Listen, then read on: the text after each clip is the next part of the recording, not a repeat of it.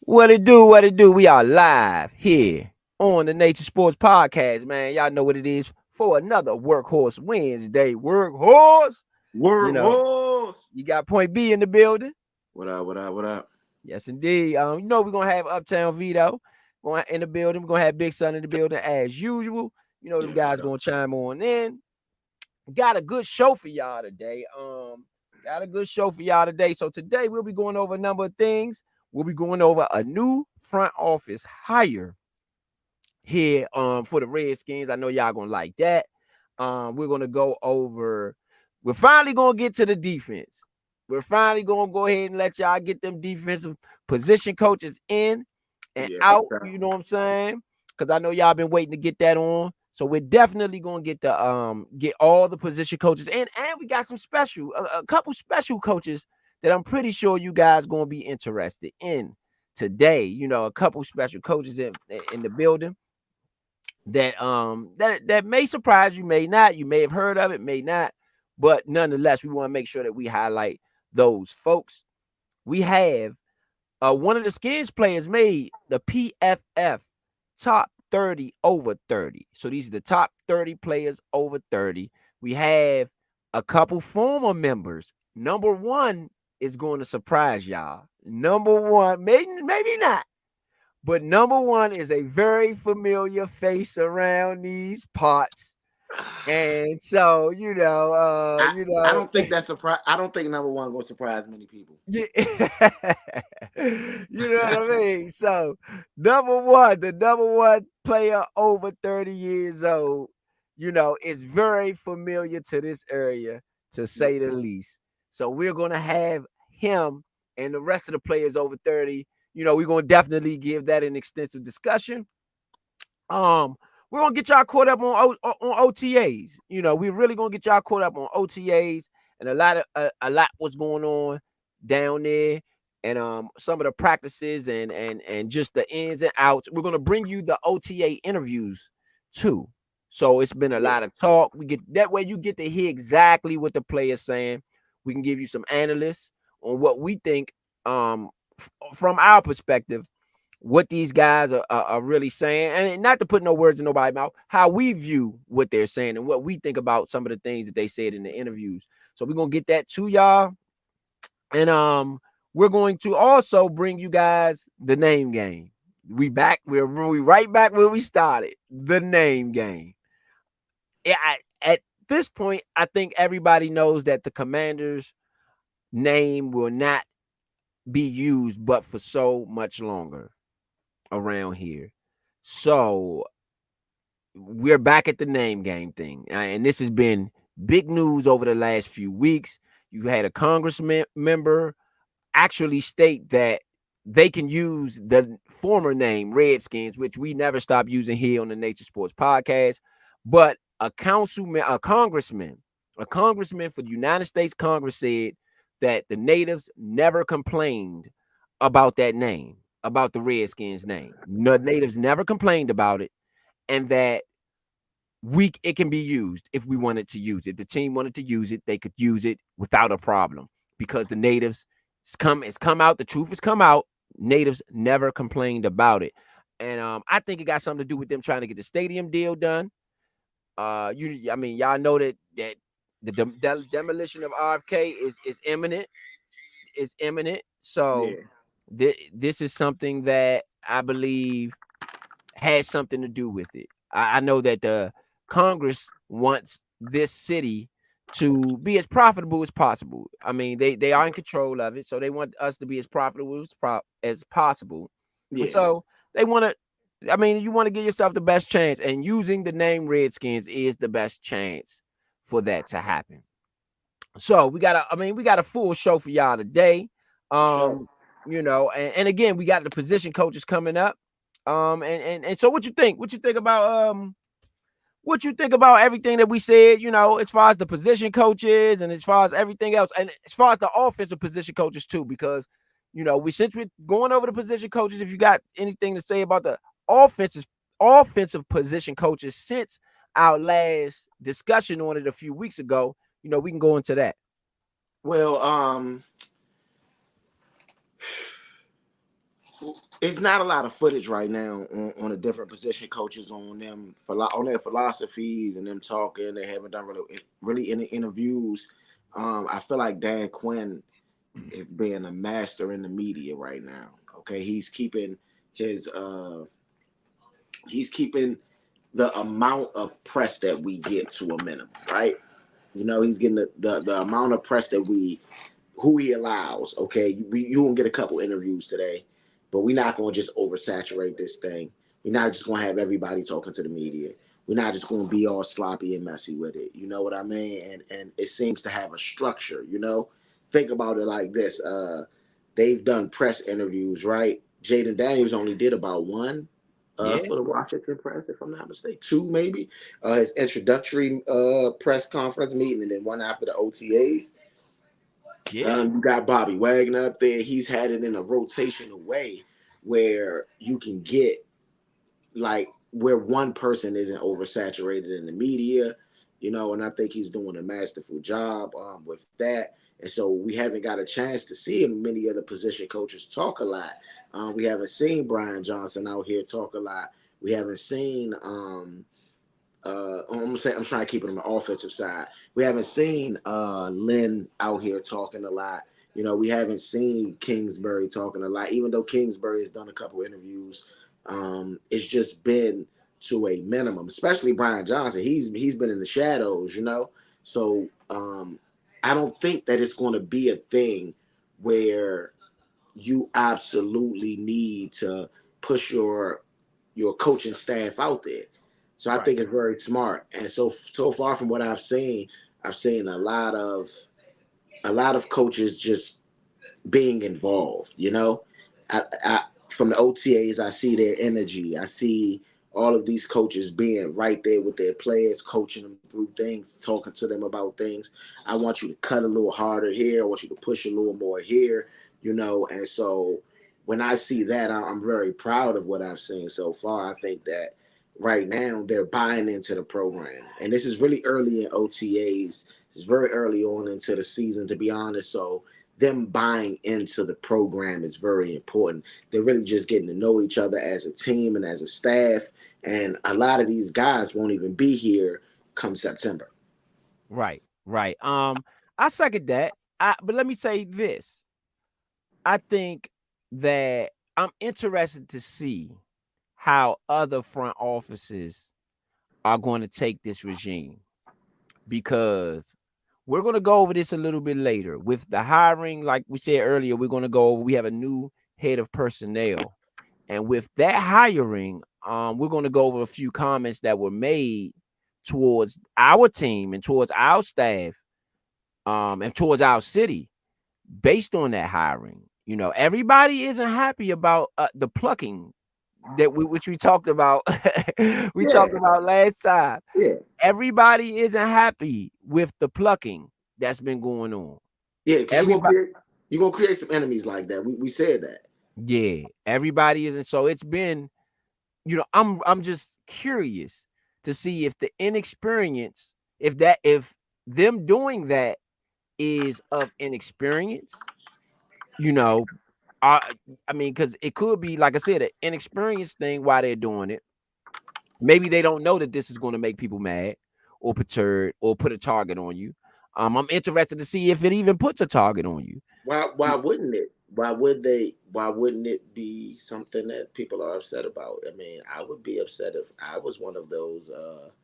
If I was uh, one of those staffs, if I was one of those GMs, if I was one of those coaches that, you know, you know, my man left me, my homie left me, my scout left me, my this person left me. I needed this person to do this. This is what they do here. Now we got to hurry up and scramble to replace. It kind of just sends your front office into an uproar sometimes when it happens that way. So I would assume that that's going to make some people angry. Let me ask you, is it possible they could do the same to us? I mean, when you look at the fact that those people did what they did, then you got to assume that they'll do it again. That is my thing. You will do it again. I mean, it's you got to assume that they'll do it again. But my question is this something that could be done to us? Like, meaning Yeah, they start yeah, plucking off our staff. yes, it will happen because you got to think about it like this: if these coaches or let's say coaches, let's say front office members, let's say staff members, let's say whatever, if all of these people kind of backstab their team, what makes you think that they won't do it too? You know, Yeah, yeah. I mean, I theoretically. ain't saying it. No, no, no. And I ain't saying for the same people. I'm just saying, like Joe Witt.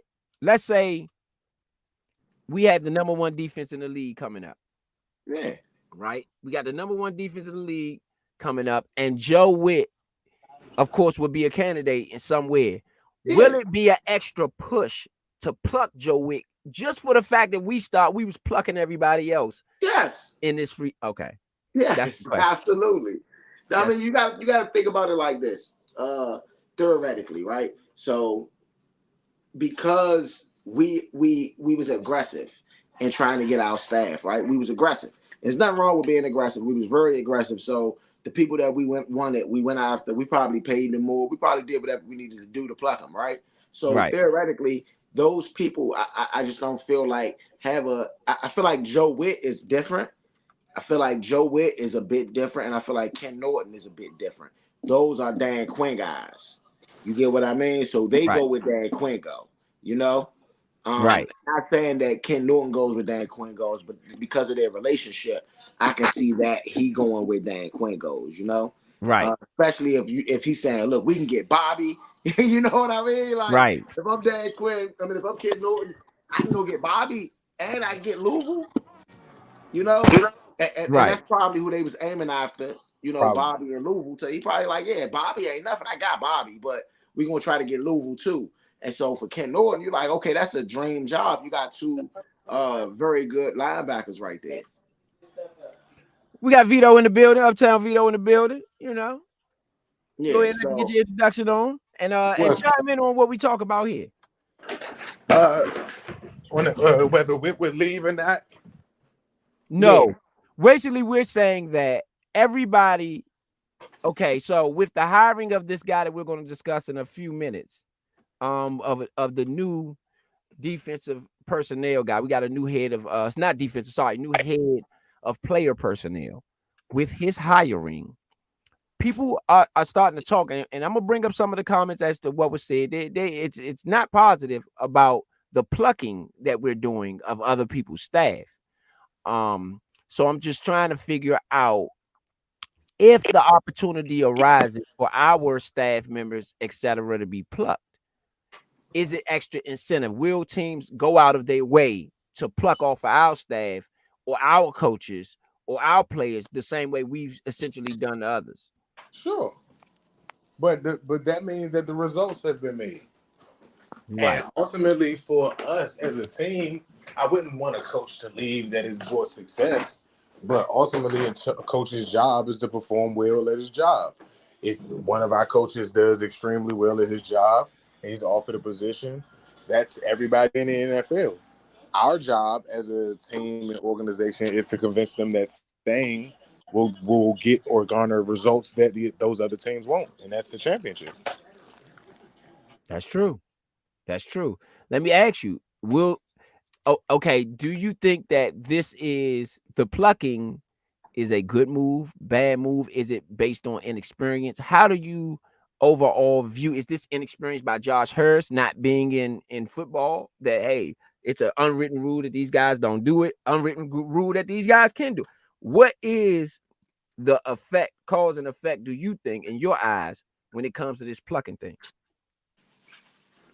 Um, I think it's a gift and a curse, but I think it's just also the nature of the business today in comparison to the business years before.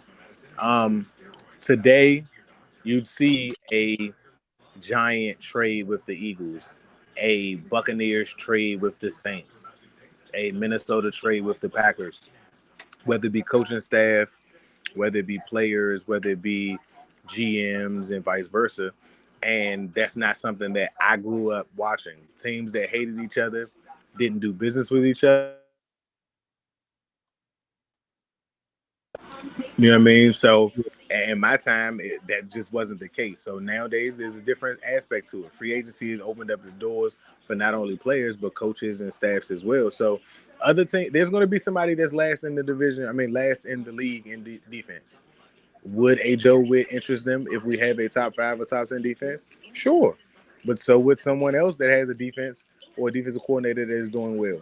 So again, like I said, is the business is that these guys are under contract.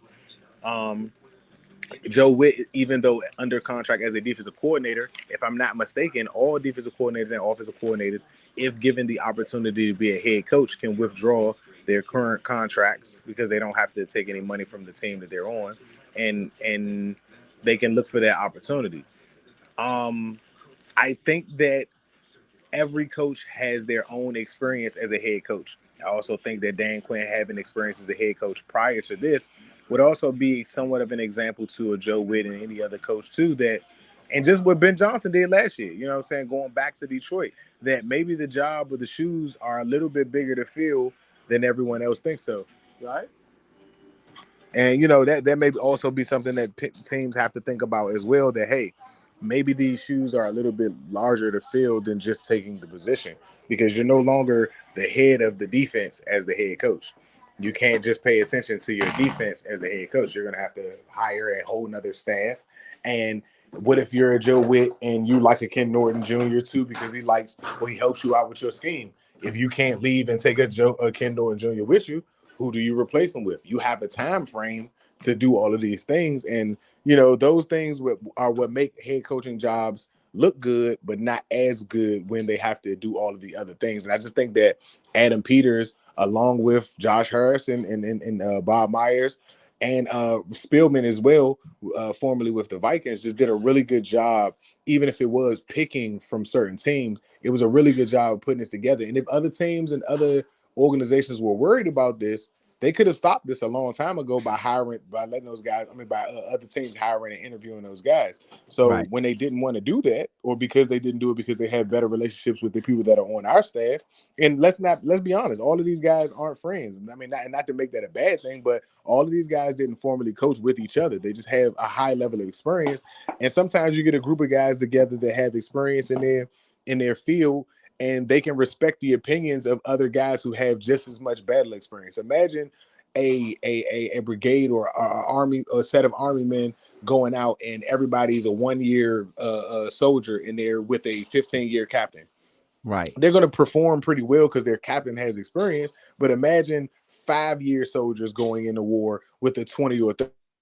They're going to outperform the first year guys by so much because they've seen so much more. And those opportunities aren't always available to go into with other organizations. So I think we have a special situation where some of those guys may only be tempted to leave because the other situation presents money. Guess what that does? That also shows that someone may be greedy, not that they don't have goals. Like like I said, it's a gift and a curse. You can look at it for one way or the other, but I believe that some people will look at what Ben Johnson did and hopefully some with our staff and say, I can leave. I'm glad the opportunity is there. I'm glad that it's on the table, but I don't want to take it because That's real. there's a job that still needs to be done while I'm here. That's real. That's real. Got Big Son in the building. Big Son, you with us? Got Big Son in the Yes, building. sir. Yes, sir. How y'all doing? Y'all already know Big Son checking in. 10-year vet in the game, you know what I'm saying? And we back for another WorkHouse Wednesday. You dig? What's All up, man? right, do you know what it is? Chilling, baby, chilling. Trying to get your input, okay? Before we go get into the nitty gritty of the show today. There has been a lot of talk, from other let's just say others, about some of the plucking we're doing, the plucking that we talked about of other staff members with this hiring of. We hired a head of player personnel, and he was the head of another team, a very successful team, and we're going to go into the guy in a minute. But the response was good for us. We enjoyed it, but the response from others, let's just say, and when I'm gonna read some of the comments live today, it wasn't good. It wasn't good. It was quite disrespectful, in fact. So so what are your thoughts on the plucking? Is it a good thing? Is it a bad thing? Is it putting a necessary target on us? What do you got on the plucking? Um, I'll say just like when God is trying to shape you and mold you, for you true believers out there, when God is trying to shape you and mold you, sometimes it's a necessary evil that needs to be brought about That's to real. test you. You know what I'm saying? To mold you and shape you and test you and see where you really are. So I personally don't care about what they comment about because see, we've been in this thing 10 years strong, like I just stated, and we've been covering before that. It just wasn't live. You know what I'm saying? So we've seen the good, the bad, the ugly, and the worst. You know what I'm saying? So to see this here, this gives me an indication that this is a competent group that we're working with. You know, that's what it gives me a confirmation of that. You know, we got a competent group of guys here, you know, that know what they want to do. They see what they want to do. It's not like even though it's talk behind it, it's action also. So it's not just talk. It's not just, oh, we want to make the team better. Because, I mean, we went through the season and we was like, look, we're going to get y'all to the off season, see what y'all do and see how this team come back and perform. And if not, y'all got to put a better product out there or we not going to support it. So I personally agree with it. I like the move. Okay, for sure. All right, so let's get into first things first. We've been trying to get it for everybody out there listening. It's the Nature Sports Podcast. Y'all know if you've been listening to the last few shows, we've been trying to give y'all the defensive coaches and some of the special coaches that we have on board, like we said in the beginning. So I think that today we're going to start the show with some of the defensive coaches and some of their resumes. Just give you a briefing on their resumes. We Uh, Real quick, bro. Before we start that, can I just make a quick comment real quick? And this is way aside from what we're talking about.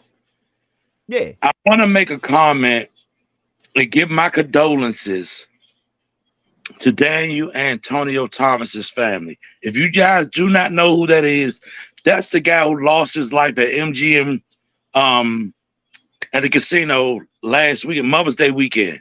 I picked my mother up from the casino that the very next day. He was laying on the parking lot floor, killed 4:50 a.m. in the morning. I like to send my condolences to his family and let them know my prayers are with them. Because see, we didn't hear a lot about that, and I found out today. Because see, I didn't go directly and look it up and all that stuff. I didn't chase the article like that, and I was wondering why this didn't get so much coverage and not a lot of play. I'm gonna go out and say he's a black man. He's a 35-year-old black man who got killed, and he didn't get no coverage behind him. Not now. You know what I'm saying? So I just want to personally give my condolences to his family. That's it, bro. Absolutely. Yeah, condolences, man. You should be able to go to the casino and be safe. For sure. Yeah, you should be able to go to the casino and be safe and not be attacked or whatever that happened. It just seems like it might have been foul play. It smells like foul play just based on the description that Big Son gave. So, it does. No, nobody at the casino has said nothing. It just screams foul play, and I just, you know what I'm saying, because they didn't recognize him, I'm gonna recognize him. Yeah, shout out. Yeah, yes, indeed, man. Condolences to your family, man. Hope y'all can get through it. You know what I'm saying? You definitely will be in our prayers for sure. Just to get to just to jump over to the coaches, to the defensive coaches. We have we're gonna start with the defensive line. He's a familiar face around here. Let me go ahead. Let's get to the graphic. I'm gonna go ahead and pull the graphic. He's a familiar face around here. On the defensive line. Daryl Tapp. That's the defensive line coach. And I'm gonna go into a little bit about who Tapp is, what Tapp brings to the table. And basically, what his coaching experience is. Daryl Tapp joins the Commanders after serving as an assistant defensive coach for the San Francisco 49 from 2020 to 2023. Tapp brings 6 years of collegiate and professional experience to Washington. Before he was in San Francisco, he was defensive line coaches at his alma mater, Virginia Tech. Tapp spent the 2019 season with Vanderbilt as the special teams quality control guy. And a year before that, he was at Central Michigan as the defensive coach. Daryl Tapp did play with the Philadelphia Eagles. Daryl Top did play the Seattle Seahawks. Sorry.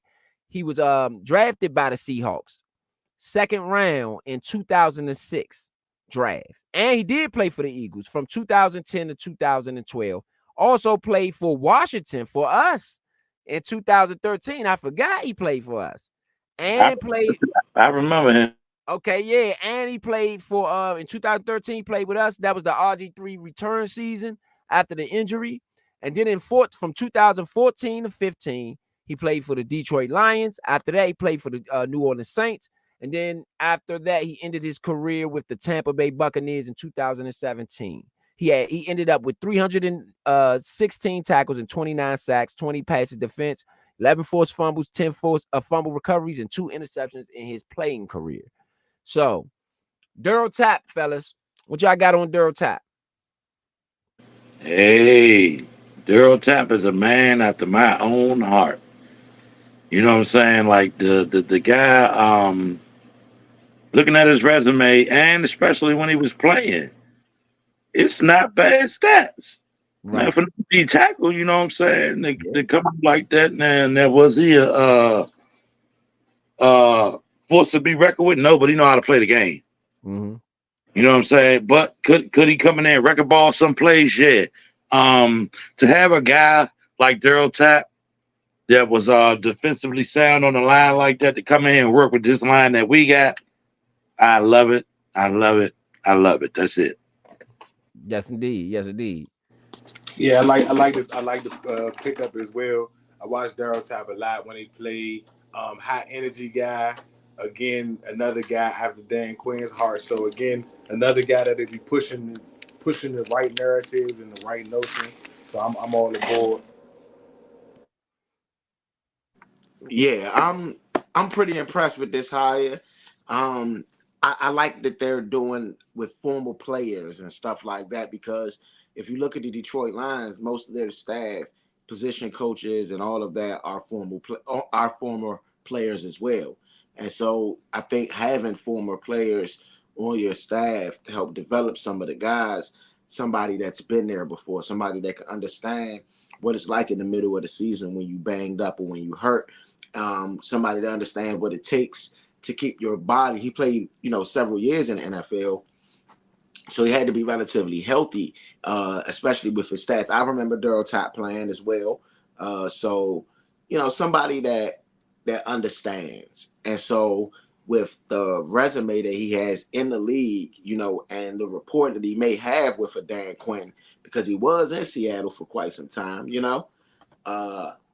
the understanding of this area, because he's bounced, place to place to place. So, that's a guy that got some connections, I guess. Oh, he's a native of Chesapeake, Virginia. That's where he's from too. And that's a good thing. And he's home. You know what I mean? So he's probably grew up a Redskin fan, played for us for a year or so. So I'm all for it. I'm all on board with this one.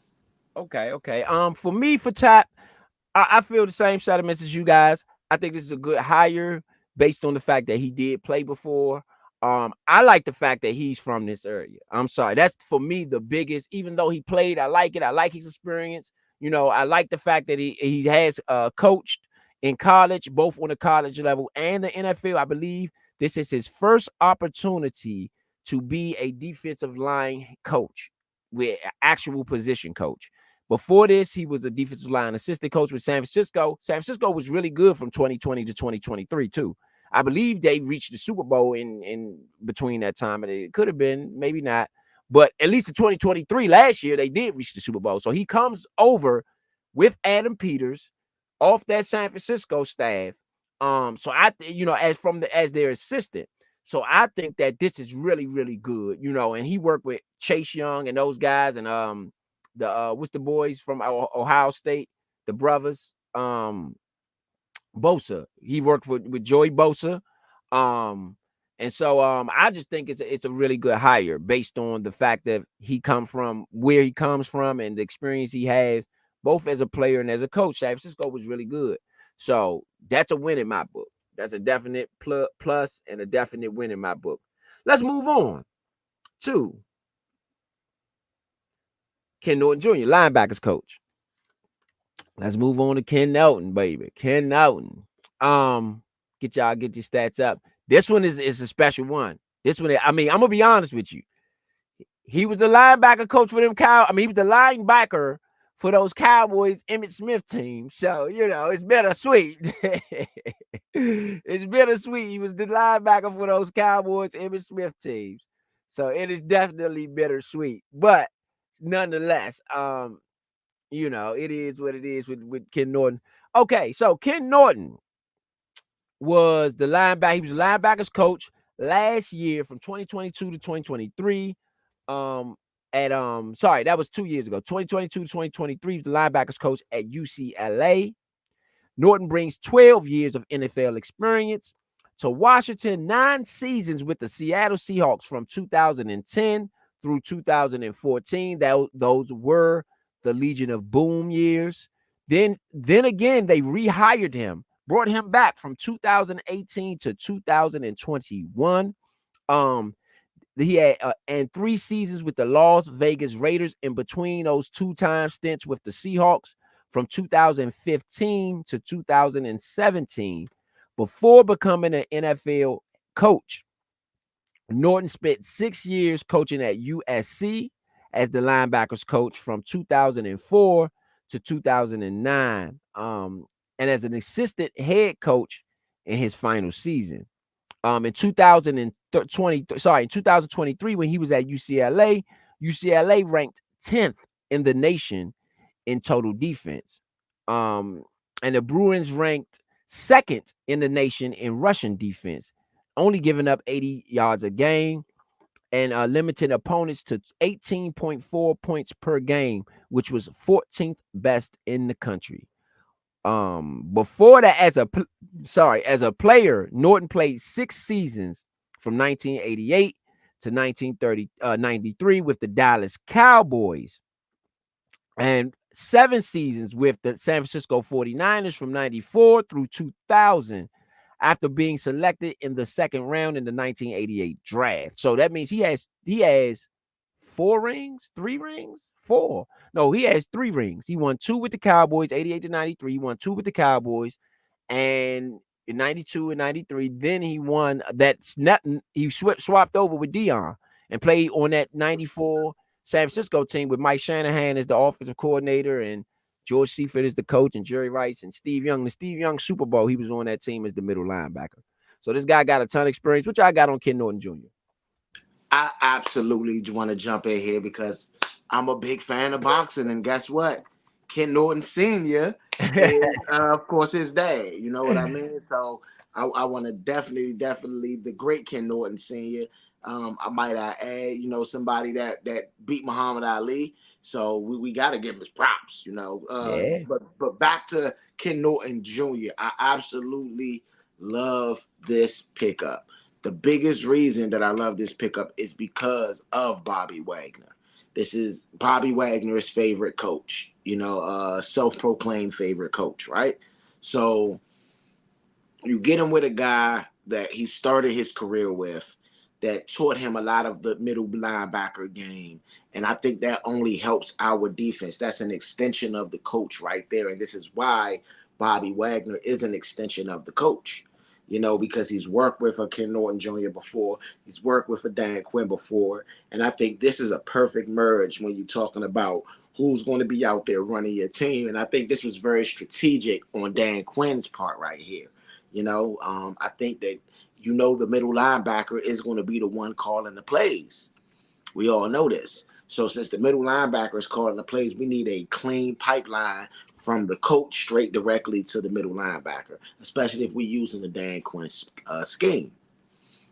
I mean, I get it as Joe Witt scheme, but you know what I mean by that.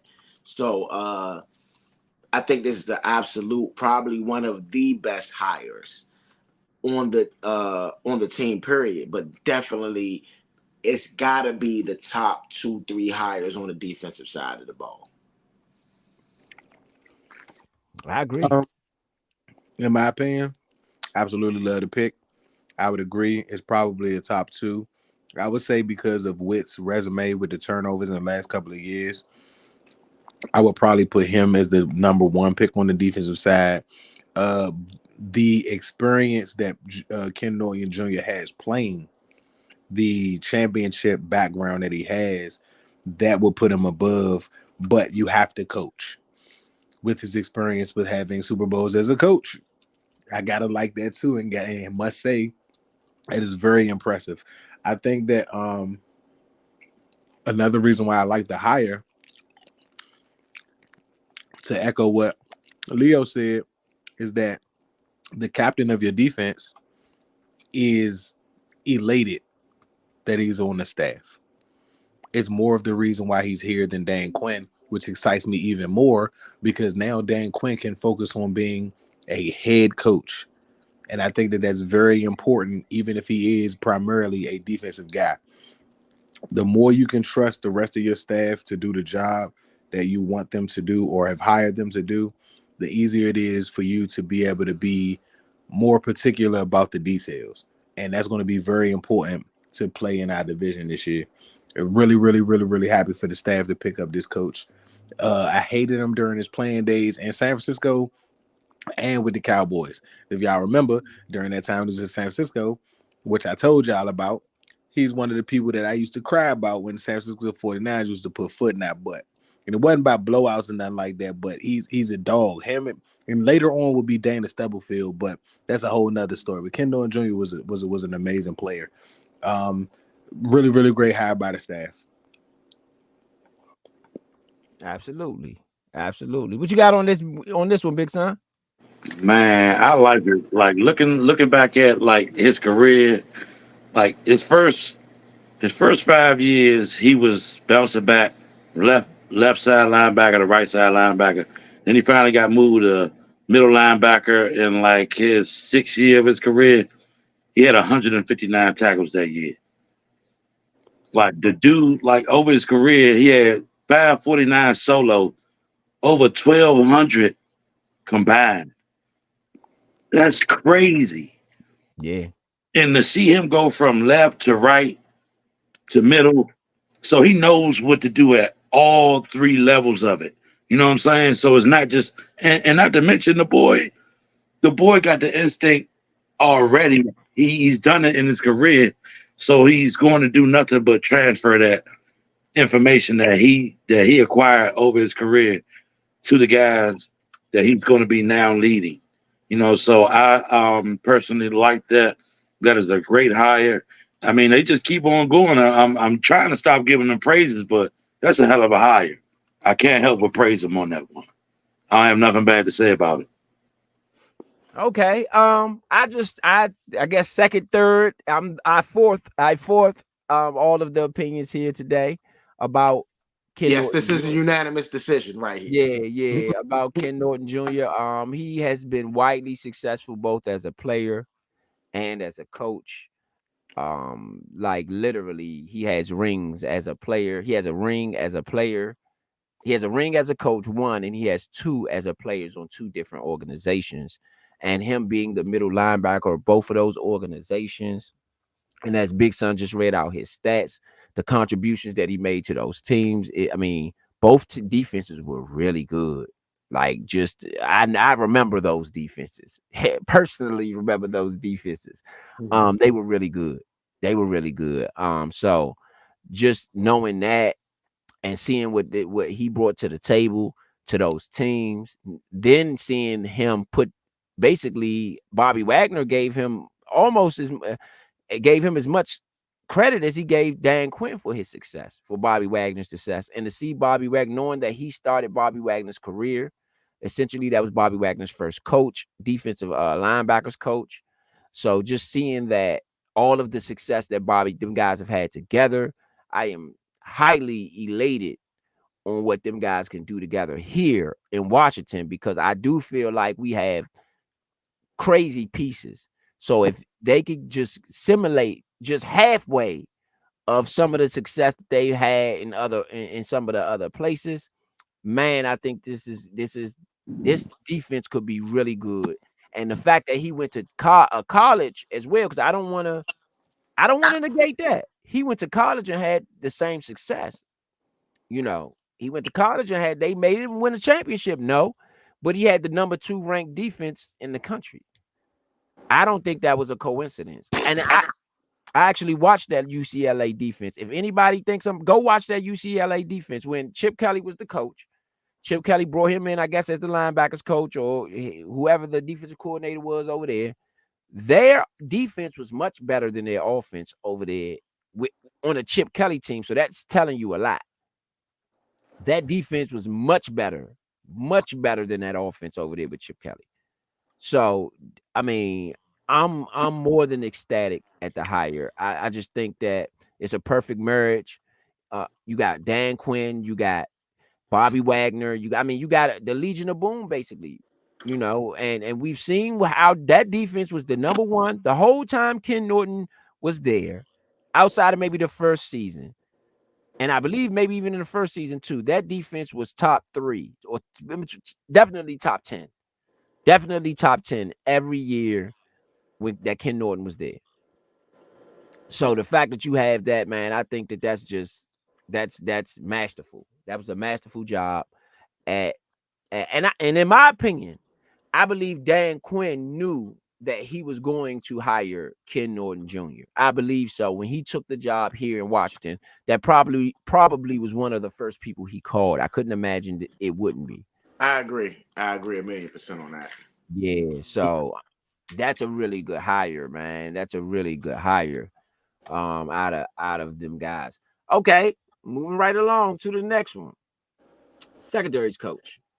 It's a new face. Tommy Donatel, if I'm saying that right. That's how it looks. Donatell. Donatel. Yeah, it does look like Donatello. Yeah, I didn't want to butcher the bad name, but that's what it looks like. Tommy Donatel. It's a new face. I'm not too familiar with him, but let's read off and see what he got. And what he brings to the table as the defensive backs coach. He's taking Joe Witt's spot. That's what Joe Witt was last year in Dallas. He's effectively taking Joe Witt's spot on Dan Quinn's defense. Donatel joins Washington as serving as the defensive passing game coordinator and secondary coach from the Los Angeles Chargers last year in 2023. From 2021 to 2022, Donatel was the secondary coach with the Chargers, and in 2022, Donatel worked closely with safety Derwin James, who earned a Pro Bowl stint in his and a second team All-Pro honors. Donatel also worked with Asante Samuel Jr. and Michael Davis over the years. In 2021, in 2021, James Jr. He also worked with James Jr. with the Chargers as well. James Jr. became the first back in the last 20 years for the Chargers to have 100 tackles, and after missing a previous injury the year before. Donatel worked as the defensive quality control assistant over at the Seattle Seahawks for 4 seasons from 2017 to 2020. Before coaching in the NFL, Donatel served as a graduate assistant on UCLA and on University of South UCLA from 2015 to 2016 and the University of South Florida from 2013 to 2014. Donatel played linebacker and safety at the University of Iowa from 2008 to 2012. So, what y'all think about Donatel? I see why we went and got Davis now from the Chargers. I can say that one thing. I think his resume is okay. I think Derwin James is a really good talent. And to see that he was able to get second All-Pro out of that great talent, I think that's a great thing. It seems like he's getting it seems like he's getting some of, if you got the talent, he can get the best out of you. And I like that. You know what I mean? I don't know about why they brought him in, because he seems to be kind of a he doesn't seem to have the same connection that everybody else has. I agree. And I don't know if that's going to be a good thing or a bad thing, especially with the defensive backs being such an important role in this situation. But because Joe Witt is the defensive coordinator, I would assume that Joe Witt is going to pay a little bit of special attention to the defensive backs and what Mr. Donatil does. Yeah, I agree. What you got, Big Toe Vito? Who you got next? Big Son, go.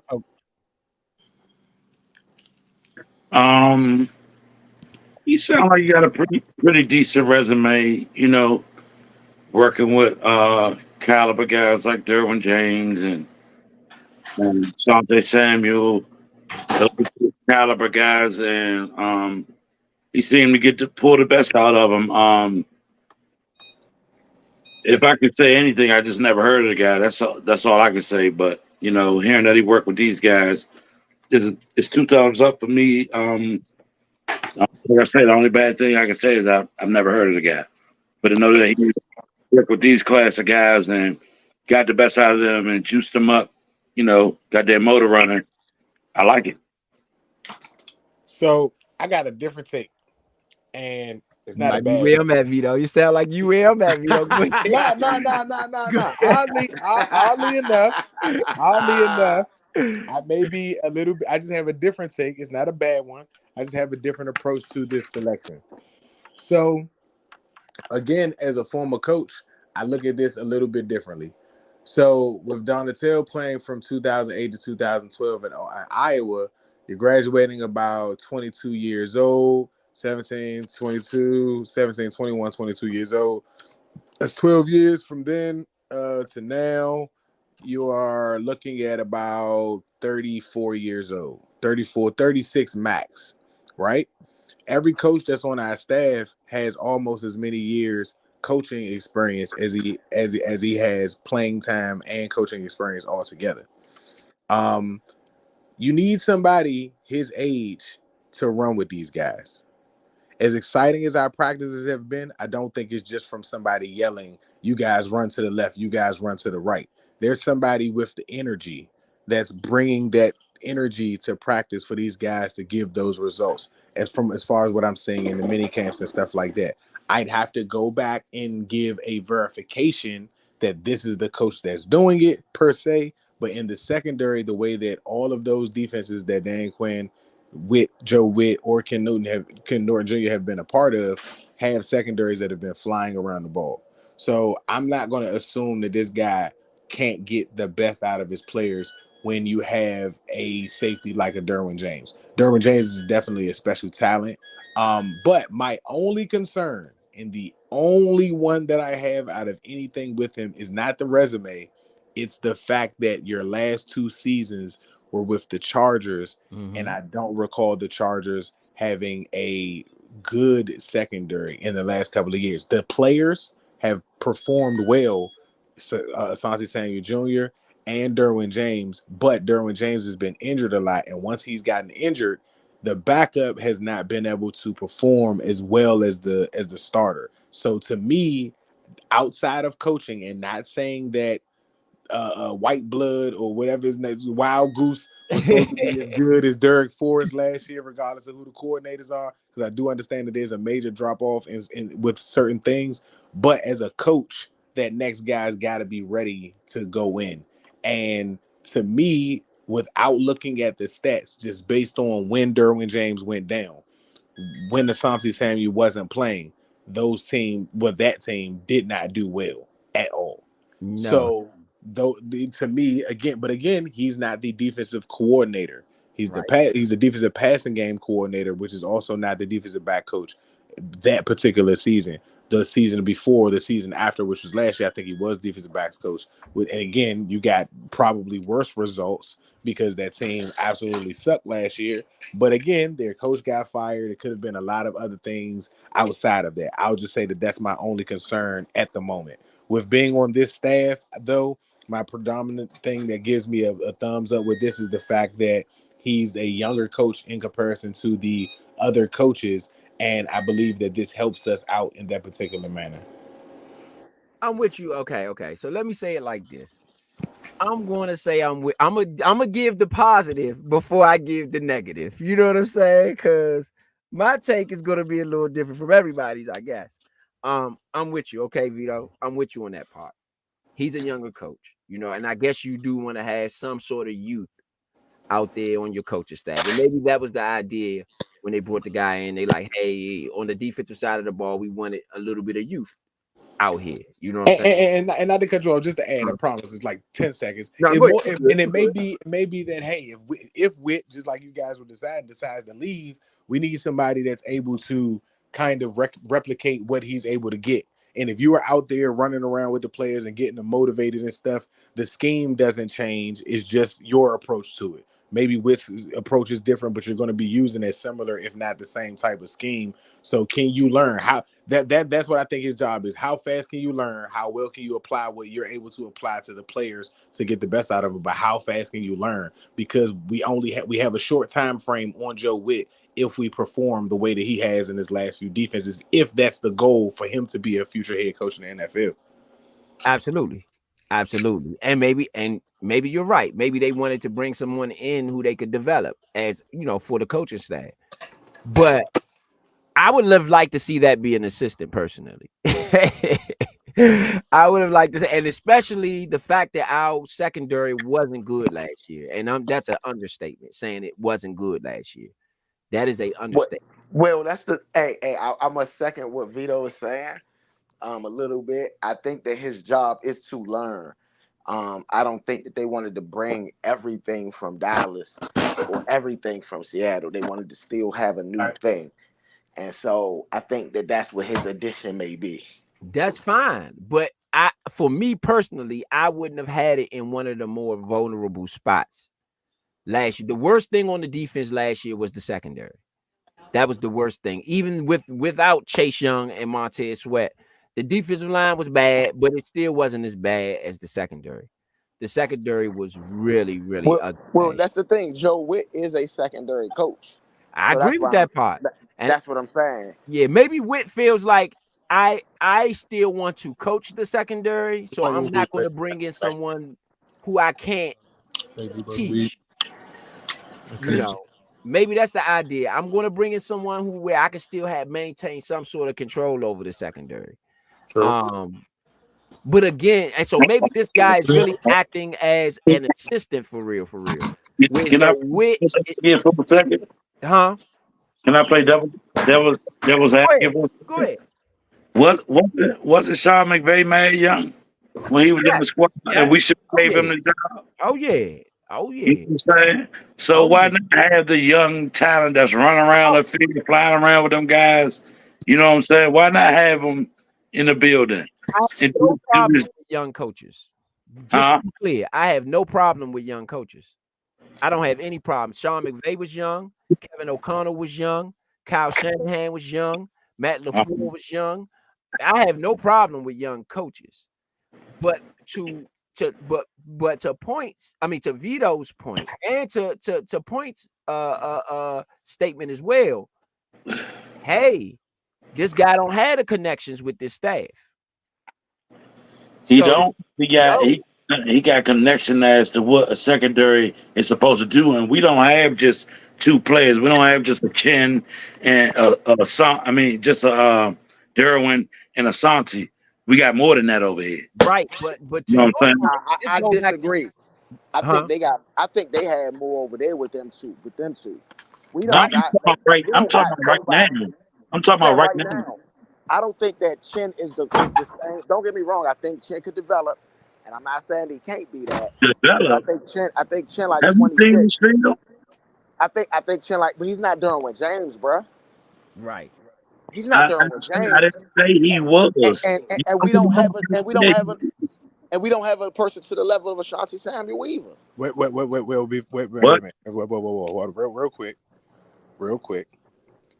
What I will give credit to say is that if we're looking at it like that, then Donatello is a good hire, because before those two got there, their secondary was.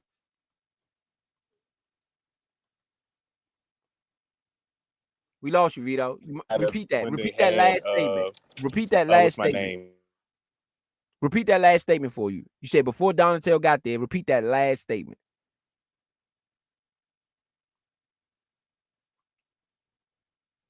I think he having some technical issues. Oh, yeah, and Derwin James. they weren't that good in the secondary. So Oh, they made right. those two players, even though being, let's say, above average, they did help their secondary out in a way that those players stood out as far as talent. Yeah. I beg to differ to say that Chin isn't a Derwin James. That's what my interruption came in at, because Derwin James hasn't played linebacker in the NFL. He's covered on that level, but he's not played linebacker. To play linebacker and play safety, like not be a converted player from college to a linebacker play in the NFL as a linebacker and then to switch as a safety or do vice versa is a feat in itself and takes a heck of an athlete to be able to pull that off. So I think that one, because Chin was with the Carolina Panthers, who we haven't talked about in a means of being a threat since after they got rid of Josh Norman, and maybe not even then for River, but after they got rid of Cam Newton and Josh Norman, and even River, even before his bad years, like Carolina's not really been a team that nobody's really talked about like that. Bradbury had a And good year after Bradbury had a good year after Norman. yeah, that one player, but the team, that's what I'm saying. Their team success overshadowed a single player doing well. So I'm just saying that a Chin and a Luvu kind of get overlooked. Like we look at the numbers, and I'm not saying Yeah. that none of us looked at film. I'm just speaking for the average fan. You look at the numbers and you look at what you're getting from the numbers and expect that that's what you're going to try to get or you hope to get from them on the field. I'm saying that people aren't looking at, and because I bet a lot, people may have not looked at the Panthers, but the Panthers were not getting blown out like how we were getting beat. The Panthers weren't getting beat like that. And I told me and Roby, we are on the air talking about this about 2 or 3 seasons ago about the Texans before they got DeMeco Ryans. And I was saying that, hey, this team does not get blown out. They don't get beat badly. They don't lose by more than 6 to 8 points. And when a team is struggling offensively and they can hold teams to within a score or two before they can win, all they need is a quarterback. All they need is a running back. All they need is something offensively to spark them to help them move forward. With the Chargers, the Chargers have had a bad secondary, not a bad secondary, but they had a bad team outside of before they got Justin Herbert. Their defense has been average. You know what I'm saying? Their secondary, because of Derwin James and Asante Samuel Jr., are two of their stronger spots because they have Bosa and have had Bosa for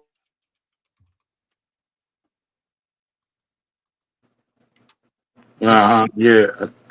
Then we lost you again, coach bro. who nobody likes. Right.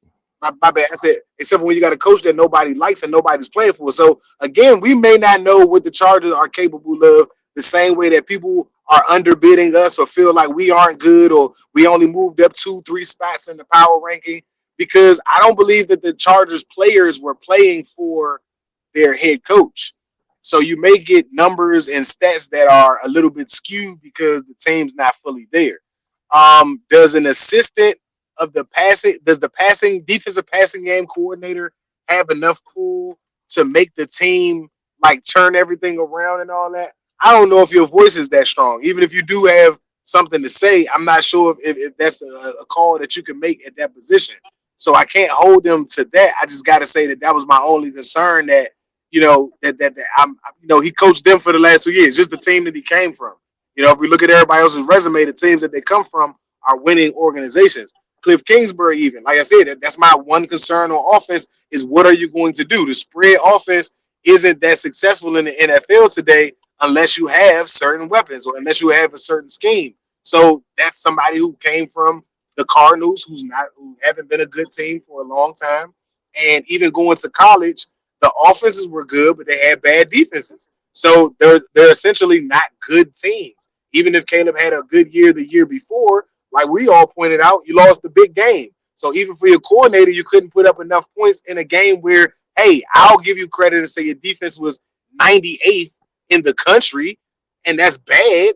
But you also have the Heisman Trophy winner. You've got to be able to create enough offense to win that game. So just the concerns just come from past teams that they played for that have not had the culture change that we're hoping for our team to have this upcoming season. Right. I Uh, agree. Go real ahead, sir. to add what you said, Vito, the one of the reasons why the Panthers had one of the lowest yards percentage, passing yards against them is because their quarterbacks coach is D'Angelo Hall.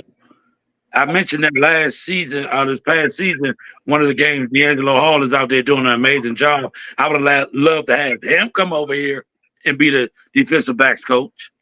You know what I'm saying? I would have loved that, but So yeah. I like that. I like that, but I don't like that. I love that for the on the field. I hate that off the field. D'Angelo Hall is bad off the field in Washington.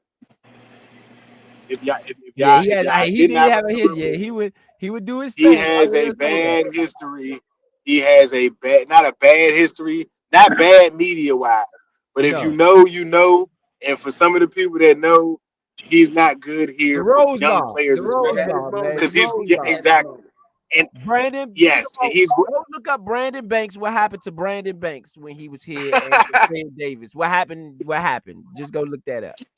I personally think. I mean, I know D Hall a high head, and I know that. We know that. We know on the field he was a high head. On the field, if you step to him wrong, you know it's going down. He's just a man all around. You know what I'm saying? So I mean, but he He's got them from this Panthers area too, playing. though. He's from this area. He got them Panthers playing for sure though. Them backs out there playing. Yeah. My thing is, again, I would have rather have a Norton caliber player, and I'm gonna just be honest. I would have rather had a Norton caliber coach in the position of secondary coach because I felt like we really needed that. I just feel like we really needed that. You know what I mean? Because we were so vulnerable last year in regards to the secondary. To have a new guy there, I think is risky. I'm gonna keep it real. I think it's risky. well. I'm with Leo. Like the only thing that doesn't bother me with the risk on that is that hey, Joe Witt is gonna take that spot over if you're not doing your job. I Right. don't even believe you're gonna have it that long. Yeah. And I don't think that this stat, like again, Adam Peters being a young GM, being a new GM, I think it's also about giving some guys some shots. Like we all said, and like we all know, one of the greatest staffs put together in the NFL over the last 5-10 years was the team under the Jay Gruden era. And if you don't take advantage of the young guys you have on staff, they're gonna go somewhere and shine anyway. I think it's very important to have this many like my bad. Long story short, with our tight end coach, our tight end coach is not the most experienced of coaches, but Right. everybody on our offense has tight end coach experience. Right. So I don't worry about that as much. With having a Joe Witt and a Dan Quinn as defensive guys, I don't worry as much about as having a defensive coordinator who leads the league or has led the league in the last 2-3 seasons in turnovers. Whatever I do know to make these players better or make them special talents.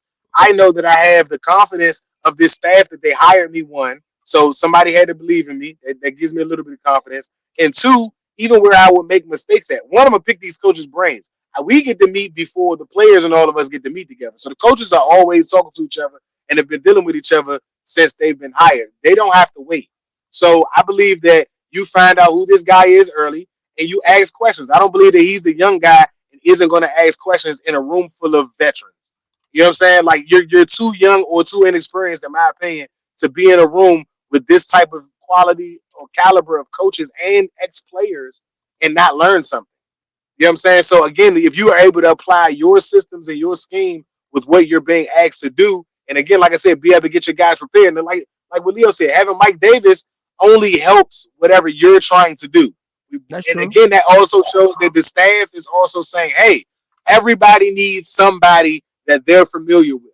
In order for all of this to work, we need to have somebody that can be the example for what you want to run. That way, these other guys get in line and do those same exact things. If you had success with this player, okay, let's give you a player like an Emanuel Forbes, who might not be 6'1", 6'2", 6'3" at cornerback, but let's just say that he may have better ball skills than Mike Davis as far as playing the ball. Well, okay, well, guess what? Maybe we're not going to be able to knock down some of the passes that we want to with Forbes, or hey, even a Sandstrill. But let's just say that Mike Davis doesn't want to come up and make tackles the way that Sandstrill does. Like, it's all about understanding the talents that you're able to get and taking the best and making the best out of it. This guy being young is also coming into possibly wanting to be a defensive coordinator of his own at one point in time. And again, like I said, Well, that he opportunity worked with is Mike on the Davis. table. That Mike No, Davis no, was with him. no, that's what I'm saying. I'm saying that you have somebody that's familiar with you. That you were every coach seems to have a player that they were familiar with. You know what I'm saying? And to me, that helps in practice. And I think there's more important in practice. And we all know if you practice the way that you play, you perform a lot better. So instead of trying to tell a player and helping a player feel frustrated or not getting the terminology, I brought in a player that understands everything I'm saying, everything I want to be done, everything that I'd like to do, every situation that you've been in while playing under them. They can talk to these other players, whether they're new or old, and give them an understanding where they don't need 2 or 3 weeks to catch up with, with the terminology or the playbook. So I think that we'll be able to be streamlined to be ready, unlike we usually ever are in that week one. You know what I'm saying? Because there'll be no, to me, like I said, there'll be no excuses. To have a player at every position, to have a coach that is coached with us, there's no excuses. And I was going to add that when Bobby Wagner was talking, I'm going to say, and yes, I'm going to jump on a limb, and I never speak forward of this. Everybody knows I'm the hardest on us about everybody saying you're going to go to Super Bowl and all this before the season. Bobby Wagner does not want to play. Bobby Wagner does not want to play without winning the Super Bowl. That's what I was saying. But we you know what I'm saying? You done with Yeah. So we done with Tommy. Let's go ahead and move. We will move on right now. But this discussion ain't finished. I'm gonna tell y'all now. This discussion ain't finished because I got some stuff to say about this young man here. You know what I'm saying? And I'm gonna keep a hard eye on you, baby. No offense. But hey, I'm not sold yet. So you got to prove yourself around these parts. These other guys got resumes that you ain't got. So you're going to have to prove yourself. It's going to be a hard eye on that secondary. You got Forbes. How many white people in the secondary in the NFL? Yeah, but you got Forbes returning punts. So, hey, now. You know what I'm saying? I got something for that. If you listen to Dan Quinn, actually we're going to talk. No, we about to get to it. We get to that today with the interviews. Talk about it. Yeah. We definitely going to get to it with the interviews. Okay, so let's move along to a hiring. We had a special hiring, and this is where the earlier conversation came in at. So we'll get to this portion of it. Hiring Blackburn from the Ravens. Washington has plucked another guy. They do it again. Adam Peters does it again. He plucks another guy, Ravens, David Blackburn. And if you see those, these are Baltimore news stories. These are not DC news stories. If you look on the board, these are Baltimore news stories. David Blackburn named as Washington's director of player personnel 11 hours ago. He was named as Washington's player personnel. This is on the Baltimore Ravens site, BaltimoreRavens.com. The Baltimore Sun. Ravens director of college scout David Blackburn expected to join the Washington front office. This is a Baltimore wow news story. That is a Baltimore news story. So we know where he come from. We know what they, what he did. We know what he did. I'm gonna go to a little bit of his resume. Let me go to a little bit of his resume if I can get it pulled up. He joined the Baltimore Ravens in 2007. So he has been there for quite some time. He worked at his way up from the Baltimore scouting department, eventually becoming a scout in the area of the West Coast from 2012 to 2019. He was then promoted to the role of national scout from 2020 to 2021 before being promoted to the director of college scouting in 2022 to being promoted again to the head of player. I mean, no, 2022. I mean, no, that was the head. He was the head of director of scout.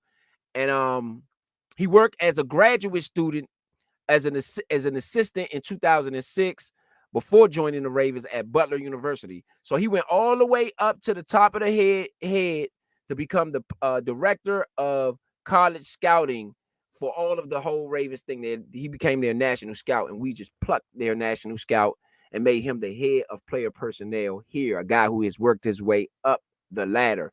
First things first, I'm gonna get you guys' thoughts on this, and then we'll go into the second part of this story right here. We're sitting around the room. What y'all think about Blackburn? Man, I think it's a good move. You know, I mean, the way I look at the Ravens, they are a well-built organization, and they've added some really key pieces over the last couple years. And so, I mean, Adam Peters being a scout himself, he's gonna, like we've been talking about Joe Witt, he's gonna keep his eye on that department. But I think that having a head of player personnel that's been successful in the league, I think they, you know, they, like I said, they putting together something special potentially. Yes, indeed. Yes, indeed. What you got on whoever Big Son, Vito, whoever want to chime in? Excellent hire in my opinion. Again, somebody else who's been through every situation and grown through it. The players, the coaches, like they have similar stories. They can talk to each other. If a player has hardships in the area, he can a sweet tea, pure leaf right there behind you. He can go to a coach because the coach like Luvu, yes, Luvu's come up from the bottom all the way up to the top in his position to get to where he is right now, and he still feel like he got more to prove. You can go to our player personnel and you can talk to him because he's come up from the bottom of his position to the top of his position. You got something that you can relate to with those players, with the coaches, and it just feels good, bro. It feels good to see that the player relations and all of those things, like they're trying to check off every box wherever there was not a box checked before to make sure that this team, like the culture is just not changing, expected to be on the field. The culture is being changed everywhere in the building, and it's a good sign. Yes, indeed. Yes, indeed. What you got, Big Son? Me personally, I like a guy like him. He come from dog fighting, not literally. I'm just talking about he come from dog fighting. They've been in a lot of dog fights over the years, battling, getting to the AFC Championship last year. I mean, lost, but you know what I'm saying? To get there is not easy. So I like a guy with that type of wit and tenacity.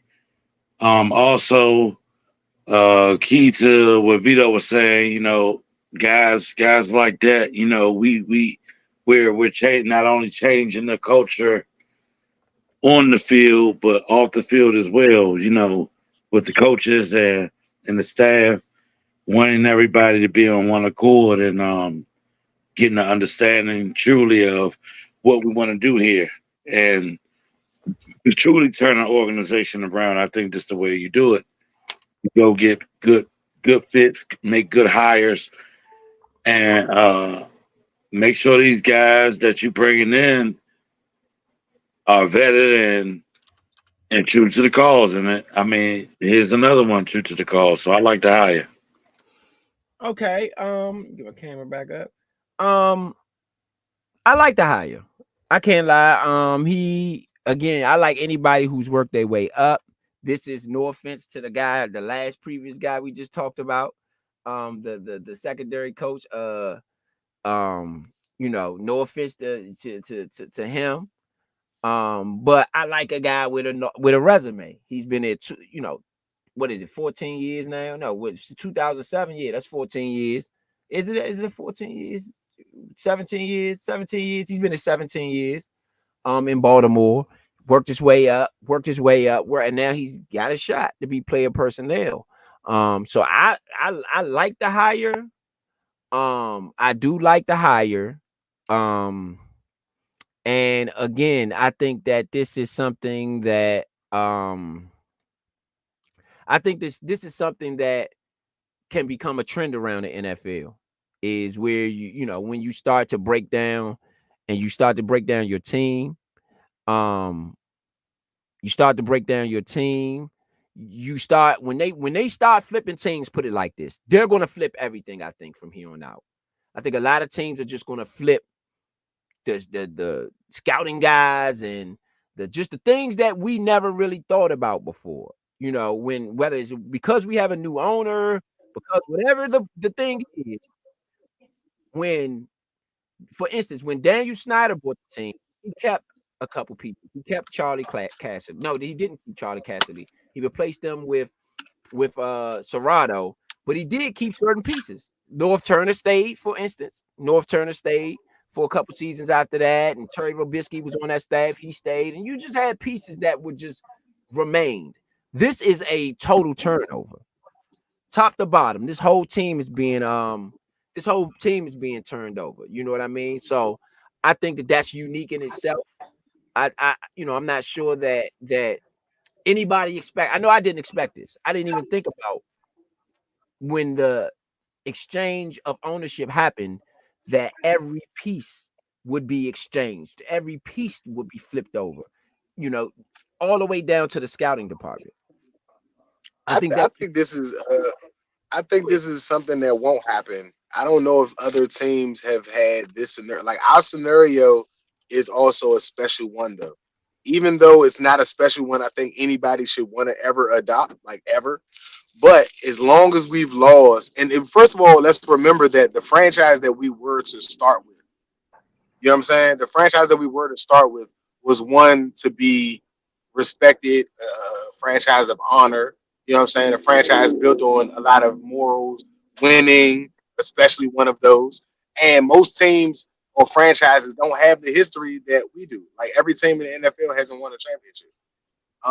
They haven't won Super Bowls in the Super Bowl era.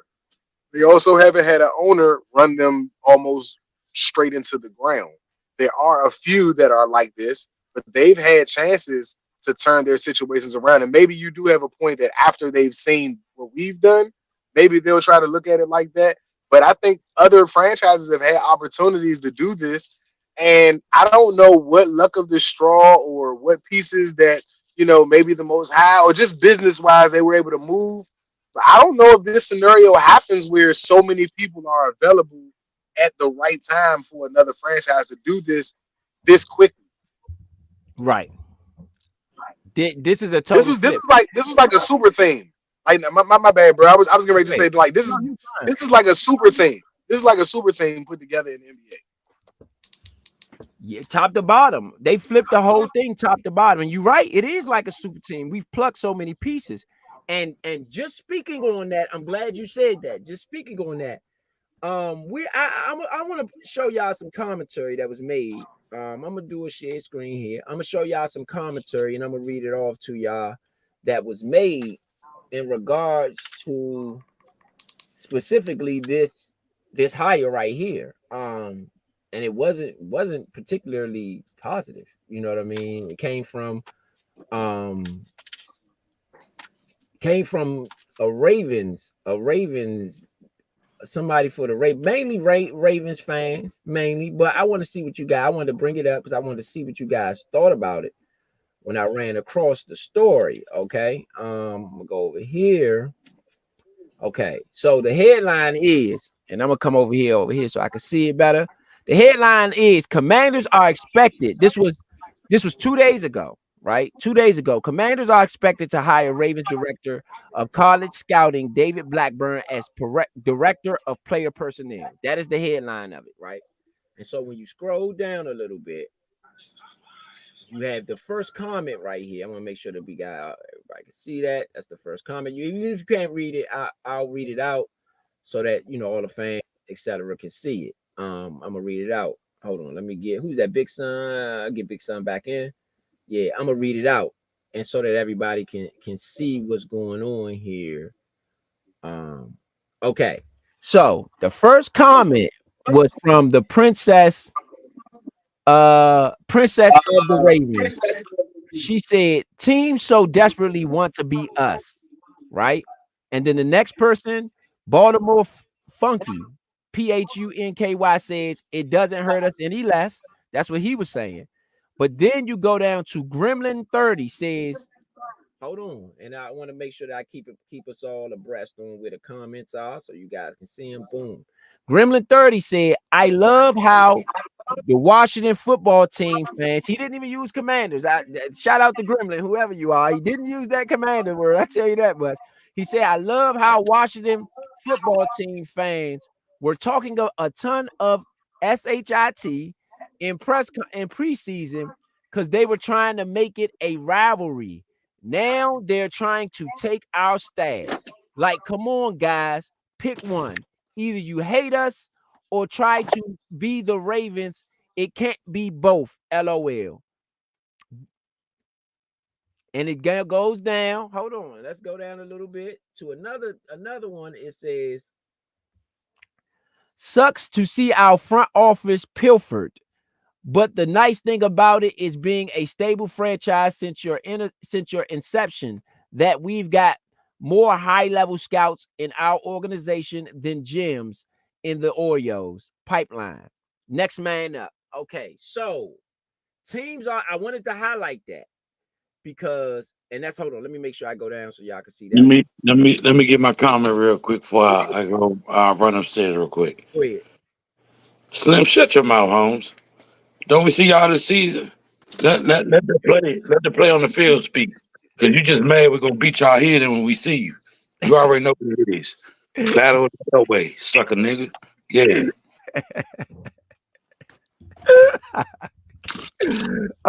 Which Straight I how got? we turn it. Just That's go straight around how the room. Which I got all the way around Straight to the hood, huh? I mean, people going listen. To be honest, what we're doing is unlike any other team has ever done before. You know, I think this is very unprecedented. You know, the selling of the team, and then when you literally say you sold the team and you only got about 5% of the people that was there before the team got sold. When I mean 5%, like your Johnathan Allens, your Deron Paynes, your Terry McLaurin's, you know what I mean? That's you got a couple guys left. Everything else has been overhauled. You know, you got your Benjamin St. Juices or your Emanuel Forbes or whatever the case may be. But everything's been overhauled. Okay. And even when you look at Colin Farrell, right? Colin Farrell is still a number one, a first round draft pick. Okay. For a lot of us that have said that we lost Chase Young and Montez Sweat, Colin Farrell was the number 4 overall pick in the NFL. You know, and so we still got 3 number 1 picks on that line, even in a overhaul. You get what I'm saying? So let them hate, because we ain't nobody ever done this before. Yes, we plucked some people from your team too. So what? We went around stealing everybody people. All right, we snatched them. We said get down or lay down, and they got down, and then it's okay. It's okay. You know. Y'all talking greasy on the Nature Show tonight. I mean, I'm just saying, bro. We said get down or lay down, bro. They got down. As we should. To be very honest, as we should. To be a fan of a team who's had success in the 80s, in the 90s, even in the 70s in some regards, to have all of the 2000s go with very limited to little to no success. It's no way in the world that we shouldn't be celebrating. And the fact that teams are responding the way that they are shows that y'all are scared. That should bother everybody else more than it does us. Yeah. Yeah. My take is like I said before, I just hope y'all are ready for the targets. It's the same thing as Caitlin Clark right now. It's the same thing as Caitlin Clark. I get you. You see what I'm saying? I get you. So, Well, see, I think that being see, this number the one. problem, though. Now, hold up. I think this is a difference, though. See, the difference is in the media, they still dogging us. Chris Sims said that Jayden Daniels is the 28th best quarterback in the goddamn league. He had Will Levis over him. You get what I mean? Wow. And you know, he had Michael Penix Jr. over him as well. So when you when you think about that, he's not done his list. So Lord knows who else is going to be better than him. But if he's 28, I guess he's putting all the rookies down close to the bottom. You said who was it? Who? Will Levis was over him. No, who was the commentator? Chris Sims. Why would you expect his father's Phil Sims? I mean, NFL Network though. His father's Phil Sims, a giant who what do you expect? Hey, like, this boy is a lifelong giant. He's on NFL. He was born Network. A giant. What do you expect? He's on NFL Network. Daniel Jones. I'm gonna be real. You should have had Daniel Jones in the bottom. That's what you should have had. But just realistically though, I don't think that the media is in much support of us. And so since the media is not in much support of us, I don't think that we nationally is getting the same thing. I think that it's team hate. This go back to what I was saying about Caitlin Clark. I don't know if it's that the media is against us, quote unquote. I personally believe it's because of what you just said, the hating. I believe that it's a target that we are making, like Vito said. These guys are scared. These guys are scared. And in that, you create a target. We already know a scared dude to do much more than what a dude who ain't scared of you would do. You see what I'm saying? So when they scared, that means they're gonna play tougher, they're gonna play you smarter, they're gonna prepare better, and with all the noise that with all the noise we making and plucking from other teams, it's no way we can be quiet about what we're doing, because what we're doing is affecting other teams now. It's impossible to be quiet. Yeah, I mean, but I don't think that it's in a situation where I think other teams are being upset about it, but they not like, it's not a mass thing. Dallas, we already got a rivalry with Dallas. Okay, so theoretically, forget Dallas. You know what I mean? We already had a rivalry with the Eagles, so forget the Eagles. That it is what it is with those anyway. You get what I'm saying? So do you think, all of those pieces that we, do you think that it's a rivalry with Detroit right now? If you think that if we played them, let's say in the playoffs, Detroit comes up first, let's say wild card, does Ben Johnson comments come up in that game before the game? Does his comments? Yeah, right? And I think Dan Quinn want to stomp Ben Johnson for that. I think Dan Quinn would look up to a game like that, because that was the person that, because from what I heard, Adam Peters said they got their guy. And the more that I'm seeing this staff built, I kind of believe him. You get what I'm saying? I think Ben Johnson was the second guy. Right. And so, because I don't think Ben Johnson could have built this staff. I don't know that. I don't know what he had in mind. He might build a young staff. We had no idea. We don't know. Depends on what he had in mind. I can't say that. But the Ken Norton Jr.'s at linebacker coach. You know what I mean? Bobby Wagner said he came for them. You know what I mean? It's certain people. But hold up. No. Hold up. Y'all gonna have to pick a side now, because y'all just told me that this young coach can be great. Get a young coach. So Ben Johnson could have brought in a bunch of young coaches. He could have.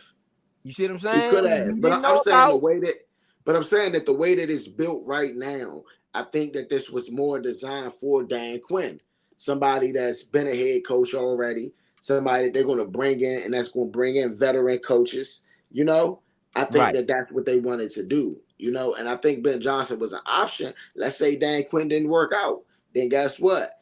They would have probably tried to go after Ben Johnson a little harder. But Ben Johnson, he came out in an interview basically saying that they didn't treat him the way they thought. And maybe that's because Dan Quinn was like, you know what, I'm really rocking with y'all. And maybe they had the obligation to still take the meeting, but they was like, you know what Quinn gonna come with is a whole nother ball game. Right. Again, my thing is people are noticing. Yeah, so put the team on point that people notice what you're doing, what you're trying to do. They notice the extra players being plucked. They notice the extra players being plucked. They can see why they're being plucked. So I just hope, and I just hope y'all are ready for the attention that you're drawing. Like I said, I liken it to Caitlin Clark. She has a different magnifying glass on her. Hey, if this, I think more of Caitlin. I think Caleb is more of the Caitlin Clark situation. I think Caleb I is getting. disagree. I think Caleb is getting a lot of the media attention. They just compare him to Patrick Mahomes today. You know, I know it. I get it, and you I could seen be the right. throw We're though. not in Chicago, He had a crazy throw in practice, bro. Like a crazy throw in practice. right? So I see why they went crazy today. He had a crazy throw, but Jayden Daniels had a hell of a throw today too to Johan Doctson. To Johan Doctson, I wanted to play that. I'm gonna play that when Yeah, I get the And I'm opportunity. yeah. telling y'all, But Johan gonna have a but smoking year this year. He but gonna come out, everybody. But man, this is with a what I'm saying. vengeance. Everybody, both of them had amazing throws today, right? But Caleb's throw is what's media national attention right now. You know. Right. So that's what I'm saying. Not Jayden's. They ain't say nothing about Jayden's nationally. I see what's the name all over ESPN and everything else. Right. I'm just saying, and maybe you're right. Maybe Caleb Williams is whatever that is that's going down. Right? Maybe so. Maybe you're right. But I think we do have a magnifying glass on us because we've already had previous things going on within the show. We've already had within the game. We've already had previous things going on, previous rivalries. We still got to worry about the Cowboys and their fans. We still got to worry about the NFC East. Even though the Bears do have rivalries too, they have old rivalries like us, the Packers, Vikings, and all of that. I get it. But they ain't plucking people like we plucking them. You get what I'm saying? They are not plucking people like we are plucking them. Yeah, I agree that they not. I agree that they're not. But when you think about what we're doing right now, right? Like I said, I don't think this is done before. And the organizations, right, that we got technically that we pluck from, okay, let's say the Detroit, San Francisco, and the Ravens. Those are three playoff teams that we might have to go through. Right. Anyway. Right. You know what I'm saying? So if we want to win the Super Bowl, that's potentially the three teams that we'll have to play to get through the Super Bowl. Right. So we need to be coming for their next anyway. So you think that it's good because it's going to battle test us? Huh? You think it's good because it allows us to be battle tested? I mean, not even just to be battle tested, but it allows us to know that we are a competitor with them. This is who we're not coming up to be. We're not just trying to go to the playoffs. Basically, we try and go to the Super Bowl. All of those teams are Super Bowl competitive teams. You know, when you think about where we pluck those key front office people from, those are competitive teams in the league right now. All of them, right? Except for the dude from the Falcons. but the Falcons ain't nobody, no way. And honestly, I think that there is a little bit of rivalry anyway when it comes to Kirk Cousins teams anyway. Oh yeah, it's a rivalry automatically. You know, he want to beat us, we should want to beat him the same way. Yeah. I know I do. I never wanted to lose to him. Losing to him is like losing to the Cowboys for me right now. I don't know about y'all, but it's close. It may be not on the level, but it's 1-A Cowboys. No, I agree because he's bum sauce to me. Yeah. If he ever be bum sauce, I don't care what stats he got. I don't care. He bum sauce to me. Yeah. I can respect that, but I dislike the Cowboys more. I don't know. He close. He close. He didn't cost us rings to me. So he cost us a whole 4 or 5 years, knowing he a bum, stealing money. I feel like the Vikings fans feel. Get the money back, man. Get some of that cheese back. Stealing money. So I have a certain disdain for Curdy Cousins. Matter of So fact, the his name man ain't even stealing Kirk money. Cousins no more. It's Curdy Cousins. Curdy Cousins. I had Curdy Cousins. I had dirty Curdy Cousins. I have a I have a certain disdain for dirty Curdy Cousins. I'm sorry. I have a certain disdain for him, man. I'm not feeling it at all, at all. All right. We got a couple things going on. Couple more things we want to go over. Something special happened. PFF top 30 over 30. So these are the top based on PFF, and I want to get the screen up for y'all. Based on the PFF top 30 players over 30. Hold on. Let me get the screen up for y'all. PFF did a list of the top 30 players over 30, and we do have someone who made that list. So let me get let's get the graphic up. We do have someone who made that list.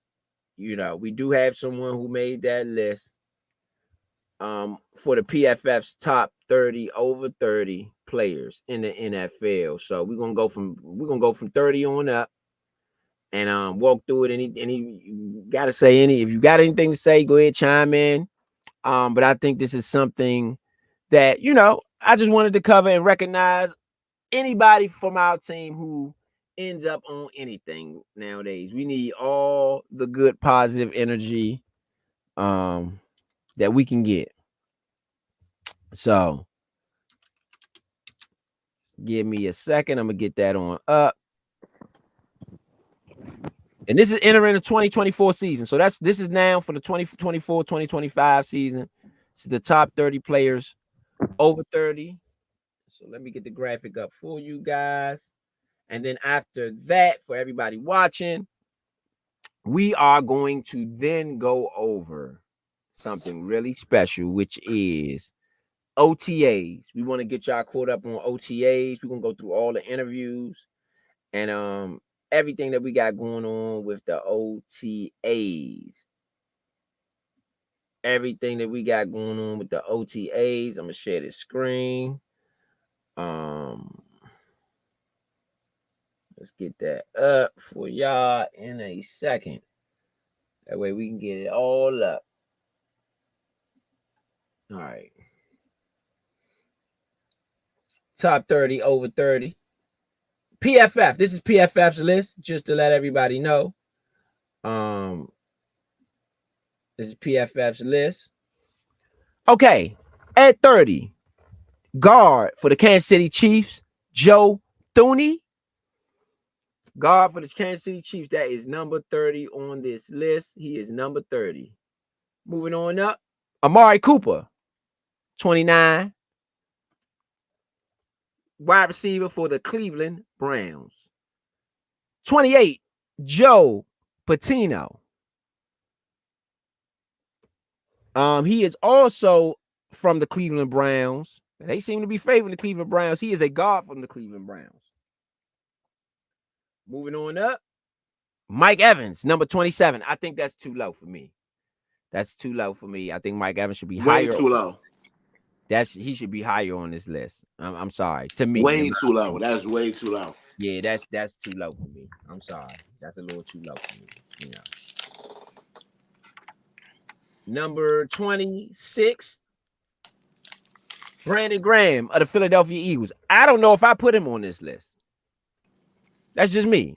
I don't know if I put him on this list. I don't know what his stats was last year, but I'm not sure I put him on this list. And it might sound like I'm dogging the Eagles because yesterday or Monday, we did the Eagles and they was number 5 for the league overall. And I'm like, that's too high for them. Hey, it might look that way. It might look that way. And I get it for the Eagles fans out there. Shout out to the Eagles fans out there why it might look that way. It ain't that. He shouldn't be over Mike. He shouldn't I be don't over think Mike he's Evans. better. Right. I He shouldn't be definitely over don't. Mike Evans. Yeah, he's even not. if you put him on the list, he should not be over Mike Evans. Yeah. That is my my thought process on that as well. I just don't see that. I just can't see it. Moving on up, number 25, Stephon Diggs. I think that's a little too low for me. I mean, period. I think Stephon Diggs should be higher on this list. I think, with his impact, every team he goes on makes perennial playoffs. And all of them are you're normally a threat to even win the Super Bowl.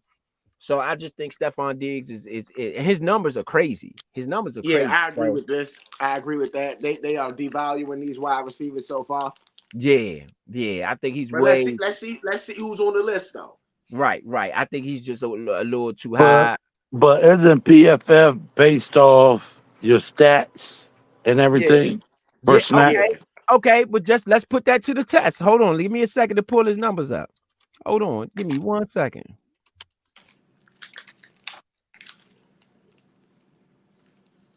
Hold on. All right, in 2023, Stephon Diggs had 107 receptions, 1,100 yards, and 8 touchdowns, and an 11.1 yard average. What are we talking about? Other receivers had way better than that. What? Hold on, hold AJ up, Brown. hold on.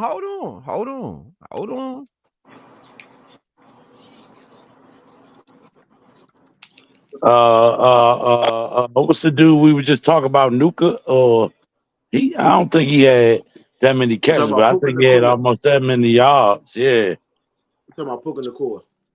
He had a good season, but I'm just saying. And we remember this is a list over 30. Okay. CeeDee Lamb led the league in receptions for at 135. Tyreek Hill was second at 119. Armand St. Brown was third at 119.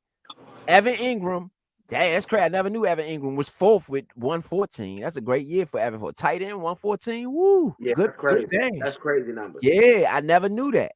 Michael Pittman Jr., I didn't know that either. 109. Keenan Allen, I didn't even know he had 100 catches. 108. So that gives some credence to what y'all said about Chicago, which I've been saying about Chicago. And right under Keenan Allen is Stephon Diggs at 107. That's what I'm saying. There's other players that Are they going by PFF ranking, or are they just saying that these are the 30 over 30? They said these are the top 30 over 30. So they're not saying that this is the actual ranking No, they from say this is last the year. ranking. This is the ranking. no, that's the ranking. Yeah, that's the ranking. Yeah, this is the ranking. Okay, so this is what their PFF grade was last year, and they put it in order. No, I don't know. I don't think that I they're think doing that either. I think this is their list. Well, see, if this is their list, then this is a problem. If That's if what I it was said. if this was from last year, if they just saying that this was the grades, we put them in order 30 or but there you go, then that makes sense. But if that's otherwise, then I'm sorry, Brandon Graham and actually Mike Evans, I think both of those should be way higher than Brandon Graham. I think so too.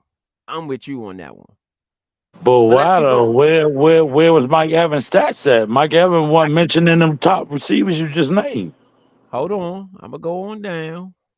Mike Evans had like 1,000 yard receiving Right, straight. season straight. Yeah, but he had that. But they talking about last season. I don't You think see they're what I'm talking saying? about last season. Yes, No, they are. Nah, they can't be just talking about last They season are. because They saying how much the player had, bro. The 107 catches. That's last season. no, Ro just checking last season's stats. yeah, I'm That's just checking the not on stats. their list. Yeah. But Yeah, that's where that's the not. PFF comes from. The PFF comes out every year. That's where it comes from. What you did during the No, season. what I'm saying is that they didn't. It's not like they're doing this from last season. If that's the case, then they can give us the grades. Mike Evans had 1,200 yards last year, 79 catches, 1,255 yards, which was ninth in the NFL, and 13 touchdowns, which was second in the NFL. Come on, bro. Tied for first with Tyreek Hill. Him and Tyreek Hill was Come on, tied for the bro. most touchdowns Come in on, the bro. NFL last year. Come on, bro. Come on, bro. So name what they said the over 30 or 30. The 30 over 30.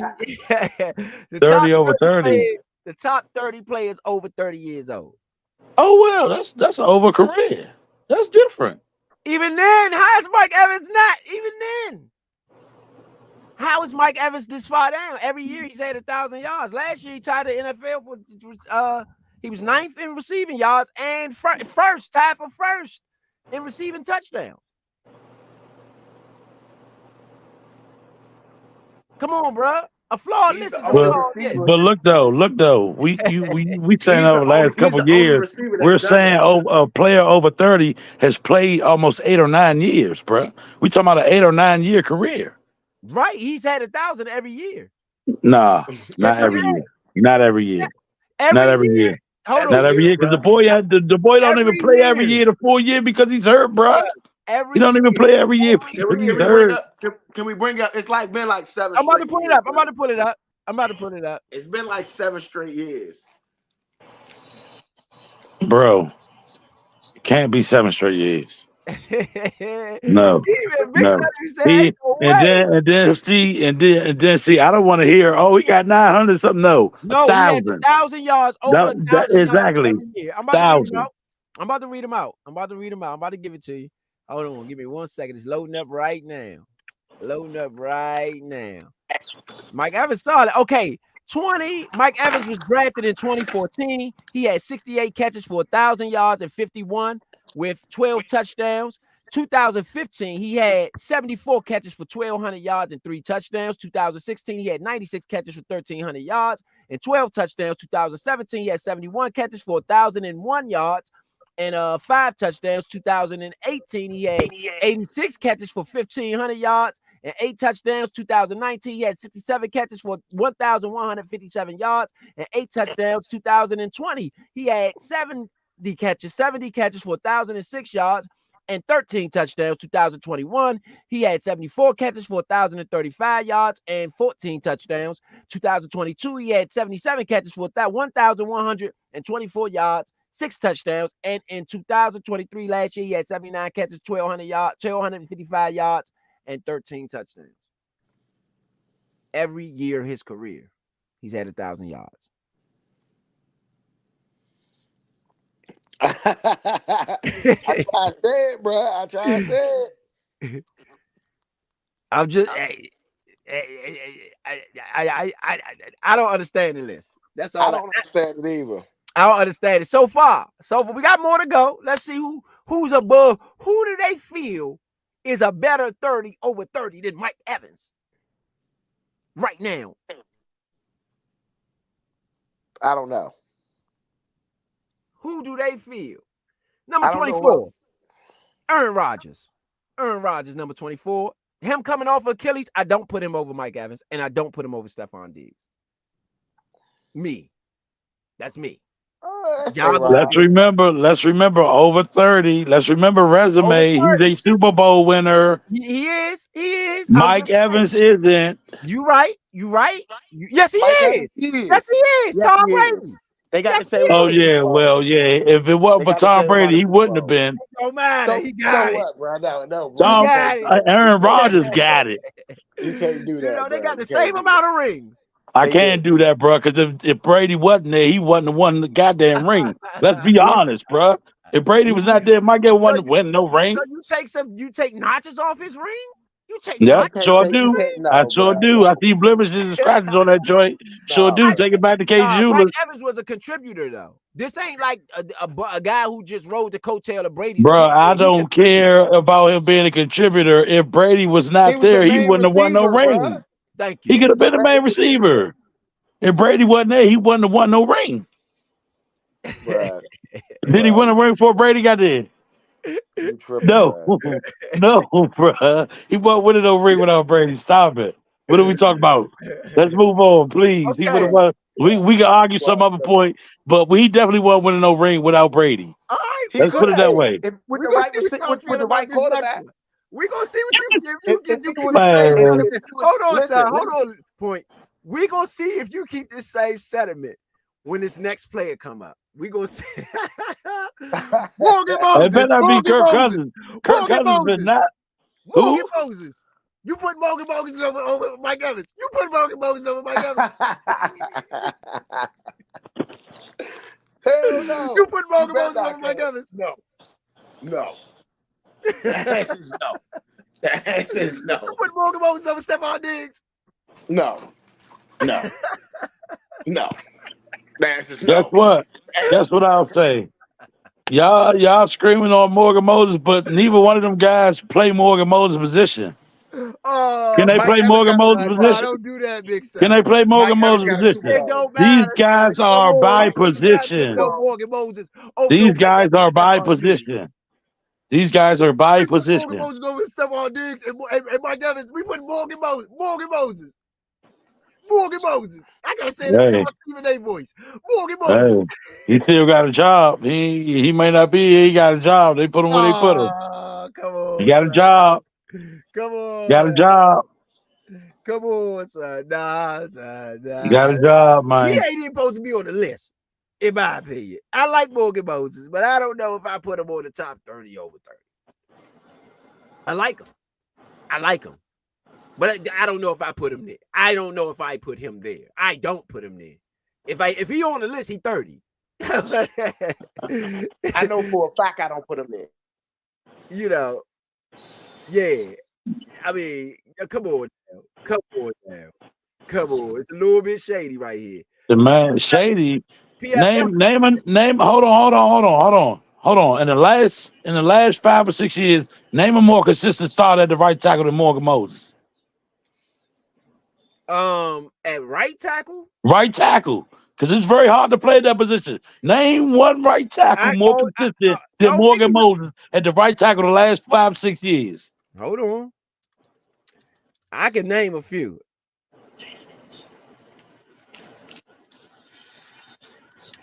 All right. Let's see. Just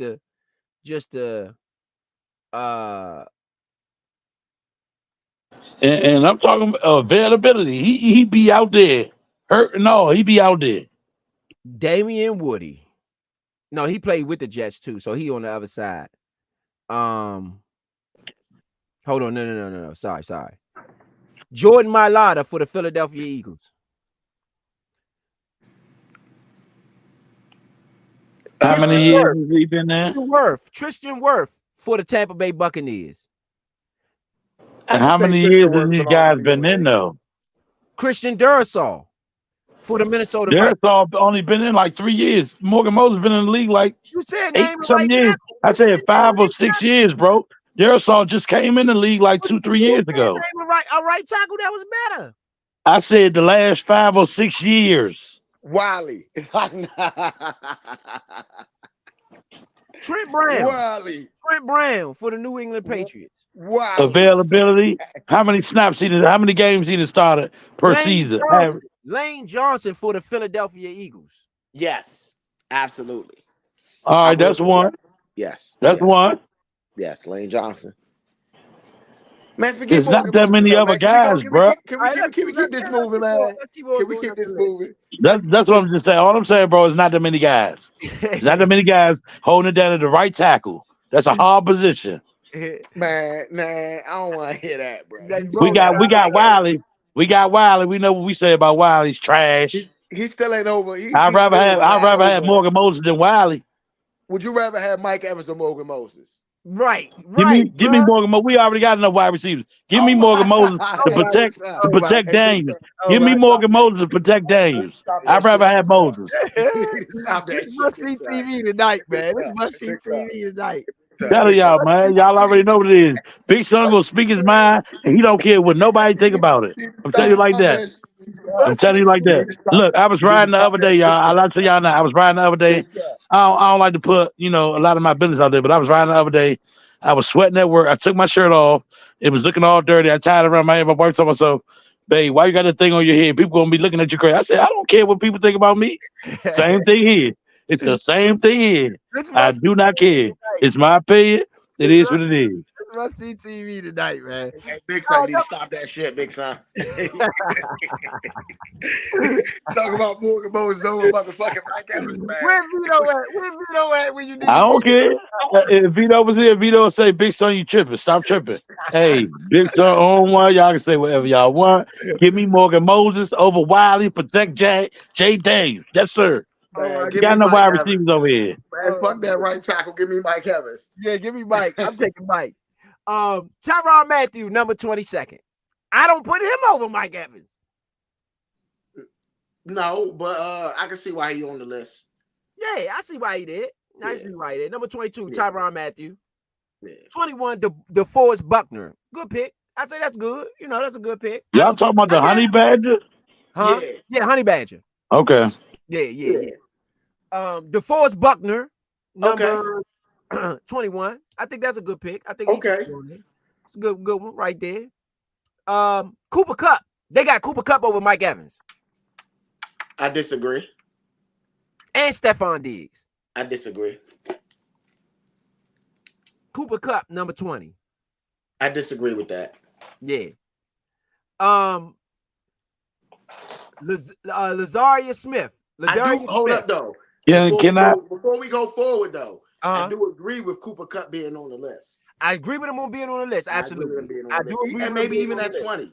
And maybe even at 20. Maybe even at 20. I just thought that Mike Evans and Stephon Diggs should have been higher for me. Yeah, I agree. Can I also say something? Yeah. How many years did them teams Mike Evans was on? He's doing all that, go to the playoffs. They went a few times. Mike Evans, they went last year. Yeah, but he had 1,000 yards all his career. It ain't his fault. I'm just saying though. So all that Mike Evans, bringing Mike Evans over here, let's keep going. I'm just saying. Listen though, Big Son. Do you feel like 1,000 yards every single year for 7 straight years is doing your job? Yeah. I do. Yeah. And do you feel like allowing 4 or less sacks a year last 5-6 years doing your job? You gotta have less than 4 sacks a year. That's what I said. 4 or less. I said 4 or less. Nah, 4 too many. No, it ain't, bro. It's an 18-game season, bro. 17 games in the season, bro. And 4 is too many. I ain't gonna say 4 is too many, but every year, nah, bro. That's holding the fort down. I'm sorry. That's holding the fort down. You got people getting 8 sacks on them. You gotta have a year where they don't get no sacks on you. They don't get no sacks on you. They that ain't happening. Name one. All right, we gonna be in a big argument because ain't one player in the NFL doing that. Yeah, it is. We gonna see who's about his list. Trent. Bro, stop it. Trent get sacks on him. Stop it. Trent. We gonna see. Trent get at least one. Not every year. Every year, at least one. Not every year. Yeah, he had a couple years where he didn't get any sacks, I believe. I'll look him up. We about to test it. Let's keep on going though. Let's keep going. Zadarius Smith, the former Green Bay Packer, who was opposite of Preston Smith. So Zadarius Smith, I think Mike Evans is over him too. And Stephon Diggs over him too. He's good. I mean, but I don't want to keep going back to Mike Evans and Stephon Diggs. I'm not. I'm just saying. We all understand that those two people. I'm just saying. We do work on. It's live tonight, baby. Only the workhorse can give it to y'all like this. Only workhorse. Shout out to Modelo. Modelo Especial. Shout out to Modelo tonight, y'all. Yes, sir. Yes, indeed. Dak Prescott. Yes. 18. I agree with that. And he could be, honestly, he could be a little over 18. He could be a little higher too. He should be a little higher too. I don't like Dak Prescott, and I don't like the Cowboys, but I will say that if you're doing 30 over 30, and you look at his stats, his winning percentage, you look at the yards that he throw per game, his touchdowns, I think he should be a little higher than that. Yeah, I think he should be higher too. I do. I think they judging him off his playoff performance or something. Well, that's what I was about to say. That's what I was about to say. That's where these players are landing where they land because their playoff, all these stats don't matter. That playoff would matter. But either that playoff and that Super Bowls would matter. We don't care though. It's good for you, Dak. Oh, I care. I care about that pedigree. I care about that pedigree. Hold up. This ain't the top playoff. They should have put you lower, Dak. Huh? This ain't the top playoff players over 30. This the top players over 30. That's true. But they a lot of these players, if we're looking and being honest with ourselves, a lot of these players and their ratings are shown because I mean success maybe. They might be looking at success. So let's keep going. All right. Keep it on moving. DeMarcus Lawrence. How you gonna put DeMarcus Lawrence over Dak Prescott? I can't. That's what I'm talking about. Yeah. I can't do that. I put at least Dak over DeMarcus Lawrence. That's me. Somebody Was DeMarcus Lawrence there before that? Yeah. Was he winning before that? Yes. Yes, he was. Lawrence He was there wasn't before that. I think he was there. Was he not playing with Romo and them? Yes, he was. Romo. He was playing with Romo and them for sure. Okay. Yeah, he was. Yeah. He was winning before that. Yeah. They wasn't winning nothing. Bro, yes, they was going to the playoffs. Yes, they was, bro. Yes, with Romo. Romo was choking in the playoffs. That's why we call him Choke Mo. Well, I used to call him Choke Mo. Romo was choking in the playoffs. Yeah, straight up. Just saying. I don't put him. Pause though. Pause on the Choke Mo. Pause. Yeah, pause. Shout out to Modelo. Yeah, I put. You gotta say no Diddy or something. You gotta correct that. Right. Choke Mo.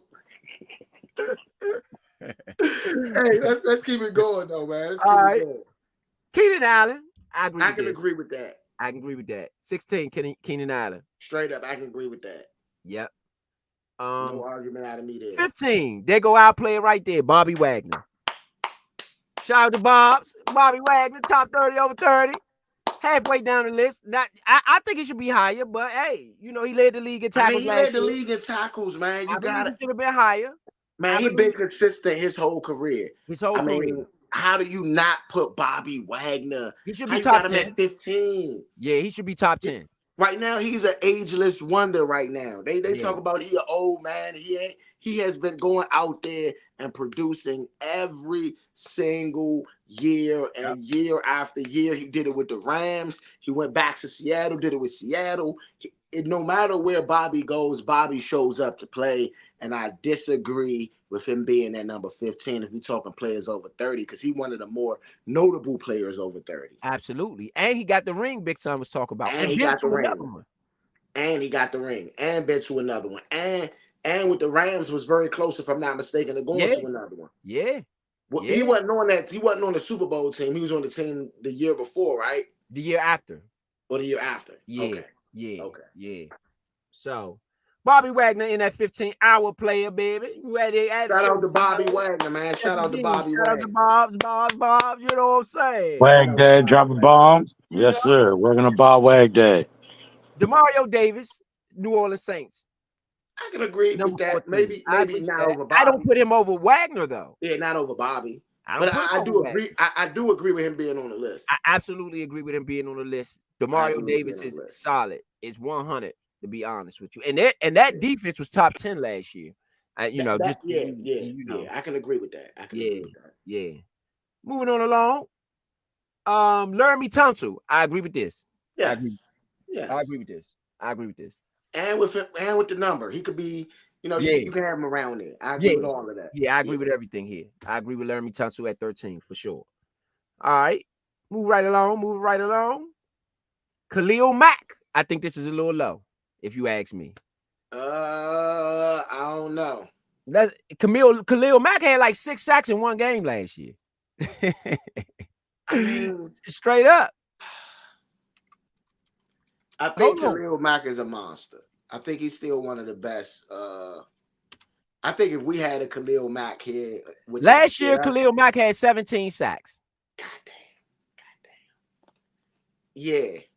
I'm sorry, he should be higher. Yeah, you might could push him higher. I mean, he got Bose on the other side, though. He had 17 sacks, though. I mean, I get it. You see what I'm saying? We should have made a play for Mac, man. The Mac, man. Golly, we could use those 17. We haven't had a 17 sack guy probably since Dexter Manley. We were supposed to make a play for Mac when London Fletcher left, and we didn't do that. Man, we should have made a play for Mac. 17 sacks. Year before that, 8. Year before that, 6. Year before that, 9, 8, 12, 10, 11, 15. I mean, come on now. He has 1, 2, 3, 4, 5, 6 double-digit sack years. I'm just saying. We could use some of that around here. Yeah, that's big. Yeah. Cameron Hayward. Number 11. I agree with this. I mean, yeah, number 11. I definitely agree. I agree with Cameron Haywood for sure. Yeah. Cameron Haywood, number 11. You gotta agree with that. Yeah, for sure. They were another top 10 defensive team last year. I stole yours. Absolutely. Moving right along. Who we got now? Derrick Henry, number 10. I think that's a little too low. Derrick Henry at number 10. Yeah, I might would have had Derrick at like 3 or 4, to be honest. Man, they are disrespecting my man. Roll Tide. Derrick Henry should not be nowhere near. He should be top 5 for sure. Yeah, definitely should be top 5. Top 5. Yeah. If you don't got Derrick Henry at the top 5 or 30 over. No, top 3, bro. Top 5 is disrespectful. Top 3. Yeah, this Derrick Henry we talk about. Derrick Henry. Derrick the stiff arm Henry. That boy, that shorty to me, he got the famous stiff arm. Was that on Josh Norman? I think it wasn't. I don't think it was Norman. Somebody got Norman though. I forgot. Yes, it was on Josh Norman. Oh, it was. I think that was on Norman. Yeah. That's terrible. I tried to save you, Norman. Hey, big son on one. Devontae Adams, number 9. I think he should be a little higher. Yeah, he could be top 5. Yeah, I think he should be a little higher. Top 5. I mean, we gotta see who else they got. We don't know what else they got. Ain't lose a step. It's getting greasy right now. I ain't gonna lie. This list getting jagged good now. It's getting greasy here. These top end players right here. It's getting greasy. Number 8, Kirk Cousins. What the? Hey, bruh. I want to break my screen right now on everything I love. Hey, bro, let Vito. Hey, bro, let V in. Hey, bro. Yeah, I want to break my screen. Stop right here. Hold on, I want to break my screen, bro. Come on, I want to break my screen. What? We gotta let V in. We gotta let V in, bro. Oh, V, we gotta let V in. My man, V. Oh, my man, Vito. My man, V. See, that's the type of stuff to make people relapse. Shit like that. Are you listening to the list, V? Have you been listening to this? Yeah, I've been listening to the list, man. You know what I'm saying? Kirk Cousins should be that high, yeah.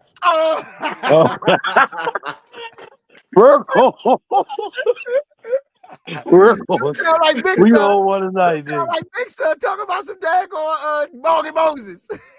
Yes, bro. You tripping too tonight, huh? Like Big Son talking about Morgan Moses. Not Morgan Moses. No, not, bro. Name me, like I said, name me one right tackle in the game the last 5 or 6 years that's consistent as Morgan Moses. Nobody. You got like one other guy up there that's with him. They got Morgan Moses in front of Mike Evans.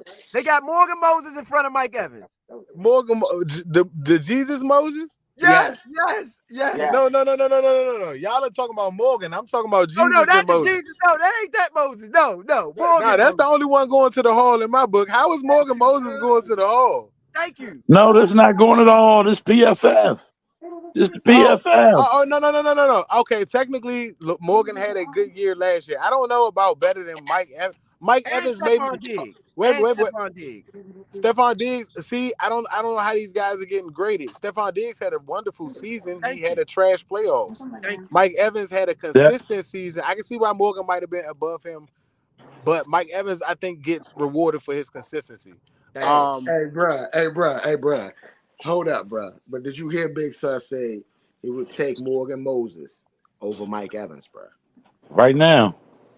And did you give him the reason? See, don't tell one half of the story. Tell the whole story. Tell why I said it. Bruh. I would rather have Morgan Moses here over Wiley That's some good to protect Jayden Daniels. What you been drinking, Big Time? No. Modelo. I told y'all what I've been drinking. Modelo. Hey, put that shit down. It's the Put that Modelo down. No. You don't need no more of that Modelo, Big Son. Well, although Morgan Moses is very good in run blocking, he has a bum knee. He's had a bum knee since he's played with us. He's not that good in pass blocking. If he hasn't given up sacks, it's because the quarterbacks have thrown the ball or gotten hit and the ball has come out, or they've just thrown incomplete passes. Well, they're Lamar But you don't just so happen to do that like the last. You just don't just so happen to do that the last few years and get put on this list. Like that's what I'm saying. It's not by osmosis. He's been. That's what I'm saying. It ain't too many other right tackles in the game. Then started more games than Morgan Moses on them bum knees. He played. He played on them same bum knees So here let me ask you, before he Vito, left. you putting Kirk Cousins over in front of Derrick Henry and Devontae Adams? Derrick Henry didn't have that great of a season last year. I think we got to remember that this is based on the season last year. And Neither did Kirk I playoffs. know. Cousins. Neither That's did what I was Kirk trying to Cousins, tell though. him. It can't Neither be. did Kirk Cousins. It can't be And because play why Kirk Cousins number no 8 then? and I'm, play. Kirk Cousins was hurt like half the season. Right. Is It based can't on be from last year. is based on the grade of what he has while he played. They can't grade him for anything that he didn't play. We are grading based on other things, and that's okay. Remember when we was having our I don't conversation think about the that's what I'm saying. I don't think that they're going by the PFF grades from last year. If This they was is No, going by the 30 PFF over grades, 30. listen, Yeah. if they was going by the PFF grades from last year, then Mike Evans would have been rated higher because he had like 1,200 yards last Yeah, year. he did. And he led And the he had league. the number, and he's tied for most touchdowns. So his PFF rating should have been very high. It's no way that's what I'm saying. They're doing it just 30 over 30. And this is who they think are the 30 best players over 30. And I Bobby think Wagner. I think you might be. I think you might be looking at it with or misunderstanding me. It's based on last year, but these guys are not being ranked in just their position. They're being ranked overall over every position. So Mike Evans, although he had a great season, had 1,200 yards and tied for touchdowns, he wasn't into top 5 of the most catches. He's still 5th to 10th in catches and yards per catch Thank you, Vito. at his I position. still So disagree, though. Thank you, Now Vito. listen, That's what I was you know trying to what? explain to him When too, you're tied Vito. for number one in hold on, touchdowns, though, where does that put you?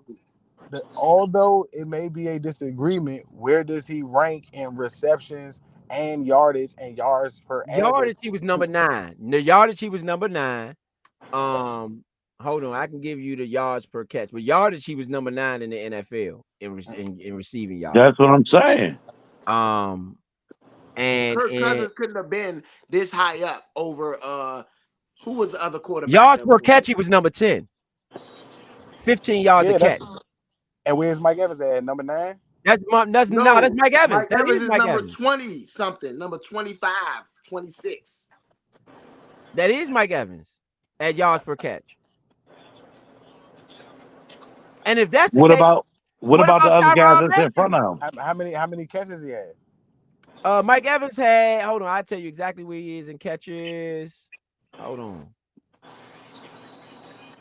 Go to number 9. Hey Vito, I'm just telling you, bro. They was drunk when they made this list. They was just as drunk as Big Son is right now with him saying Morgan Moses over Mike Evans. No, I'm not. Look at the Morgan numbers. It Moses don't. had a really good He only year. had 20 more catches than McLaurin. Bruh, 20 more catches is a lot, bruh. But if how many is it under 100? Because there's a whole bunch of receivers with 100 catches. Yeah, That's what I'm saying. 24. He He had got 79 107, catches. Vito. He had Other 79 receivers catches had and way more 24 than that. catches. Yeah, see that's why he got dropped. It's the 79 catches. The production is great. I'm not taking away from the production, but it's 79 catches. That means your average is good. That's why his average is top 10, and your touchdowns is number 1, and your yards you in 9. But you only got 79 catches. CeeDee Lamb almost had 70 catches more than him. But CeeDee Lamb ain't over 30. CeeDee Lamb 20. CeeDee Lamb is 24. Yeah, he young. He's 24. Oh, true. What I'm saying Right. is that I This don't is think true. they're going off for last year though. If they're going off for last year, how's Kirk Cousins number 8? That wouldn't even make sense. I mean, you grade him on the games he played, not the games he didn't. Or can someone look up what the PFF is defining their making their judgments on? Like, what's the PFF's how they rank their criteria? Let me see. Well, no, I want to finish the list before we do that. We at number 8. By all means. Yeah, we got Kirk Cousins at number 8. Let's move it on right along. Travis Kelce at number 7. I think he might should have been a little higher than 7. I mean, he did win the Super Bowl. He was probably the best tight end in the game last year. Yeah. You can move him to the top 5 at least. Yeah, Travis Kelce. I want to see who they gonna put over Kelce though. Let's see who they got over Kelce. Number 7, Travis Kelce, Kansas City Chiefs tight end. Number 6, Lane Johnson. We just talked about him, Big Son. I can say, yeah, we can go there. Yeah, we just But talked he's about the only other guy, Lone Ranger, we call him. And Morgan Moses is beside him. 2 top guys. That's what I'm Morgan Moses saying, is bro. nowhere near Lane Johnson. Modelo can't make this up. Look, man, Morgan Moses is nowhere near Lane Johnson, bro. No, he's not. He's not. He's not, to be honest. But who was near Morgan Moses on that list? Right tackle. Ain't no other right tackle. It's just Lane Johnson and Morgan Moses. Like I said, Modelo stayed back. Modelo stayed back Right tonight on the workhorse. Them the only 2 tackles over 30 in the league. And Morgan Moses like 20. All right. No, I'm playing. Let's move right along. Matthew Stafford, number 5. I don't know.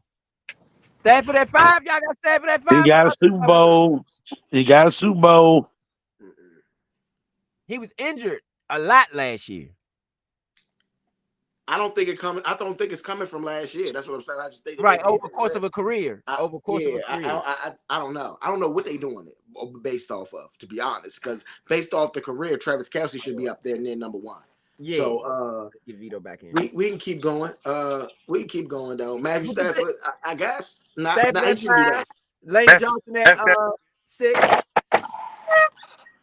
Travis Kelce at 7. Let's keep it moving. And let's not forget that even though we feel how we feel about Kirk Cousins just got $180 million from another franchise. So his value's got to be up there to somebody. Man, we ain't gonna get They was smoking crack. They was drinking the same shit. They get $100 million. He got it one time. He got it one time. They was drinking the same thing that Big Son drinking right now, and that they was drinking when they made. They drinking Modelo's. They drinking Modelo's. Everybody off the Modelo, bitch. They drinking Modelo's. All levels. When Kirk Cousins take Atlanta to the bowl, bro, like Matt Ryan, y'all gonna be mad. Oh my goodness! Goodness! I jump in the Anacostia if he takes that. Don't say that, man. If he take Atlanta Falcons to the Super Bowl, I ain't betting that. That ain't me. Don't say that, bro. Yeah, that's a light sentence. I ain't willing to take. I'm one to take a crazy bet with you. I ain't even gonna let you do that, bro. We're not even gonna put ourselves to that level. You will not survive that job. We better than that. That's like saying you'll volunteer yourself to get shot up by a water hydrant. I don't mean years from now. I'm talking about this year. This year. No, bro. You don't even bet that. That's like not taking that bet. That's like betting. That's like betting I can get Ebola. Like, nah, I ain't messing with that. All right, let's move right along. George Kittle, number 4. Do y'all got Kittle over? Y'all got Kittle over Kelce? No. But if I'm being biased to the list, I'd say that maybe age plays a part in that. The fact that Kelce has a healthy future, barring any major career-ending injuries, to have a really good future in San Francisco or in the NFL period. Right. Absolutely not, bro. I don't take Kittle over Kelce right now. Kittle don't got one Super Bowl, and Kelce done won the last 2. That's true. Kelce got 3 rings. Kelce won the MVP how many times? He hasn't. He don't need the MVP. He's the number 1 receiver and been the number 1 receiver on those last 2 teams. Yeah. Technically, he's not had the most yards in any Super Bowl, I believe, with them. I think this year he did. I think he had. He did not. Rice had the most yards. Rice had the most yards. Rasheed Rice? I'm not sure about that. I know even which way Kelce bust their ass. No, it wasn't Rice. It was I think Kelce had the most catches, but definitely had the most catches.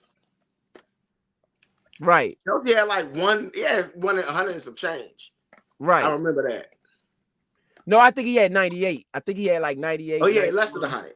He had less than 100. But I thought it was the most, But it might have been Rice. It might have been Rasheed Rice. Rasheed Rice did get off. I'm pulling it up. I'll pull it up. We'll go to the next one while I pull that up. Top 3. Chris Jones. I got to agree with that.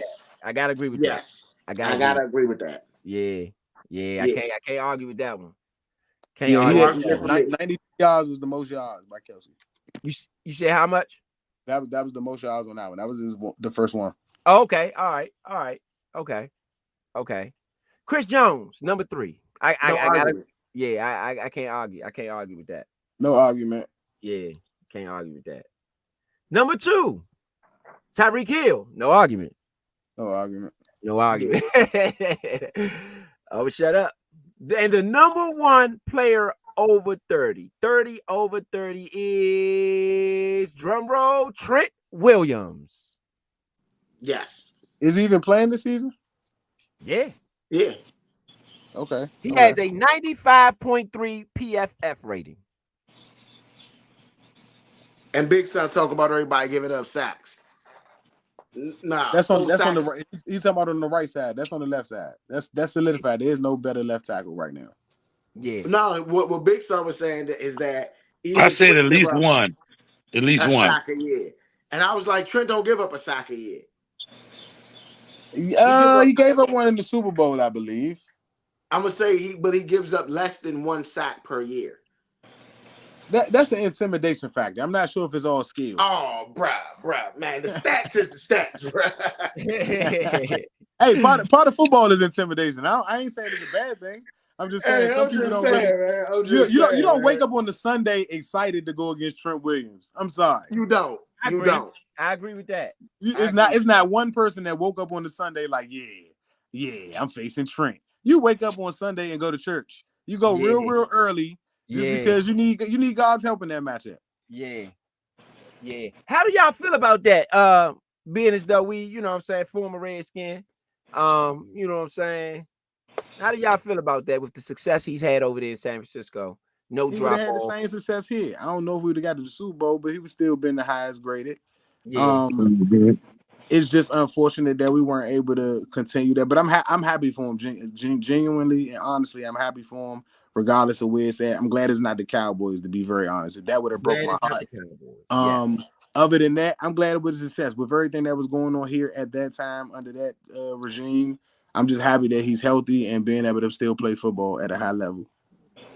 Yeah, I definitely second that. I mean, Trent, man, what he's done, to be honest out there, what he's done out there has been masterful. Him and Kyle have a lot of history together, man, and what they've done over the years, going all the way back to 2012.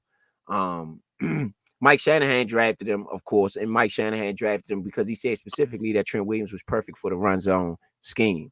And I think Kyle Shanahan has proved that Trent Williams is perfect for the run zone scheme. You know what I'm saying? So I just think that was a perfect marriage between them two. Trent was smart. I think Trent was extremely smart because when he left, he could have went anywhere.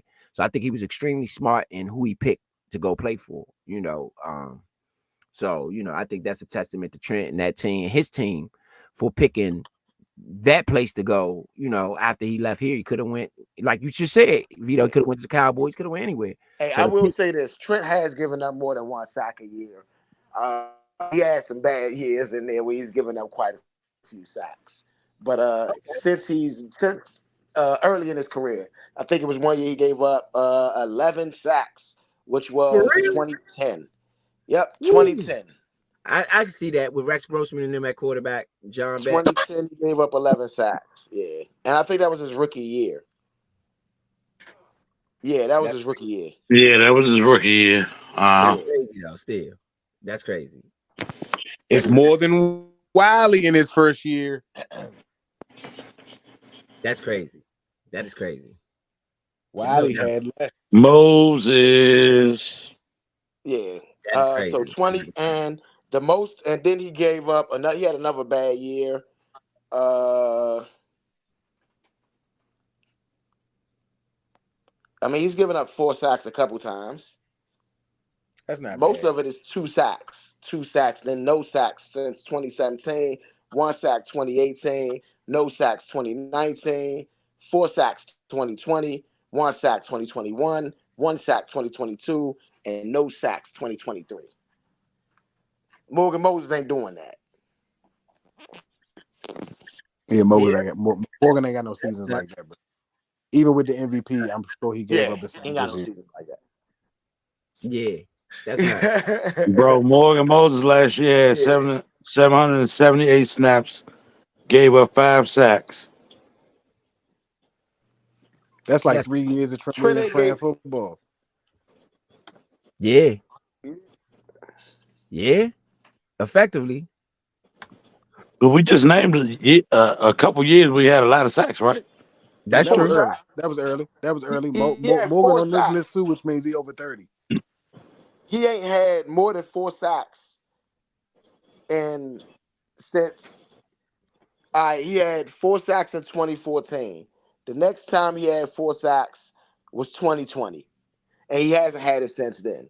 So he ain't had 5 sacks in God damn. He gave up 5 sacks since 2013. He gave up 8 sacks there. You want to go to Morgan Moses list and look at that? Yeah, let's look at it. Let's go look at In it. 10 years, he ain't giving up 5 sacks over 5. He ain't give up what Morgan Moses gave up this year in 10 years. What's the In a career? What's decade. the career? What's the career total?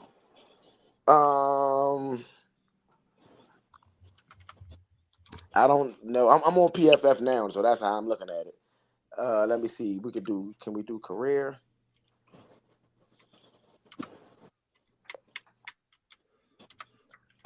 All right, we got a couple more things to go through, though. We got a couple I more got you. things to go through. While you do that, still look that up, though. You know what I'm saying? Still look it up. What we want to do now is OTAs have been going on. OTAs have been going on throughout all of Redskin Park, and a lot of people have been saying different things and doing different things. What we're gonna do right now, though, is hear from the coaches. With all OTAs. So we're gonna get some OTAs interviews. We're gonna get some OTA interviews up. So that we can all hear. So we can all hear exactly what these coaches have to say, and we can analyze them live and direct on what we feel is going on in Redskin Park with the OTAs and how they're building this program. We've talked a lot about it. We said a lot about what's what and who's what and how this is going to work and X, Y, and Z. But let's hear what some of the coaches got to say about it. I'm going to get the screen up. 1 second. Let's get the screen up on some of these coaches and exactly. Let me see. Stop that one. And exactly, let's get that screen up for you guys, so that we can figure out exactly what these guys got to say, how they got to say, how they moving with it. You know, here on Redskins, here on the WorkHouse Wednesday, man. Y'all know what it is, man. Y'all know what it is. Let's get Dan Quinn up here first. See what Dan Quinn got to say. Let me know. Make sure y'all can hear it. Some special teams today that involve some kickoff coverage, some kickoff return. Can y'all hear that? Yeah. Yeah. Everybody got that? Okay. All right. Just want to make sure. All right. And so the whole part of it. We'll actually work in some special teams today that involve some kickoff coverage, some kickoff return. So we're excited to put part of that into play as well. So it's a fun day to get rocking. So with that, I'll open up to you guys. At the left tackle spot, you got Cornelius, you got Brandon Coleman competing. As you get deeper and deeper into your installs and everything, what are you looking from them specifically as they compete? Yeah, I think number one, like you're right, that the competition is at a lot of spots. And at that position specifically, it's going to take more time. And the reason being is you've seen where we haven't done a lot of team together. We haven't done in padded spots together. So we're going to be really strategic as it gets to training camp. And, finding markers and moments to say, okay, you get the first reps today. Next one, you get the first reps, and we'll take that process through the preseason. And through that process, it'll emerge. But what we're looking for mainly is just, the execution, honestly, of the offense. You brought in some guys like Wagner, Ertz, Eckler, and all that, in addition to feel they can play, but the leadership aspect. So what kind of little things have you seen already where their leadership has maybe impacted others? You may have seen like a little bit of time before practice or post practice. We call that like that's their time that they work on to get better. And you'll see Zach working through a specific route. You may see Wags, pulling somebody to the side and discussing a coverage or a concept to go. And so I'd say those are the small markers. And then off the field, if you'd ask one of those guys, take me through your process. And I think for a younger player, that's a big deal for them coming into the NFL to make sure it may not be exactly what Bobby done or what Zach has done or others, but there is a process that they follow. And that's a really important role for somebody just entering in. We're going to be playing football for a long time. And so make sure this is how I warm up. This is how I do things to take care of my body. This is how I study. And so those processes are really important. Do you already see some of those younger guys heeding what they're seeing and learning? Yes. And like what a value for some of the players at their positions to come in. And, you found out early on, and I'd asked, Ben, have you met Zach? Yeah, he already reached out to me. And so knowing they were already ahead of them before they even got here, that's what leadership is all about. Luke McCaffrey's college coach says he's really hard on himself when he makes mistakes in games and practice. How do you kind of coach a guy like Luke, who's kind of student of the game, son and a brother of a player, to kind of move on with things and not be such a perfectionist? Yeah, I think that's true for all really good competitors. Oh, if I could just have that one play. It's true for coaches, honestly, as well. So really, it's about getting to the next play and knowing that, all right, whatever just happened, I have to take that information and move on to the next one. So finding those spaces when something didn't go quite right and moving on to the next play quickly, that's a really important skill. What we do know is that there's going to be adversity that's coming. And when you have the mindset knowing, bring it on, I know this is coming, I'm ready for that, then you're ready to transition more quickly. You guys have games Thursday and whatever. I know you've coached on games various days of the week. The NFL's going to Friday and Tuesday. What do you make of that? How hard of that is it? How a challenge is that for teams and coaches when you have games on Mondays, Tuesdays, Thursdays, all that? I think we were talking about routine earlier and knowing that you'd like to set everything up, where I have a game. This is what I do on Wednesday, on Thursday, on Friday, on Saturday. And so when those games come, you'd really just shift. This would be like a Wednesday. This would be like a Friday. This is what we do before the game. So it's not as difficult as it seems. You have some travel that you have to work in, shorter weeks, longer weeks. But again, staying true to a process. This is how we get ready. That's to me the biggest piece of it. On sort of that leadership front with a guy like Wagner, who you've obviously known, what specifically does he do? Is it more of a lead by example? Is he a talking guy? What is it he kind of does that helps? I'd say probably a little bit of both. And what you'll find from him is this is a rare competitor. I remember, going on 10 years now or longer, me filming an install. So as coaches, sometimes you film to see, how did I teach and how did it go? And I can remember that day specifically, it might have been the first day of an OTA. I had filmed it and went back home that night to watch it. And I was so pissed at myself because I didn't ask specific people the questions. In other words, Ben, what is this? And John, what is this? And so I'd ask questions, and Bobby Wagner and Earl Thomas answered every question, as it come up. They just had that type of intensity about them. So I would say he is both.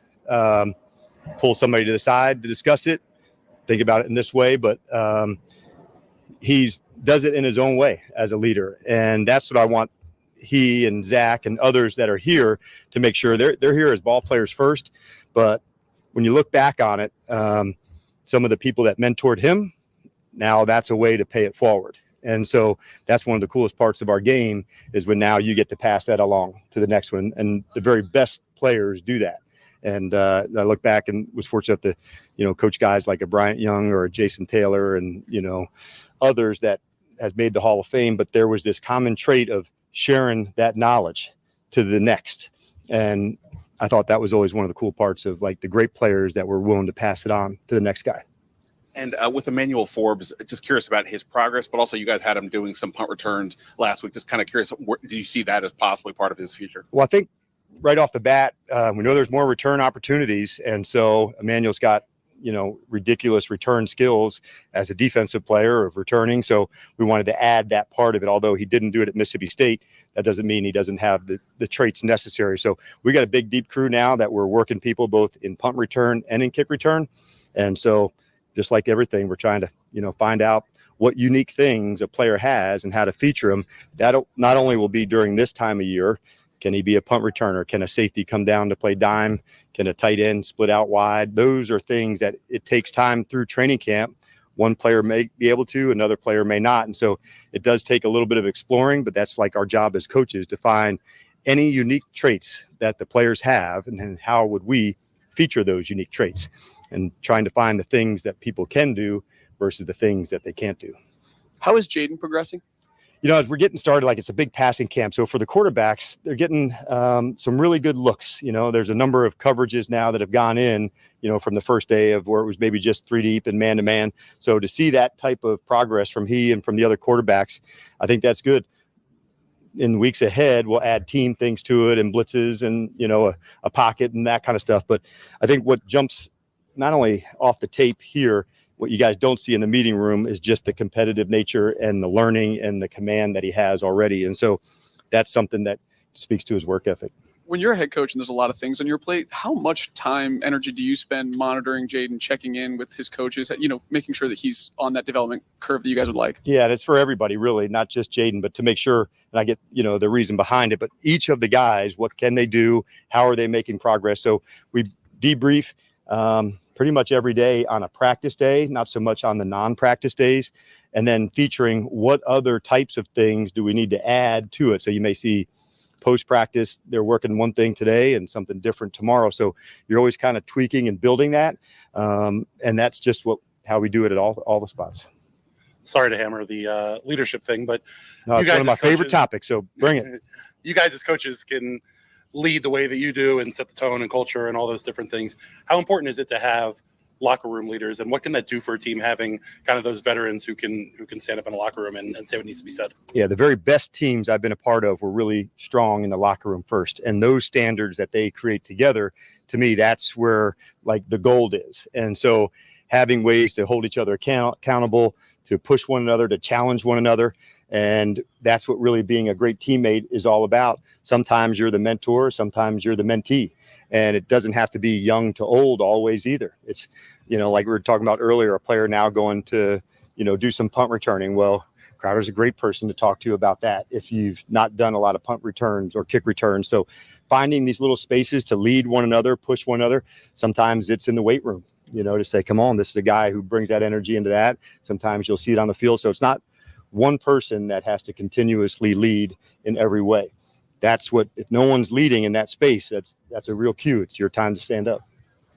At this point in the calendar, how much are you paying attention to kind of organizing the depth chart and building chemistry amongst groups of players versus just having guys learn the offense, learn the defense, learn what they're supposed to be doing? And then how does that prioritization shift as you move through the spring and into the summer? Yeah, so if you look, big picture wise, there's certain parts of our identity that we'll be able to hit now. The speed, the execution of finishing plays downfield, the defense, the way they break, the way they run to the ball, like that's an identity part we're putting together. And I'm seeing, signs of that moving forward. The things that we don't get to see right now are the physical parts of it. Like that's not what this time is for. So what areas and knowing what to compete at that time. So in this time, it's competing, man, can I learn these details and can I really go execute really quickly? Communication. So not as much of the evaluation it is the learning to go, but I do want to see that speed and see the guys communicate and the chemistry that goes. But as far as the depth chart is, not really right now. That's not part of it. We want to get as many guys, as much reps as we can. And then as we get into camp, then we'll be able to start building that as we go, which would include the preseason games. You've got officials out there today. I know they do the training camp visit. But what do you like about involving them? Yeah, and we're going to try to do it for every practice. And officials at practice also mean that we now have the ability to really put ourselves in situations. So you'll see some 2-minute today, but as important as that, this was an ICT. This is why they threw it. This is why they called, offensive pass interference, whatever that may have been, of training the guys on what good looks like. That's a really important part of it. And so we don't want to create bad habits. So having the officials here is a nice check system. Dan, training camp's right around the corner. Curious about your philosophy with joint practices, and if you have any joint practices that you know that you can announce or to that nature. Yeah, so right now we have one joint practice scheduled with Miami, and so that will be there, and we'll work with them for a day, and then have our game. And we'll discuss that, with the some other teams as we're going in to see if everything logistics wise can line up. But there's value in it to say, just seeing other looks and people and formations and speed. And so there's real value to doing it. And so if we can, we will. We see them out here. The viewers will see them out here. What's the expectation from the players as far as the schedule goes throughout the week? What are they going through? So in the early part of the day, meetings and workouts. And so in the strength and conditioning side, different things on different days. And then we go a portion inside where we work a lot of team and go through blitzes and run game to that. And then outside, we really work like there's a long piece on our skill development. And so as you're going through it, Chick, that's what this time of year is about, skills. And if you keep working those skills hard, then you'll be able to trust those skills when you put it into the certain plays and the certain things. So for instance, a defensive player may have a certain coverage or a certain way that he has to play. You work that skill for this specific coverage, and then we play it today. Offensively, there's a certain route that may go in. This is the extreme detail for that route, the movement, and that's how you keep working the skills, and then you put it into the whole play. So think of crawl, walk, run. And so the crawl part is the classroom. Honestly, this is how you install a play. We like to jog through them at 50%, and then when we get out to here, we really am looking to see, is there a hesitation, or are they attacking it with the full speed mentality? So if you follow that process over and over and over again, it takes reps. Obviously, if you put in one coverage or one play one time and run it one time, like by no means is that a play that you have. So it'll take reps over and over again, so they can do them instinctively without having to overthink on it, and that's what I'm looking for. All right, thanks, Coach. All right, you guys have a great day. All black. See ya.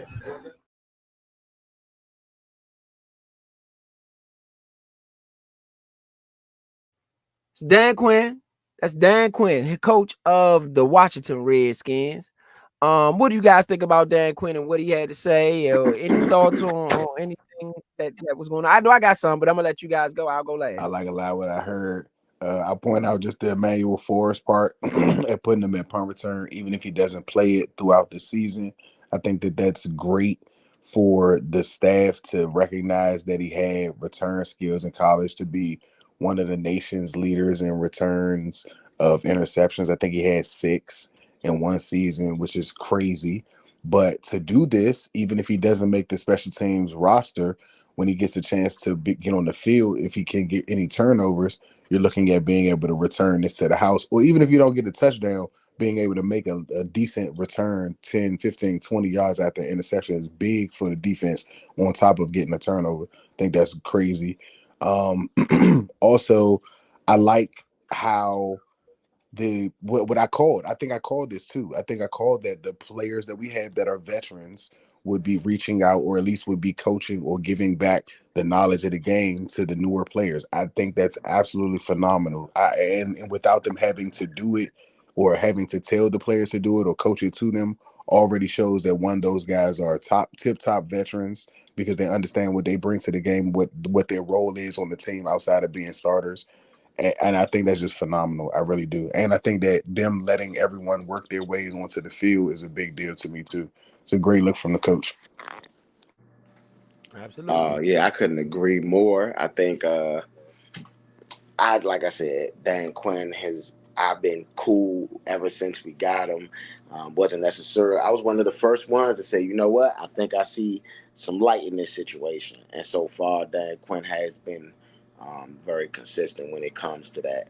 I think Dan Quinn is right on point when he's saying, I'm Terry McLaurin, and when he's saying, hey, let's see what these guys got, because one is early on. We don't want to be trying new things too much later on down the line. We want to see what these guys got right now, and then we could put them in the best positions, As far as with Forbes, he hasn't said anything bad about Forbes at all. I think Forbes getting a lot of negative press right now, talk about he won't be a starter. He might not start, you know what I mean? But at the same time, I think Forbes is working through whatever he's working through, and I think they're going to continue to work with Forbes, and he's going to develop a lot. And so just all up and down the board, I really like what Dan Quinn said. All right. Big Son, you still with us? What you got on this? On Dan Quinn? Listening to Dan Quinn, he sounds really knowledgeable about things, and the things that he's not knowledgeable about, he's seeking for his staff to help him out. So I really like that. I don't like a guy who thinks that he knows everything and, I got this. So I like the mindset of, reaching out to the guys, even if it's players on the team. Like you say, Bob and them and Earl, were excited and juiced up and gave him information, what will work, what doesn't. So I like the fact that he listens to his players, because some coaches can be really really brick walls when it comes to taking knowledge or information from a player. So that's good, and not only taking that knowledge, having a camaraderie with that player, Bobby Wagner, the quarterback of the defense, to get things done and have things look the way you want them to look on the field, and have a player to relate it to the other players. So listen to Dan Quinn; he sounds capable of doing the job. I just want to see it relate to the field. Yeah, absolutely. I agree with that. What you guys said. I think it sounds like he actually knows what he wants to do. He sounds really confident that he has it sounds like he has a plan, a specific plan for himself that he wants to implement in a way that he knows how to implement it in. That is really well, because I don't think Rivera had a plan personally. I think Rivera was winging a lot of stuff, which is why you ended up with the situation with Carson Wentz and Ryan Fitzpatrick and all of this other stuff. I think that a coach should have a plan for each and every scenario. And it does seem like Dan Quinn has a plan for each and every scenario that may happen out there, especially like in the preseason or in OTAs, which is where we are now, OTAs. It sounds like he has a plan.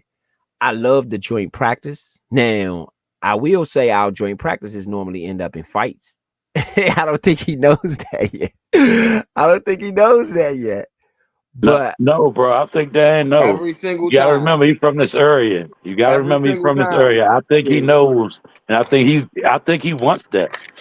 I think he wants to see that out of his players, the hunger. You know what I'm Yeah. saying? I think he wants that. Always a massive brawl. Every single OTA that a joint practice we've had with somebody has ended up in a massive brawl. And we usually lose though. And look though, we ain't lost the last couple ones though. Against Baltimore, y'all remember y'all against Baltimore last year? Jets? Y'all remember the one against the Jets? Oh my goodness, that was crazy. That was The crazy. Texans, Yeah, the Texans. It was one against the Texans. Yup, it was one against the Texans. So I'm not. Maybe he does know. Hopkins and Hall. The D'Angelo Hall joint where he slipped and where he got into a dog, whatever it is, and that ended up in the fight.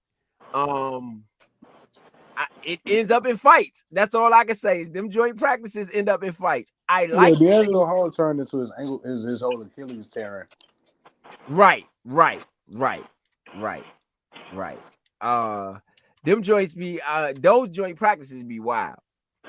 Either way, we're gonna cover it here on the Nature Show, full and direct. We'll leave that, but they do end up in fights.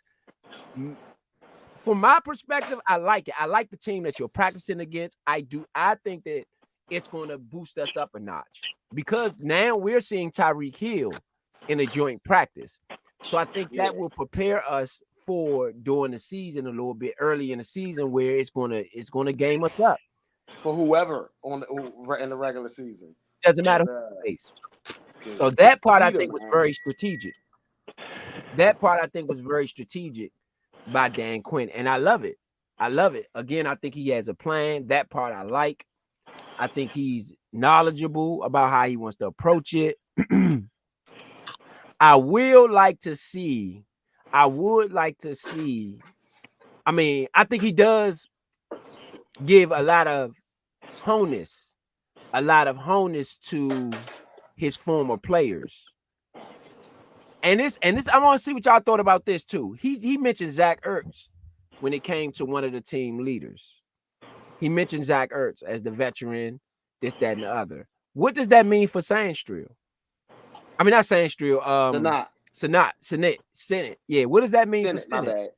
What does that mean for Senate? Well, that means that he got his spot. Huh? No, that's who he spoke to.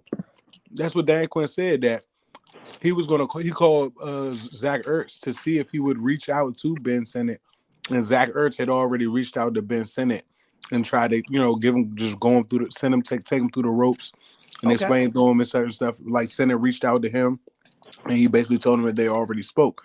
So, like I said, I think that the veterans are taking the right role. Hey, look, guess what, buddy? I'm in the older part of my career. Doesn't mean that I can do it or I can't do it. Let's say ego says that you can't do it better than me. I like that ego showing up at practice. That means that my young guy has to go out there and show that he can do better than what a possible Hall of Fame tight end would be able to do. If you can't beat him out, guess what? First year, you watch a great go to work. That's true. The second year, and you still have to work your way on the field because you're literally tight end number 2. You don't get picked in the second round and don't play.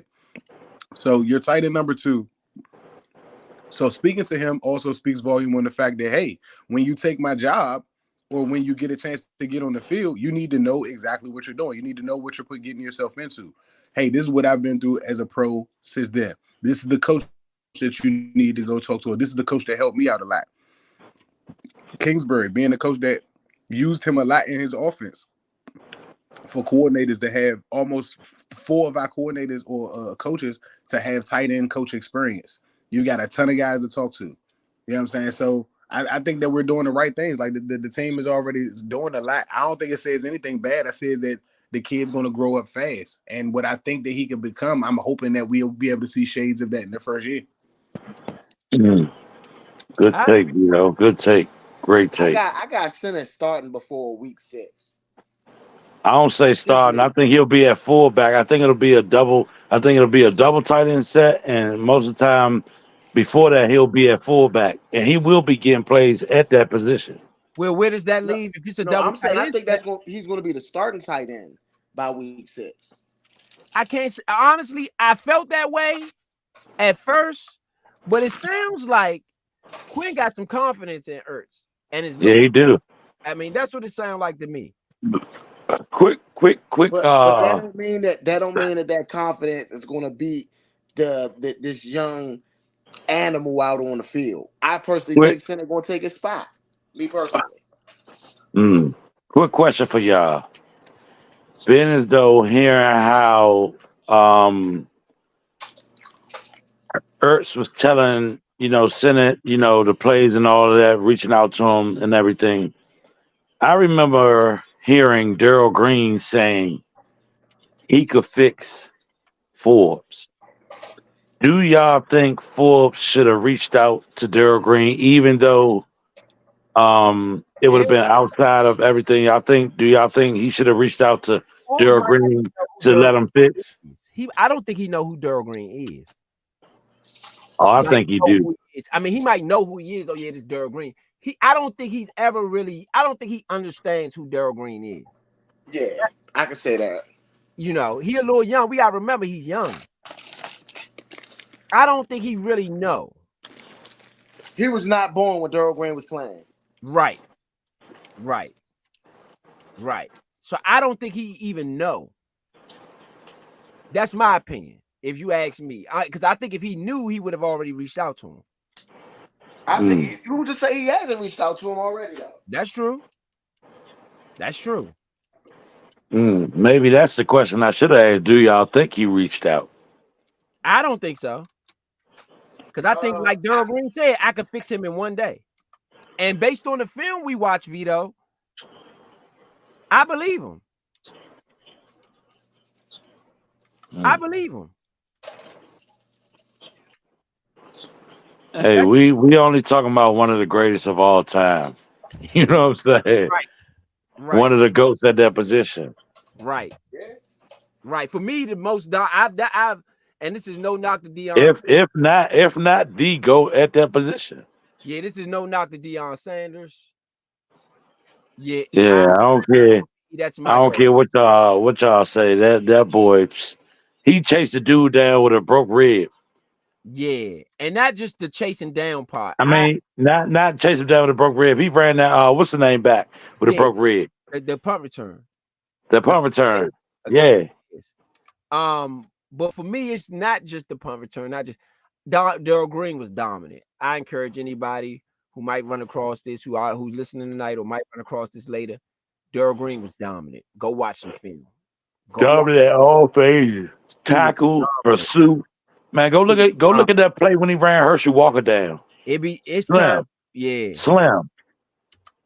Wasn't nobody doing that back then. Yeah, Darryl Green was dominant.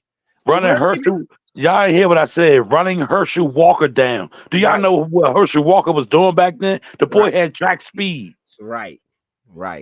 I want to keep it moving though. We got a couple more to do before we get the final thoughts in. I want to keep it moving though. So I want to get Bobby Wagner up here so we can hear what Bobby Wagner got to say today. This was just a couple hours ago, 10 hours ago. So let's see what Bobby Wagner had to say on these OTAs. Let's get him up. Let's get Wags up. Wag time, baby. And give that insight. Things that I did my rookie year, my second year, third year. Try to have you avoid some of those mistakes. I think that's probably the biggest thing. Hey, Bobby, it's early, but in speaking about you all's position, linebacker position, what have you seen from those guys and, in moving forward early on? I think we got a really cool room. I think from Coach Norton down to everybody that's in the room, I feel like it's a great group of guys, really smart, fast, want to hit, want to learn, want to take charge of the defense. And so I'm excited just to, whenever we put the pass You on, don't say let him in, bro. I just let him in. Oh, he's right there. Oh, What do you okay. think of Jayden so far? It's early, but Yeah, it's early, but I mean, he shows the potential. You see the throws, you see the decisions that he's making. You see the confidence they have. You see the work that he's putting in too. He's coming in early, whether it's working out or putting in the film. And so that's the thing you look for as a vet. Just somebody that wants it, and he definitely that guy. And when you were coming here, did DQ kind of pitch you on a role as showing these guys how we built things in Seattle? Like, how were those conversations? How did you envision what you would do here?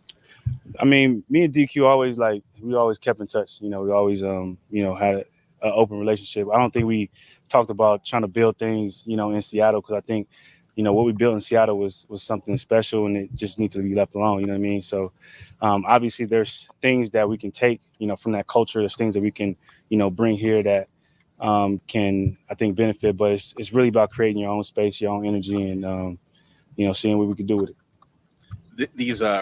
This early part of the offseason with so many new faces, what's sort of the main point? Is it just like getting to know the guys? You mentioned learning the playbook, but like there's so much that goes into getting this defense going. What do you think for you is sort of like the main?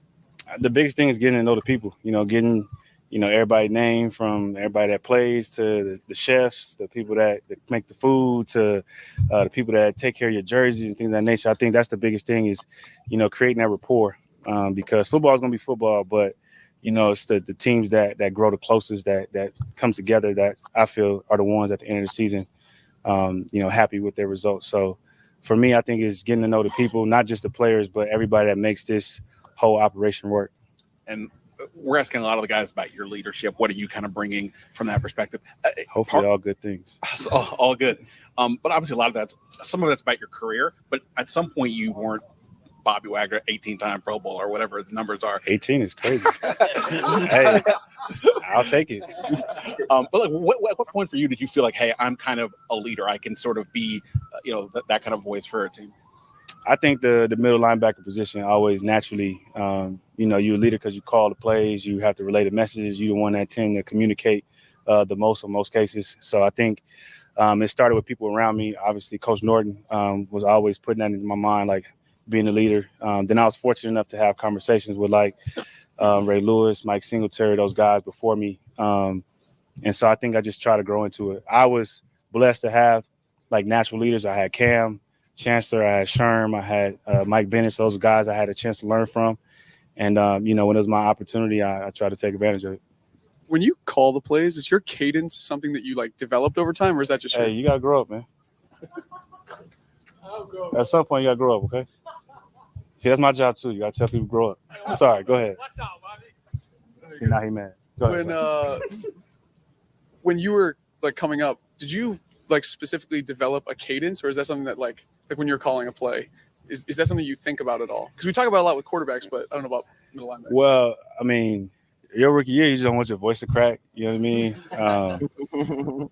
I had a lot of characters in my huddle, so the first couple of weeks they just made fun of everything they could, my neck, my biceps, my shirt was too tight, so it's more so just confidence. It's letting people feel like they know you in charge. It's not really about the cadence. I think it's more so just letting them know what your voice sound like, and then when you're trying to check plays and things of that nature, they're accustomed to it. Was that something that, like, was the confidence, did that just come over time, or was there something specific that you did that was like, all right, they're not going to clown me anymore?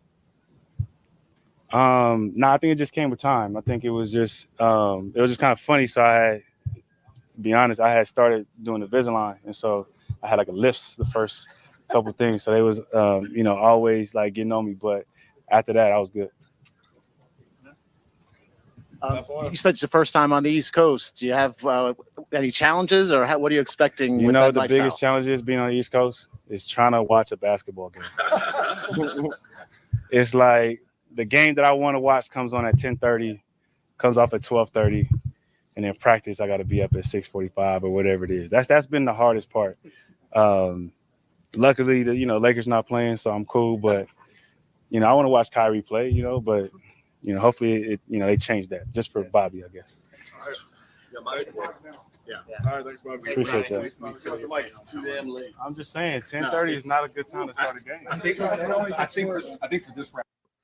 Yes, indeed. Bobby Wagner. What you guys think about Bobby Wagner? Wags, speaking for itself.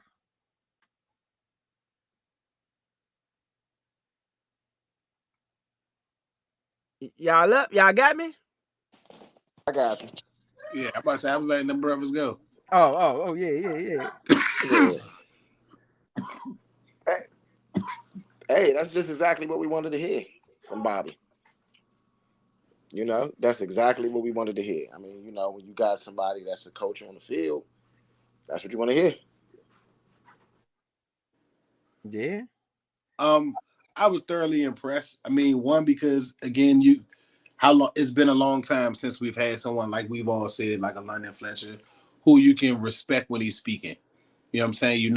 He's not wasting words. He's a player who's developed himself a certain way. Like you said, to have all those characters in the huddle and still come out on top as far as being a leader of the team, to lead the team in tackles. Because I know I used to have a guy in junior high school named Kendrick. Shout out to my man Kendrick. He went to Coolidge. And he played middle linebacker in junior high school. He played middle linebacker in high school. And he was a regular kid, like in school, like as far as just in class and all that, like nothing like stood out more than, and not saying he was average, not that, just nothing like stood out outside of like being a normal kid. He put that helmet on, put that helmet in between your shoulder pads and lay that wood so you know homo. Feel like a different person out there, John. And I done seen him put some players on there, but tough kid, tough player, hard nosed, and like the London Fletchers, like that's what Bobby Wagner gives you. He's about his business. He's proving it day in and day out on the field. I'm like super excited to see the team be led by somebody like that. Our linebacking core, like we've all said, just haven't seen finally a competent leader. Yes, we haven't seen a competent leader in quite some time. So I'm very excited to see what he's able to do come the season. Absolutely. What you got, Big Son? To be honest, I'm super ecstatic about Bobby Wagner. I've always liked his game. The instinctiveness. I also like him talking about, not only getting to know people, on his team and who he's playing beside, but the people who, fix his food, the people who put his workout regimen together, getting to know everybody and being a family. I'm big on family, so that stuck out to me. And when family take care of each other, you can see the results. And when I play football, I consider guys to be my brothers. So that's big to me. So I liked what I heard from Bobby Wagner. I got a couple different takes. Is one, I do think that he was honest. I don't think this moment is too big. I don't think the media is too big for him, which sometimes is a concern of mine with players coming from, especially players of veteran status who have been in one place for so long. They usually sometimes get used to what's going on there, so it'd be hard for them to adapt. So I do think he's honest and he's down to earth, and he won't have a problem with adapting outside of what he said, which is like the time difference.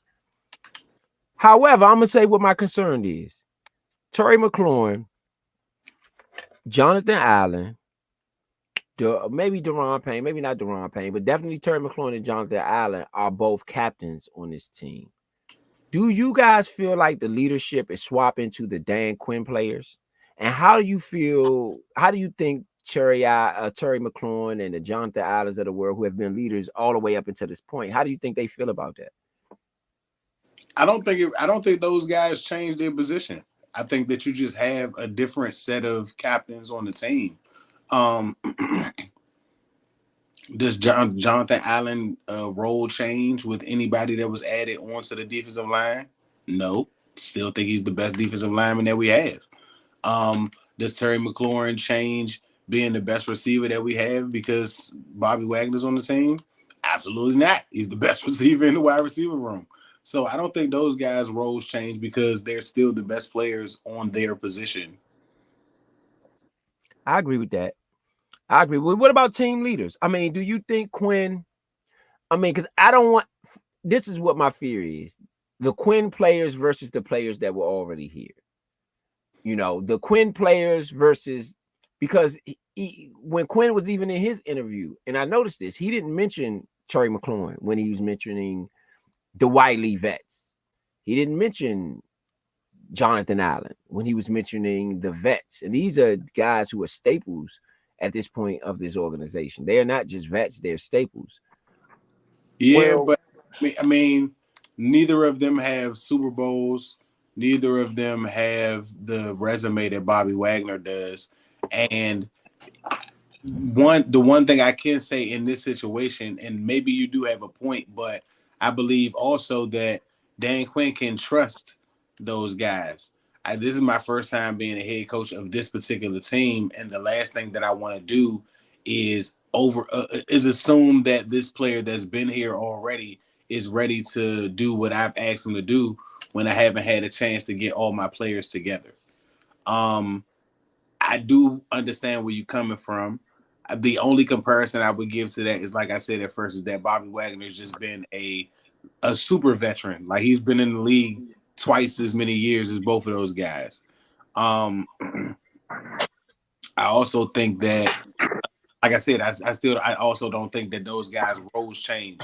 Does Terry be more vocal over the entire team?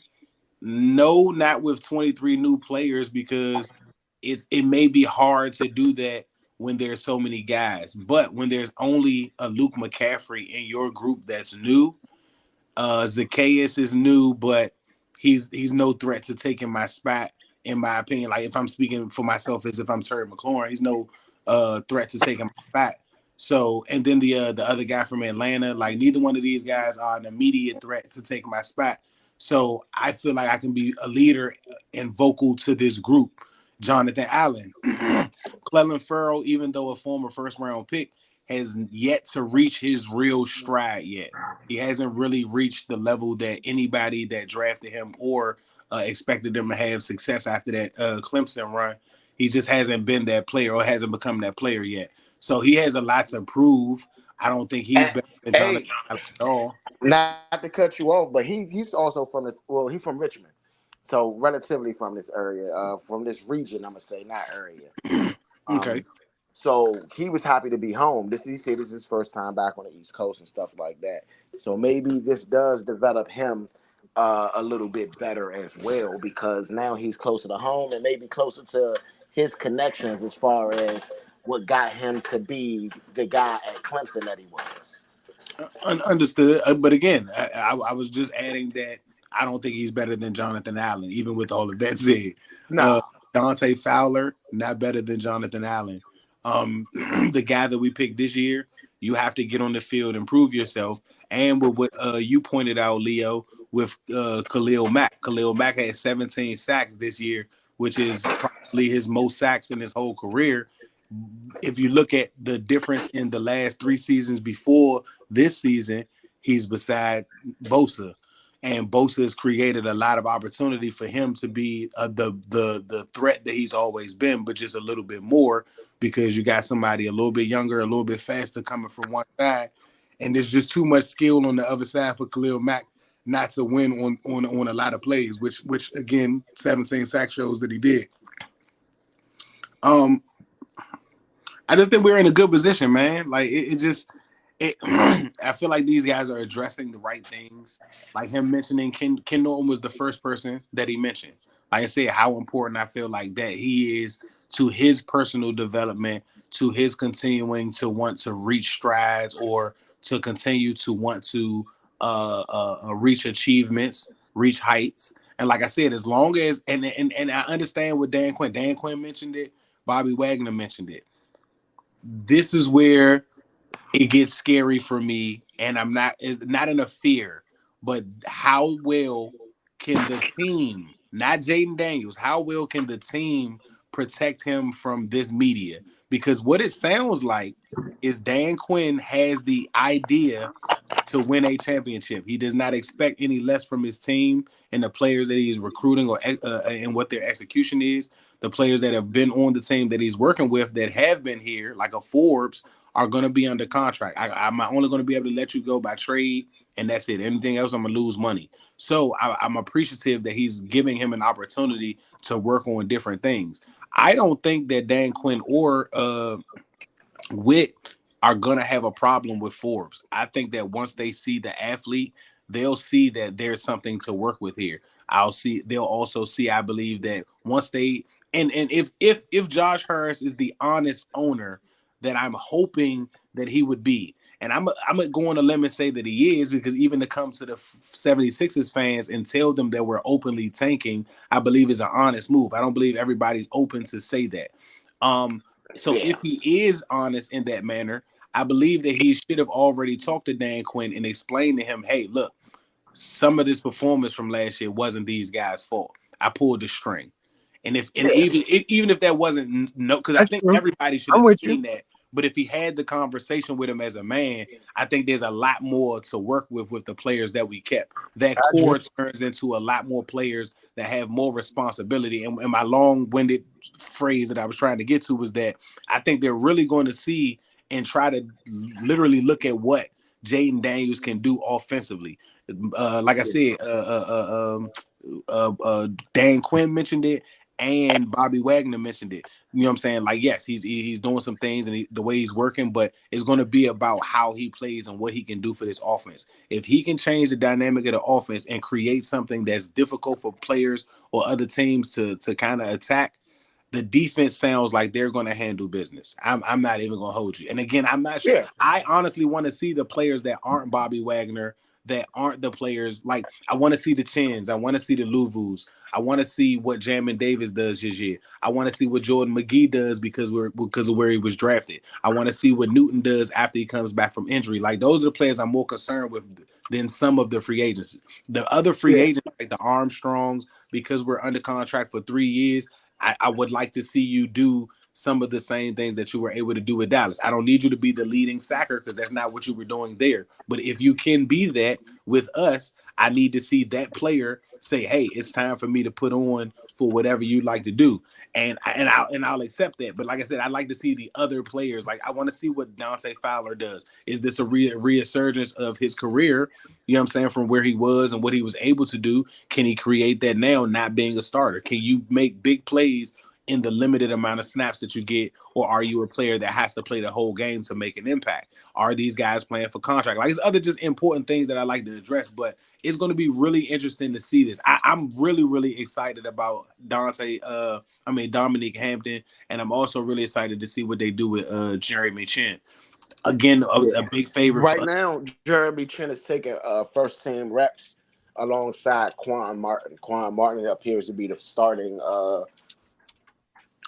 free safety, and it looks like Chin is starting that strong safety right now. It's still early on. But remember, Dan said about a safety coming in at dime and moving down into the coverage area. So that may be room for Forrest because I really don't think Forrest has to. Forrest is not going to stay on the bench. He's going to show in preseason that maybe him and Martin are going to have to find a way to share time or something. And Martin, I think, is special, and because a lot of people have given Quad Martin a lot of praises, and he low-key may be more of a surprise than I thought. And again, but there's so much, to me, there's like small pressures in certain areas. For Jayden Daniels, there's the pressure of being the number 2 pick, but at the same time, I think he can handle that with him having his own personal goals. I think the pressure will be the Washington media if they have a losing streak, only because of how good I believe the defense will be performing as long as everybody's healthy. Yeah, I agree. Let's get Marcus Mariota in here. Man, why wouldn't go to John Allen? We go to John Allen so far now that you guys have been in here for a month or so. Yeah, he looks good. Nah, we gotta go. I think he really moves well, throws the ball well, and for a young guy that's coming in, seems to really like command the offense, and I think that's important. I think that's very important in the quarterback position to be able to like stand in front of these guys, especially older players, and kind of nail it and say, I got this, I got it figured out. So I think he's done a great job of that, and we just got to continue to help him grow and develop. And I think at the end of the day, when we're all competing in that room, it makes every one of us better. How important was it for you to work with Brian Johnson further? He's awesome. I can't say enough good words and good things about him. He is also part of the reason why I came. I think from a football mind standpoint, he's one of the better ones that I've been around. And I just think the person itself, he's high integrity guy. And I just try to surround myself with that kind of people. As you get older in this league, you've been around, you're just trying to surround yourself with good people. And I really think that's what they're building here. Now that you've been around Kliff for at least a few weeks, how would you describe the offense just in general? Like how would you describe it? Fun. I love it. I think, again, someone that's really incorporated what he loves to do, but also like he tries to put each and every single one of us in the best position possible. So that may look different, right? It may look different for Jayden. It may look different for me. It may look different for Jeff or Sam. And also kind of depends on who's in there when there are skill guys. So when you're able to do that and be very versatile, especially as a play caller, I think that's really cool. And I think for us as players, it's a lot of confidence boosting. And Dan preached competition at every position, including quarterback. What's your sense of the competition with you and Jayden? Well, I think competition makes everybody better, regardless of who is the starter day one.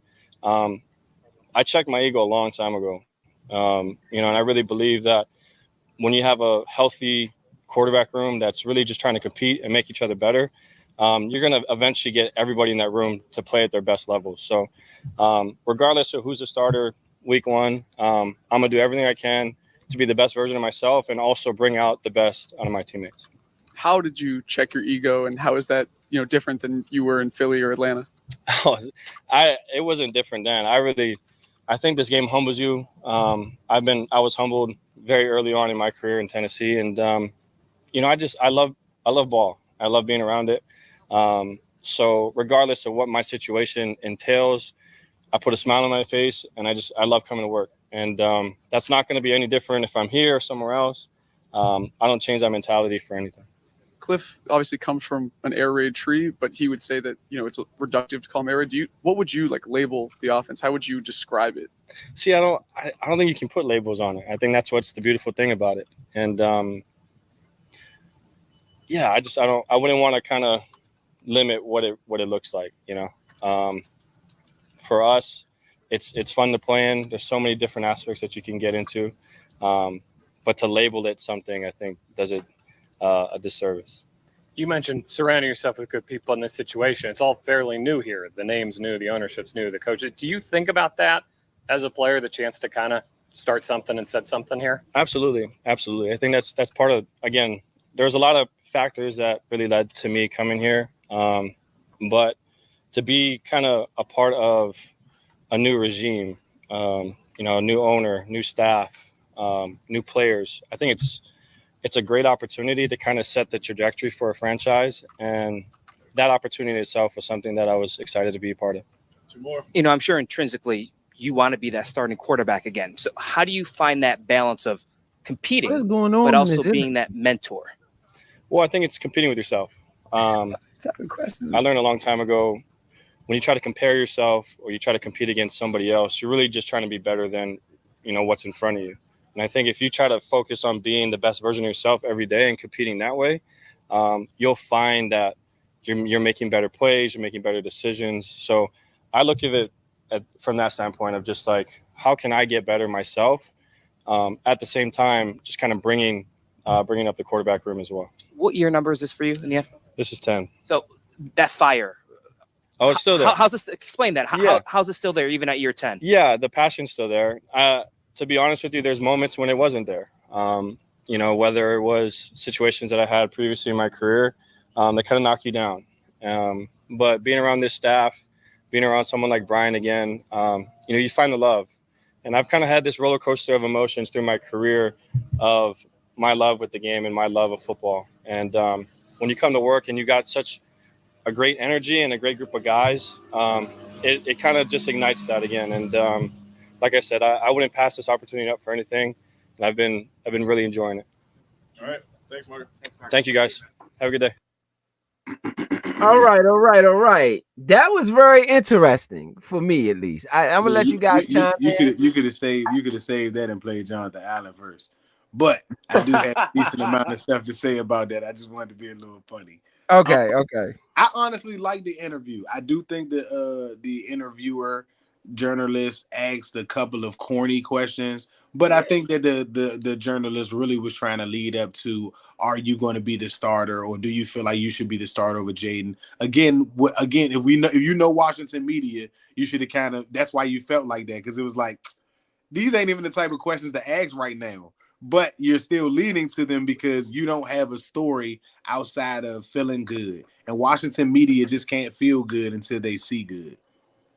Yeah. Now, what I will say about it, in my opinion, again, I've stated again that I like Mariota. What it sounds like is that Mariota is cool with the role of whether he's the starter or not. I think that the only way that he'll start with what that interview showed me is if Jayden Daniels isn't ready. As long as Jayden Daniels is ready, then he'll likely start for the Commanders. Now, the thing is with Mariota, the same way that I feel about Gardner Minshew, they are good preparers. They stay prepared. They're never not like prepared for a game. I think the comfort of having Brian Johnson there allows you. And again, for Brian Johnson, for him to say that if every quarterback comes in, there's a different scheme. How long has it been since we heard something like that? How many times, bro, have you said that as a good coach, your backup? When we had Kirk Cousins at RG3, we was just talking about it. How it seemed as if Shanahan had a different system for Kirk Cousins because he knew that Kirk Cousins couldn't do the same things that RG3 did. Look at where Shanahan has been the last 2, 3 to 5 seasons. If you go to Jay Gruden, he didn't know what to do. He only knew what to do with Kirk Cousins. That's why he couldn't manage the RG3 situation the way that he did. And a little bit of ego and arrogance on top of that, but that's also, again, why he couldn't coach RG3, not because of RG3's attitude, but because his own and not being able to put together something that will work the same way. Right. And it's not just our team. It's a lot of teams in the league that it's because Jay Gruden lied. It's because he lied. You lied. You hear me? There's a lot of teams that unfortunately go through that. You know what I'm saying? Again, the Cowboys, the last couple of years when they had Kellen Moore, and not that Kellen Moore is great, but they did have the number 1 or number 3 offense in the league under him. Whether they always perform bad in the playoffs. I don't see how you blame the coach that gets you back to the playoffs and has that type of record or that type of year offensively, and then you let them go. And then the next year you did have a good year offensively, but we all saw it early in the year that they were one-sided. They were a one-sided football. Kellen Moore was Kellen Moore, but he also was a lot more versatile, I believe, than Mike McCarthy last year. Yeah, he was a lot more balanced. Yes. Right.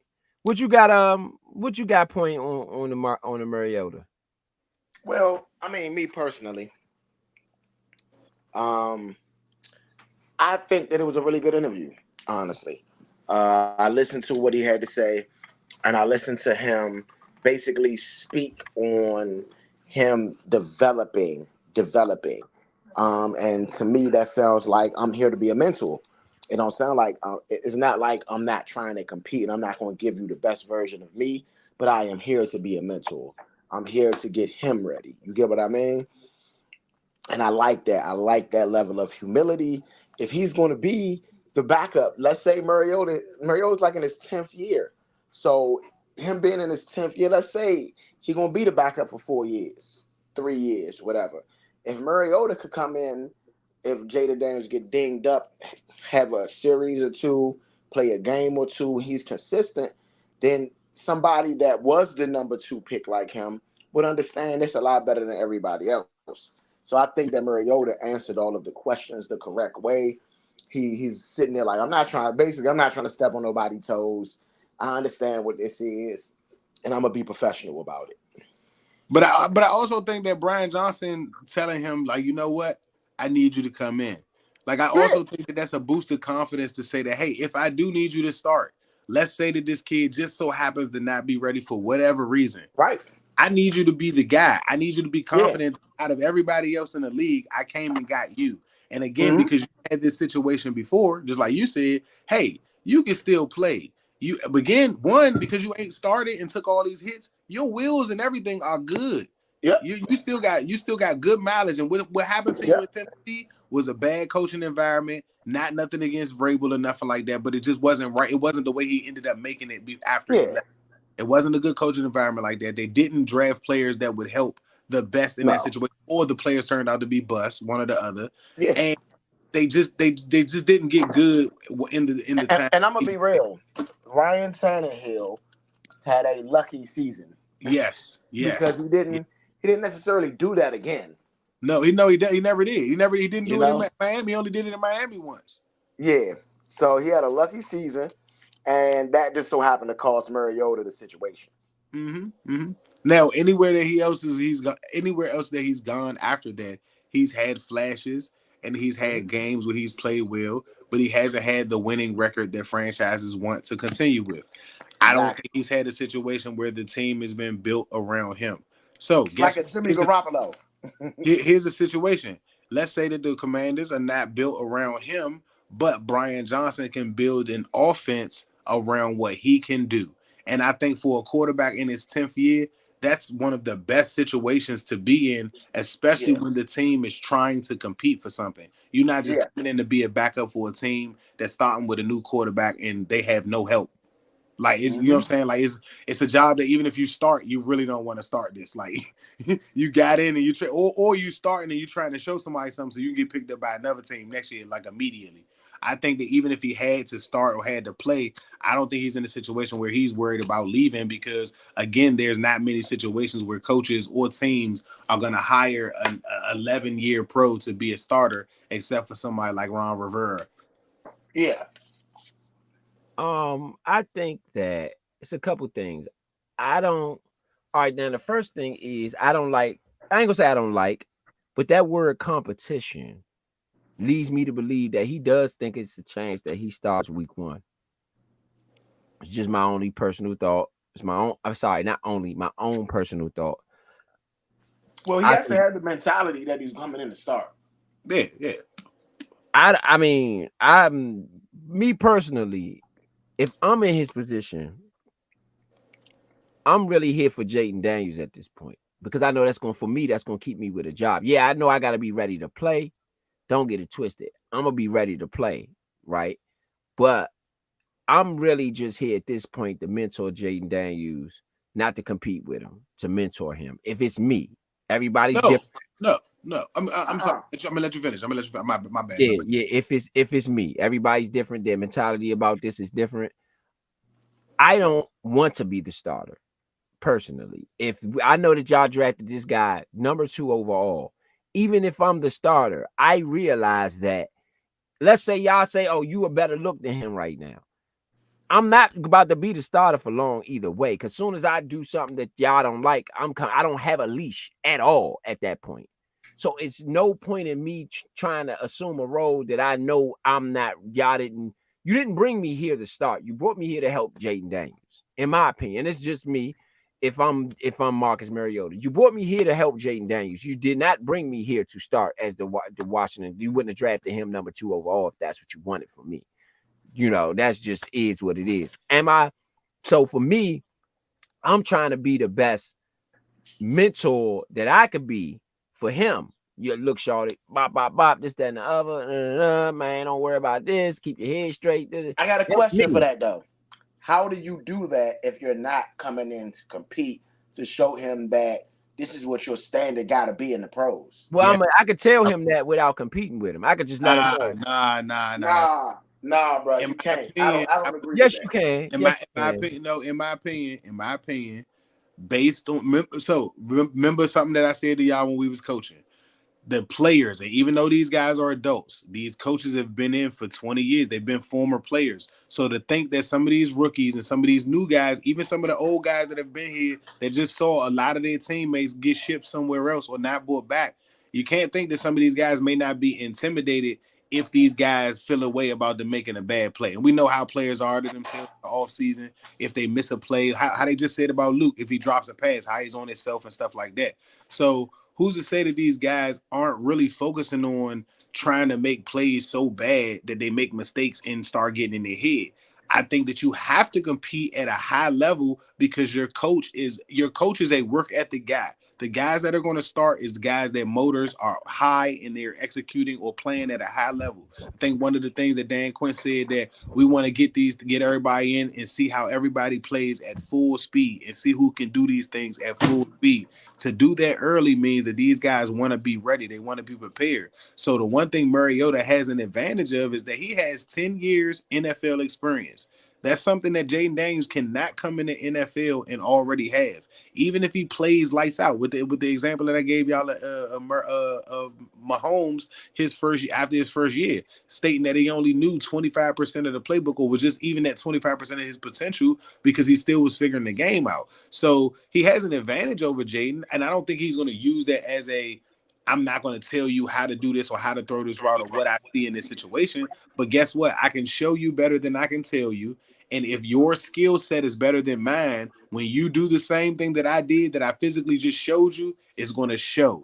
If I tell you how to do this and you do it, that's cool. But I also need to be able to come in and play just in case you get hurt. Yeah, I'm not saying I'm not going to play my game, but I'm going to be realistic with myself as to, because like we always, this is a business too. They invested a lot in Shawty. They want Shawty on the field. So the best, but that don't mean he got to be on the field this year. So the best way that I could serve this team at this point is to make sure he's ready to get in there. Well, remember that. I know what they just invested in him. What they invested in him, they invested in me. He only got 10 million his first year. He's just the first and the second round pick get 20%, get 10 to 15 to 20% of their money the first season. Everybody else after that gets paid a little bit less. And no, excuse me, he got like 20 something. I don't mean money wise though. I'm talking. I'm going to talk about the pick itself, the number 2 overall pick itself. But I'm saying, if I'm Mariota, right?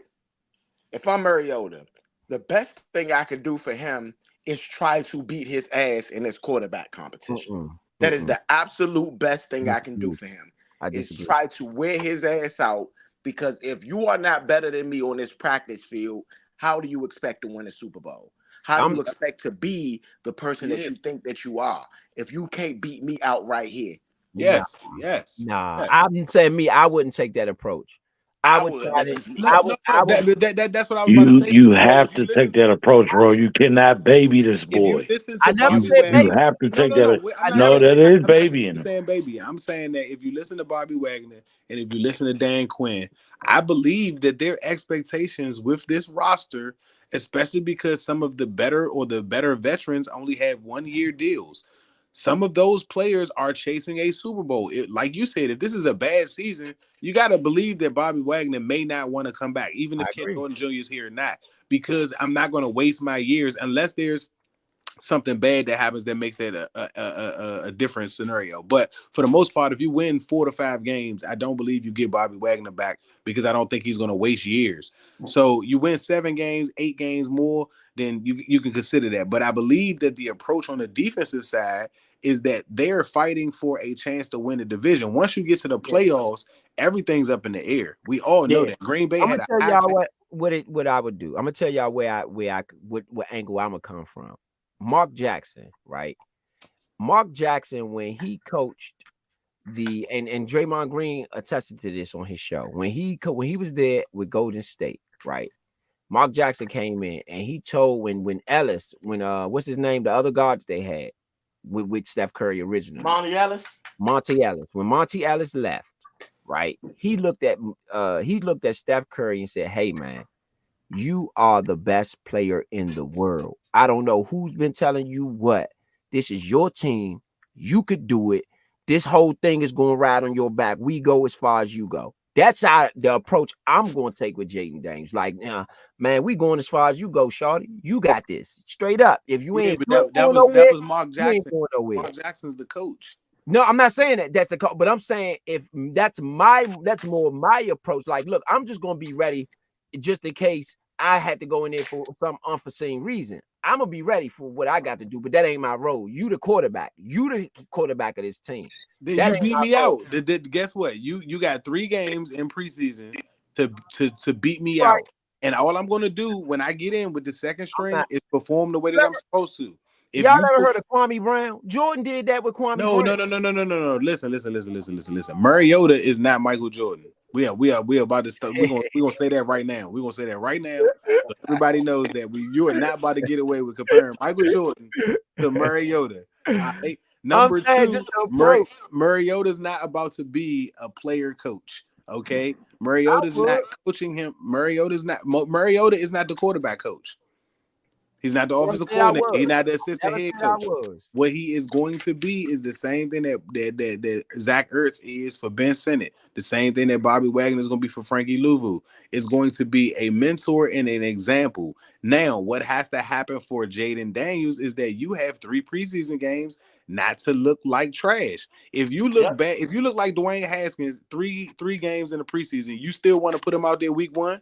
That don't do nothing. Not, I mean, of course, if I'm asked to go out there, I'm gonna go out there. But that doesn't do nothing for the organization because regardless of anything, they still spent a 2-year, a number 2 overall pick on this man. And that just means that you're not ready yet. If Mariota's ready and he's playing better than the kid in week 1, I believe that he has to start because he gives you the best opportunity to win the Super Bowl. If that's what the goal is. If the goal is to mature Jayden Daniels and get better over the next 2-3 seasons, then that's what the mission is, and that's what I got a question. Because if you don't say that, you're gonna be mad about that. Hey, do you think that Mariota could be a Alex Smith for like a Patrick Mahomes? No. I think if his approach was different, I think he competing. That's why I'm saying this. I think that he's competing. Now, don't get it twisted. Alex Smith wanted to start. That's why Alex Smith left Kansas City and came here because he knew that this was Patrick Mahomes' team at that point. He understood it. He accepted it and moved on. He was a 10-year vet. Hold up, though. He knew that it was Pat's team. He knew it was Pat's team at that point. He knew it. He already knew they was going with Pat. So last season, he knew they was going with Pat. He knew they was going with Pat. He knew that. He knew that. So he left. My thing is, if you wanted to start, you should have went somewhere else. This wasn't the place to come because you knew they had the number 2 overall pick. They probably was going to pick a quarterback. You shouldn't have came here. You should have went somewhere where you could play. Hey, row. So you think that if they would have picked Drake May, that they still should have went with Drake May over Mariota? No, I'm not a Drake May fan though, so that's a different story. I would have looked at him and said, "Here's the scenario. Here's the scenario to me, and we are using our own opinion. Just to me, this is the only scenario that you force the quarterback to have to start over Mariota or anybody else is if you traded all them picks to move up to get Caleb Williams. He has to start day 1. Nobody else has to start day 1. I think that the anticipation is that Jayden Daniels starts day 1 because you spent the number 2 pick on him. But just like we said earlier in the other show, the media here is crazy. And yes, the media here will push a narrative, but it does not mean the only way that Mariota starting is bad is if you go out and lose the first game, because then it will be scrutinized that the quarterback is not ready and you spent a big pick on him when you could have went elsewhere. I mean, no, not even if you lose the first game. The first game is against a playoff team. So as long as it's competitive, as long as it's competitive, people not gonna care. This is my thing with that. I know that I don't have the main, and this is me and how I'm looking at it. If I'm Mariota, the best way I can stick around and stay around here is if I'm at service to him, because he's going to be the starter, whether it's now, whether it's later, the most I got is 2 years. That's and that's stretching it straight up. That's stretching it. I could have the most amazing preseason. They say we're gonna go with you, and we can go deep into the playoffs, even win a Super Bowl. Guess what? Come the year after that, even if I win a Super Bowl this year, guess what? Come the year after that, they're gonna be saying we gotta get Jayden Daniels in here. Okay, that's cool, and that's fine. There's nothing wrong with that. So what's wrong with that? What's wrong with that? I'm on ball time. What is wrong with that?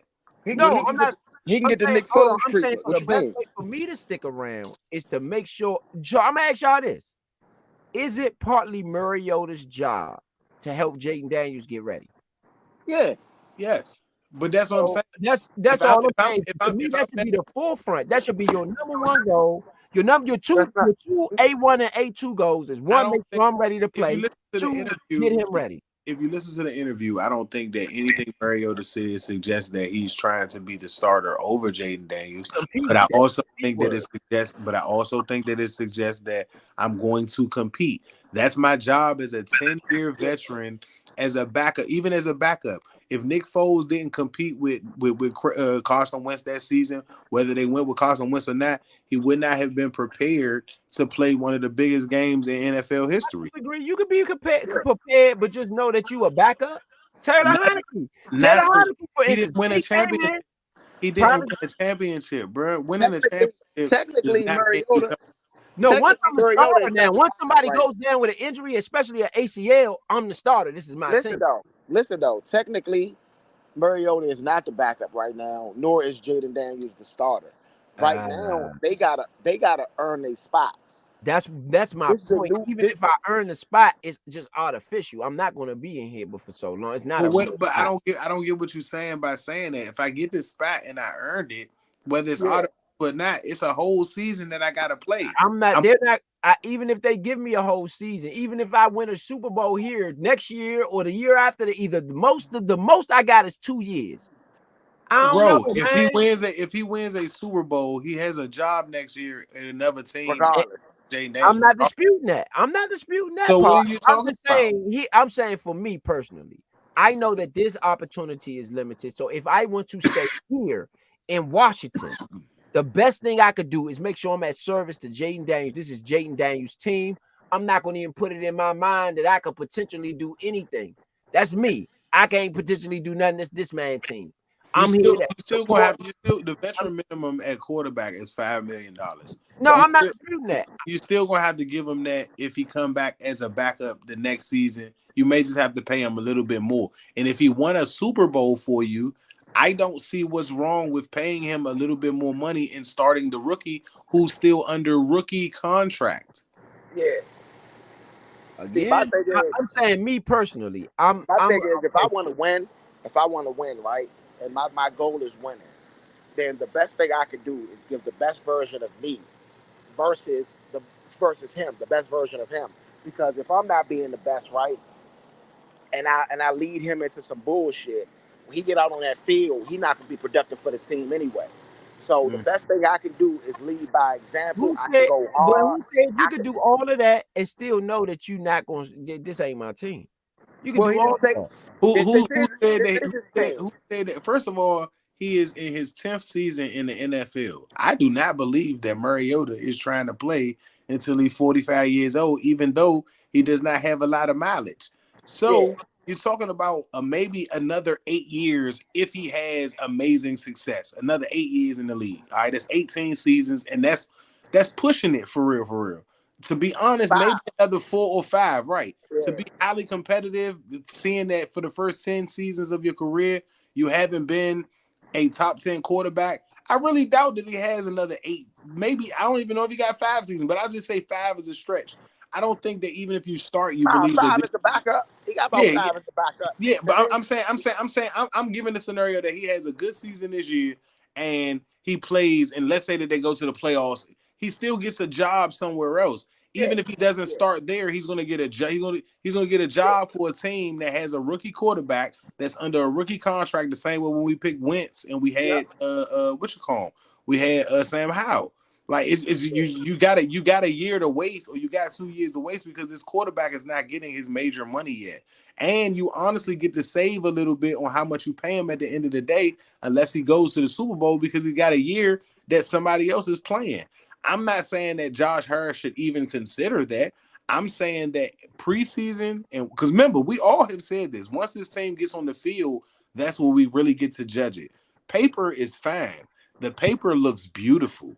But on the field, and with him saying that Brian Johnson is skilled enough to draw up a playbook or a play scheme for just me if need be, means that I can run an offense that and I feel comfortable with Mariota starting. Not that I want that version of our team. I would love our version of our team with Jayden Daniels, first and foremost. Let me say that first and foremost. But if Mariota starts, he has the most experience with the person that is designing our plays.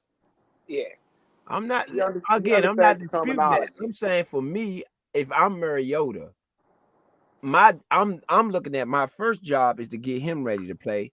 My second job is to get me ready to play. I think that's me. I think his first job is to get himself ready to play. Yeah, because think about it. Listen, think about it. Think about it in the event that Jayden Daniels does go down and he's not ready to play because he's been worried about getting Jayden Daniels ready to play. No, that's why I said my second job. I didn't negate either job, but I need to make sure that he's ready. That's how I best service this team, is making sure Jayden Daniels is ready to play. That's me. That's how I'm looking at it. You know what I'm saying? If I'm Mariota, my number one job is to make sure that Jayden Daniels is ready to go out. How do you help him with that if the offensive coordinator, if the play designer knows that he has a different skill set or a skill set that far supersedes his, that he's going to design different plays? How does he help him get better if they're running different stuff? I mean, you could just still explain some of the basic stuff, like what Dan Quinn said. This is how you do your body. This is when you get up in the morning, get yourself into a routine. Stay away from them little naughty head brides. Yeah, being a starter doesn't mean that you remove your role as a mentor. I believe it's starting like when on any given Sunday, Willie Beeman wanted to start. He wasn't starting yet, and they had what's my man name? Harrison Ford. No, it wasn't Harrison Ford. No, I'm playing. Dang, I can't remember his name. It's the old white dude though. I remember. Yeah. But anyway, he was a starting quarterback, and yes, he had the ego where he was going to be a starter. This is one of those situations where that was like in lieu of things. That was like a Drew Bledsoe or a Tom Brady in that situation. That's getting the young quarterback to come take his spot. Mariota's not in. Joe Montana was Joe Montana and Steve Young, as effectively with Joe Montana was in his feelings that they was parting ways with him, and that's why he went to Kansas City. Oh, okay, even a better scenario. Mariota's not either one of these guys. I don't think competing means that I'm trying to be the starter over this guy. Competing means that this is how you prepare as an NFL starting quarterback. I have been that before.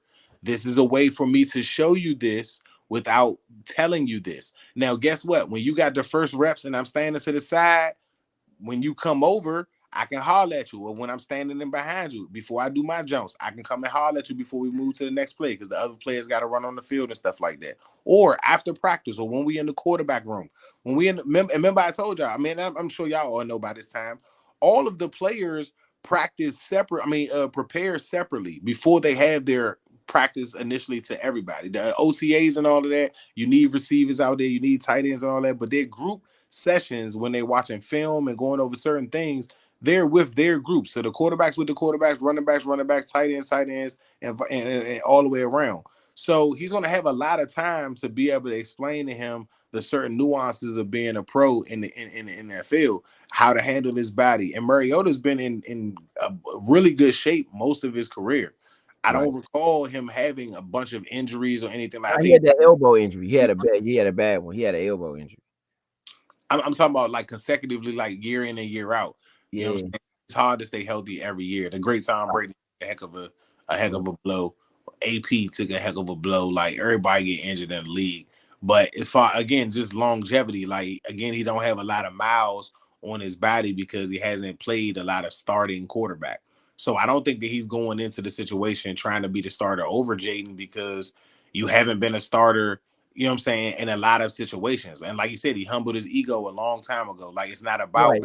some things aren't about put it like that. I wanted to hear the tone of the interview be more on that level than I'm competing. I wouldn't even. That's me. I wouldn't even use that word. If I'm well, Mariota, again, you remember I said in the beginning of my statements, your coach brings the identity to the team. The Right. coach wants everybody to compete. He's not giving out any starting anything to anybody, even with a number 2 pick being spent on the I ain't court. stupid though. Huh? I said for me, I'm currently like I ain't. No. stupid. I'm not saying you don't have to. For Mariota, Now I you don't gotta even listen. want him You to go got with. you gotta go with the coach though, bro. Yeah, And that's what I'm I saying. As you Mariota, gotta I'm not going in. listen. I'm not going in. The ego thing to me, what Mariota's saying is like, I'm not approaching this situation as if even if I am the starter, I'm not Right. approaching this situation as if I don't know my role is to help That's what young I'm saying. quarterback. No, That's again, what I'm saying. at 10, again, Mariota doesn't even mark me as that type of quarterback. That's the only reason why I'm even knocking what you're saying, and it's not even to disagree with you. It's more so like this player doesn't have rumors or social media stuff with him being this guy. Like even with Tannehill coming in and playing over him, and then Tannehill getting picked, like he didn't cry about it. He didn't make any gripes. He didn't say Tennessee needs to bring me back. Like he's not better than me. I'm the number 2 pick. Like I don't recall any media with him, you know what I'm saying, doing all of that. So like I said, I think your job here is comfort for Brian Johnson to be able to settle into his new position, have a quarterback that I can trust just in case things don't work out. That means that if my rookie quarterback is not ready week 1, that's a just in case things don't work out. If my rookie quarterback happens to get injured, Lord willing, that doesn't happen. That's a just in case. You know what I'm saying? So you want to look at it like that where, okay, I got comfort where if Mariota has to start. Okay, there's another thing he said that was struck me as Mariota doing a little bit of his own thing. Because Kliff KingsBury obviously describes his offense as an air raid, something air raid. And what did Mariota say in the interview? Oh, I wouldn't call it that. I wouldn't because I don't it like that. I remember I said that. I mean, again, we have to see, but I said that. I don't think But that y'all say going with the coach though. No, I think that is. I don't think Kliff KingsBury has not come out and said that. Yes, he has. Yes, he has. No, what I'm KingsBury not running the air raid. What I'm saying, that's how he described it. That's what KingsBury said himself. How he that is what the question. If you go back to the questions have been this. Most of the interviewers have led to this is the offense that you have ran in the past. So yes, that's the description of what I've ran before. But Mariota even stated that I wouldn't call it that because the same way with Kyle Shanahan, how we all know that the Shanahans love to run, but it wasn't the traditional way of them running the ball, and they still were successful. I think that Kliff KingsBury understands that I have to develop some things that are going to be different for this team because I have to take advantage of what Jayden Daniels can do. That's where I don't think, because I even said that I don't think the air raid works in the NFL. You know what I'm saying? Like no team, even when the Steelers try to do it, even though they try to do it in their own way, we're just gonna line up at 5 wide, just throw the ball all game. Okay, you see what they did against us that season? They went 11-0, and they were 11-1 after us, and they didn't do well in the playoffs and lost out first round. All right, you just can't do that. You have to have a mix of a lot of other things in order to be successful in the NFL. And guess what? Here's where I believe that Dan Quinn in this change of culture will make a bunch of moves. One, if it does not work out with Kliff KingsBury, then that means that Kliff KingsBury was brought in to get Caleb, or at least to at least hone in the idea of getting Caleb Williams. Then that also means to me that Brian Johnson will go from pass game coordinator, assistant head coach to offensive coordinator. I think he was really good in Philadelphia. I can see that. You know what I'm saying? So, and again, like I said, these are decisions that we hold our coach and our GM accountable if these things don't work out. Who are you willing to fire someone that you just brought in? Do you have a relationship with him like how Ron Rivera did with Scott Turner? Do you wait too long to make the change? Are you willing to do the things that you weren't willing to do when you were in Atlanta as a head coach and make the tough decisions? Because the tough decisions are to make your team better. That's your job as a head coach. And holding on to friendships, if the job is not done well, is not how you benefit to getting the team, you know what I'm saying, to a certain place. Right. All right, we're going to have the last interview of the night. We're going to get John Allen in, but we have some more interviews coming. Point, do we got to score the fight before we get into the last interview? Do we got to score the fight coming up? When the next score the fight? Next quarter fight will be June 1st.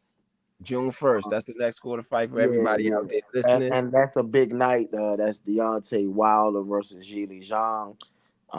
Big Bang Zhang, you know what I mean? That's going to be a pretty big fight. Both of them coming off of losses to Joshua Parker. But that's a big night in boxing. I'm going to probably try to get Ro to post the commercial, man. This is one of the best boxing commercials I've ever seen in my life. It's going to be a big night. KingsBury versus DAZN, basically, versus Eddie Hearn. So that's we're going to see.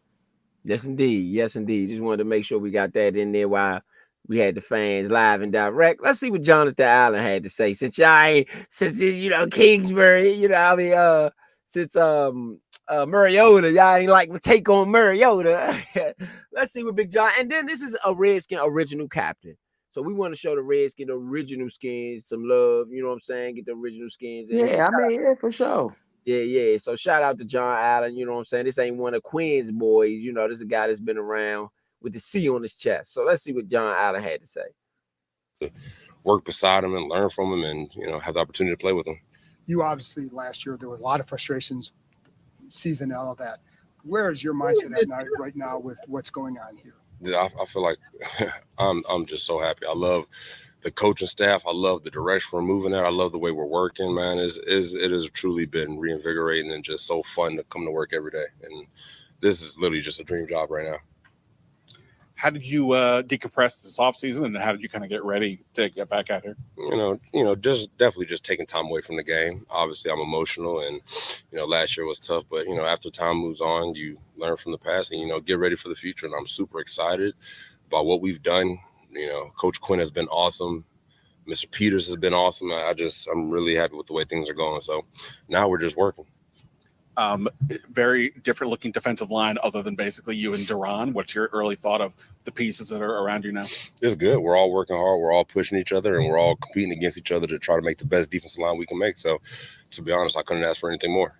You've been part of youth movements and rebuilds here before. What's different about this group? What's different about the perspective and everything about this? Man, the thing I love most about what we got going on right now is everybody's determined and everyone's focused. And how do I say this? Everybody has something to prove, and we're all pushing towards the same direction, and I think that's going to be so great for us. Everybody has the same motive, the same motivation. We're all chasing after the same goal, and we're all pushing each other to get there. So, it has really been exciting being here. And does that feel like different than just any other offseason where you get that optimism that comes from being away from the game? Yeah, for sure. I think it's pretty known that we've had, our struggles in the past, but it has been really good this year. So, I'm not going to talk about how great it is because at the end of the day, we still got a lot to prove, but I have a smile on my face coming to work every day. And did you have conversations with Adam or DQ like in the offseason about, hey, what's this going to look like or how are we going to do this? Yes. I talked with them, but they didn't talk to me about like their plans, which I don't really think they had to or should have, you know what I mean? We just talked about, what we want this thing to look like, and I'm on board with it. What do you think of Jayden so far? He's cool, man. He's a quiet guy. He comes in, he works, and, I pride myself on being one of the first guys here, and he always beats me here. So I think that's, that's pretty cool. Stays late. He does everything you want out of your number 2 overall pick rookie quarterback. So I'm excited to see him work, excited to see him play. I'm just focused on what I got to do to try to make his life as easy as possible. In the new defense, do you expect your role to kind of be the same, or DQ's been known to move guys around, give them best opportunities for their skill set? I try not to focus on that too much. Obviously, it's still early, and until the bullets start flying live, it's going to be hard to tell what my role is per se. My job is just to make sure I'm in the best shape as I possibly can be. And, when my number's called, be ready to perform. As you're decompressing in the offseason, you're watching what this team is doing with the GM and the new staff. At what point when you entered this building did you realize, okay, this is different and I can get behind this? No, I mean, when I first met with Coach Quinn, I just loved the energy he brought. I just loved the vision that he had for this team, and I was excited to just get to work. And every day is just like refreshing, you know what I mean? It reminds me of Alabama a little bit with the level of competition we have and the way we work. And it's been really good for me. It's been really good. You've made it known you just want to win, period. Is this the best you felt kind of just going into a season about, you know what, I think we're getting the pieces, like we can win here? It's hard to say. I mean, games aren't won in May. They're won in September. So all I can say is we're working really hard, and I like the direction we're going at. We still got a long way to go. I have a long way to go. So, we'll see come the season. But I can say for right now, this has been an awesome, OTA so far. Being a leader and a team captain in this new regime, new coaching staff, how do you maybe assert yourself even more as a leader? I think the biggest thing with leadership is just being a genuine person. So I don't think for me, I have to go out there and try to be something I'm not. I'm always passionate, so I'm just going to try to bring my passion to work every day, work really hard, and try to lead by example. And if I need to speak, I'll speak when I have to. But for the most part, just trying to be present and just lead by example. And what did you work on in the offseason once you started to get back to it? What did you think this is an area I need to get better at? If there was one. Yeah, I would say consistency. And I know that's kind of a vague answer, but I feel like everybody is a good football player in the NFL, but the best players are consistent. So just getting back to basics, making sure I'm doing the little things right, focus on my diet and nutrition, my exercise, and my sleep, make sure I got all my, square one bases covered and, growing from there. All right. Sweet. Appreciate it. Johnathan Allen. Okay. So, yeah, he said a couple things. Make sure I can make Jayden Daniels get his job the easiest I can make it. That's how I felt. That's how I felt personally. That's what I was saying with Mariota. That's how I felt. Just make Jayden Daniels' job as easy as possible. I know what it is. He said, be yourself. Don't be nothing you're not. I'm not the starter if I'm Mariota. I ain't the starter. I know this. That man is the starter. That's all I was saying. So does that mean Johnathan Allen is a starter? Because he said that. No. I'm saying Johnathan Allen is like, no, what he said was like when they asked him about Jayden Daniels, he said, only thing I can really do is try to make his job the easiest I can make it. And that's why I'm Mariota, that's how I feel the same way. You know what I'm saying? Like, I can't make myself be the starter. I know I ain't the starter. He the starter. So what I can do is make his job the easiest I can make it. I'm about supporting him at this point. Well, they don't play the same position. I'm just saying in general, the mentality. No, but I'm saying like with Mariota, even though we're on the same team, I have to compete against him. This is what I have to do. This is why I'm here. If I don't compete against him, guess who's gonna have my job? Sam Hartman or Jeff Driscoll. You get what I'm saying? No, hold up. Now, what you're saying is actually right. If I'm Mariota, that's who I'm competing with. His job is more or less solidified, his number. For me, I'm competing with those guys. You're right about you're competing with all of them. Right about you that. You are competing with all of them. I ain't competing with Daniels because I know he's gonna be the starter. There's no point in that. Bro, no, bro. You are competing with every single one of them, bro. You got to compete with all of them. You can't compete with 2 out of the 3 people that's there. No, you got to compete with everybody. I'm not saying again. I'm not saying I'm not competing. I just realistically know that he's probably going to be. They're going to, regardless, they're going to push for him to be the starter. They're not going to be pushing for me to be the starter. Yeah, he knows that. That's all I'm saying. That's all, bro. He knows that, and what he said with the humility, I've been humbled. I know what's going on. When he said in Tennessee, don't you think that means when I was in Tennessee, guess what? I was the starter, and they gave it to Tannehill. I was humbled at that point. You know what I mean? And that's exactly what he mean by this. You know what it is, but at the same time, like I said, he has to compete at the highest level that he can. He got to go hard. He got to stick his foot in Jayden Daniels' ass if he can. Because guess what? If Mariota beats you out in camp, Jayden Daniels, you just ain't ready. I agree. I agree. What y'all thought about Johnathan Allen? I don't honestly. What y'all think about these interviewers? I think they was pretty good interviews. I think Johnathan Allen said all the right things as a leader. No, I'm talking about the interviewer, the questions. Oh, the questions suck. But I'm gonna be real. Johnathan Allen, he answered the questions the way that you wanted to hear them, because there's been a lot of trade talk about Johnathan Allen. And so him saying, I'm just happy to be here. I'm happy to come to work every day. Me and Coach Quinn, I believe in what we're doing here. That's a very big thing. Even if we all want to know about the trade talks. They've been talking about he getting traded to Miami. That was all over the news, and it's like, nah. What happened is they are, and I don't know, it's a mole. I don't know if it's a mole in Miami or it's a mole here. But there's a mole, because the mole said that I'm gonna be real. The mole put it out there that Miami and us was in trade talks. And so what the talks ended up being is not trade talks, but joint practice talks. Right. So the mole got it a little, but they was right about Miami, because Miami is the team that we agreed to do the joint practice with. So they heard something. They heard something. Yeah, I agree, and I can't knock no information that come through this wire on the Nature Sports Podcast. Shout out to everybody that's out there listening. We got quite a few people out up with us off the late night. So, and believe you me, things come through this wire right here. You're gonna see them later on.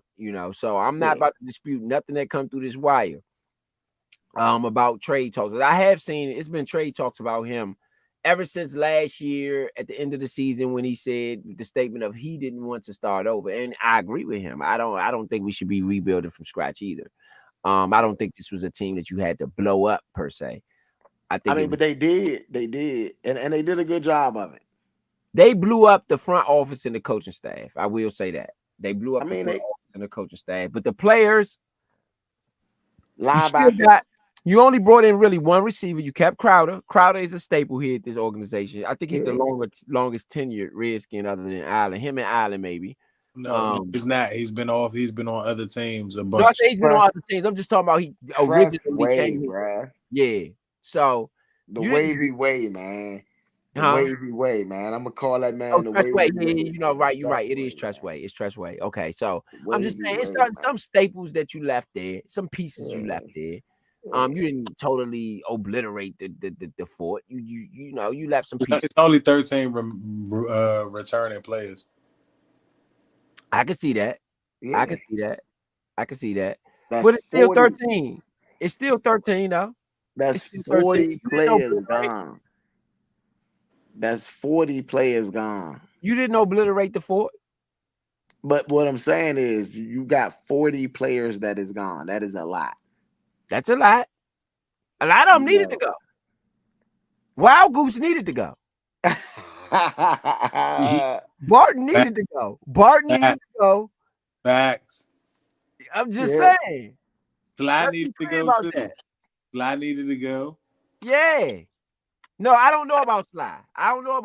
Sly couldn't kick the ball higher than he needed to. He got more kicks blocked in the last 2 seasons than anybody in 4. Right. I'm not disputing that, but I can't. Right. This dude better be good, McManus. Let me say that. He better be better. They're the same kicker. They're the same kicker, just one got a higher arc. Look, he better be better. That's it. If you no, here, percentage-wise, they the same kicker. One just Brian McManus, all right. I don't know. Everybody ain't all right kickers. Let's be clear about that. They better. Brian McManus been all right though. He's been all right. That don't mean he's gonna be all right here. He been kicking indoors, haven't he? Where he come from? Jacksonville. They ain't indoors. It's outdoors. But that's in Florida. That ain't DC. He was in Denver. Oh, he was in Denver. That's no altitude. No altitude. And if you're a gambler, you know, and you gamble on baseball, for the gambler baseballs, they know when you gamble with the Colorado Rockies, why do you gamble with them? You're gonna pick the over. Why? Because it ain't no altitude. Them balls is flying out the park. That's different in Denver, though. No, it's the same. The altitude, Mile High Stadium. That's why they call it Mile High. They ain't got no altitude. As high as it is in the sky. They ain't got no altitude. That's a big difference. I didn't know that. He was in Denver. It is a big difference. The air, That's a the big air, difference. the air is different. Yeah, it is different. Yeah, that joint thin as I don't know It what is. it is. This DC out here heavy. We got some heavy air here. I mean, nah, but if he don't make it, then he don't make it. See, DC is a hard place to kick, bro. But I'm telling this you. is where the coach. This is where the coaches got to get it right. Look, if he got to be able to do it here. This is training camp. If he ain't doing it in training camp, they can't expect him to do it on the That's field, true. right? That's true. So like this That's is where the true. coaches got to get it right. If the coaches get it Is right, he the then only ain't nothing to kicker in worry camp? about. Nope. Okay, No. I can respect that. I can respect it then, because y'all got some other Every position got competition. Yeah, I can respect that. I can Every respect that. position got competition. So I can like, respect that. except for Trustway. Right. I can respect that. I can respect that. Y'all got some other And options. Trustway earned this role. You know what I mean? We know what we getting out of Trustway. Out of everybody on the team, that's the one player we know what we gonna get basically. Right. So yeah, I like the John. We I know. liked this interview. I thought it was very genuine. Again, they talked about leadership because I mean they obvious. I'm gonna tell you something about this media too. Let me get on this about these interviews. What the hell type of questions is they asking? Like, come on, y'all. Y'all got to get it together. These were really bad questions. The Dan Quinn interview wasn't that bad, but the rest of them, and we're gonna get into more interviews. Y'all, we had a Jayden Daniels interview coming up probably on Monday.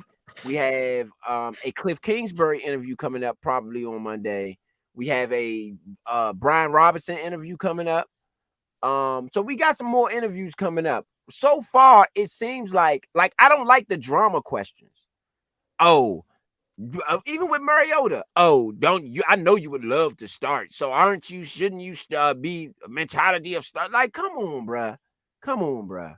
But we talked about it though. That's the Washington media. That's the Washington media. You right. But come on, y'all. Y'all might have to get more y'all might have to get different media members to all of these the ones who are privy to press passes to be in the press conference Associated Press and ask the questions.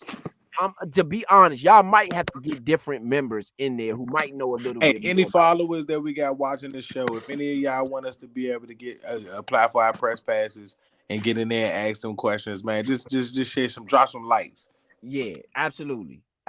Because those questions are really messed up, to be honest. They put the players in a really ugly situation to answer questions that they probably shouldn't even answer, that's not even relevant.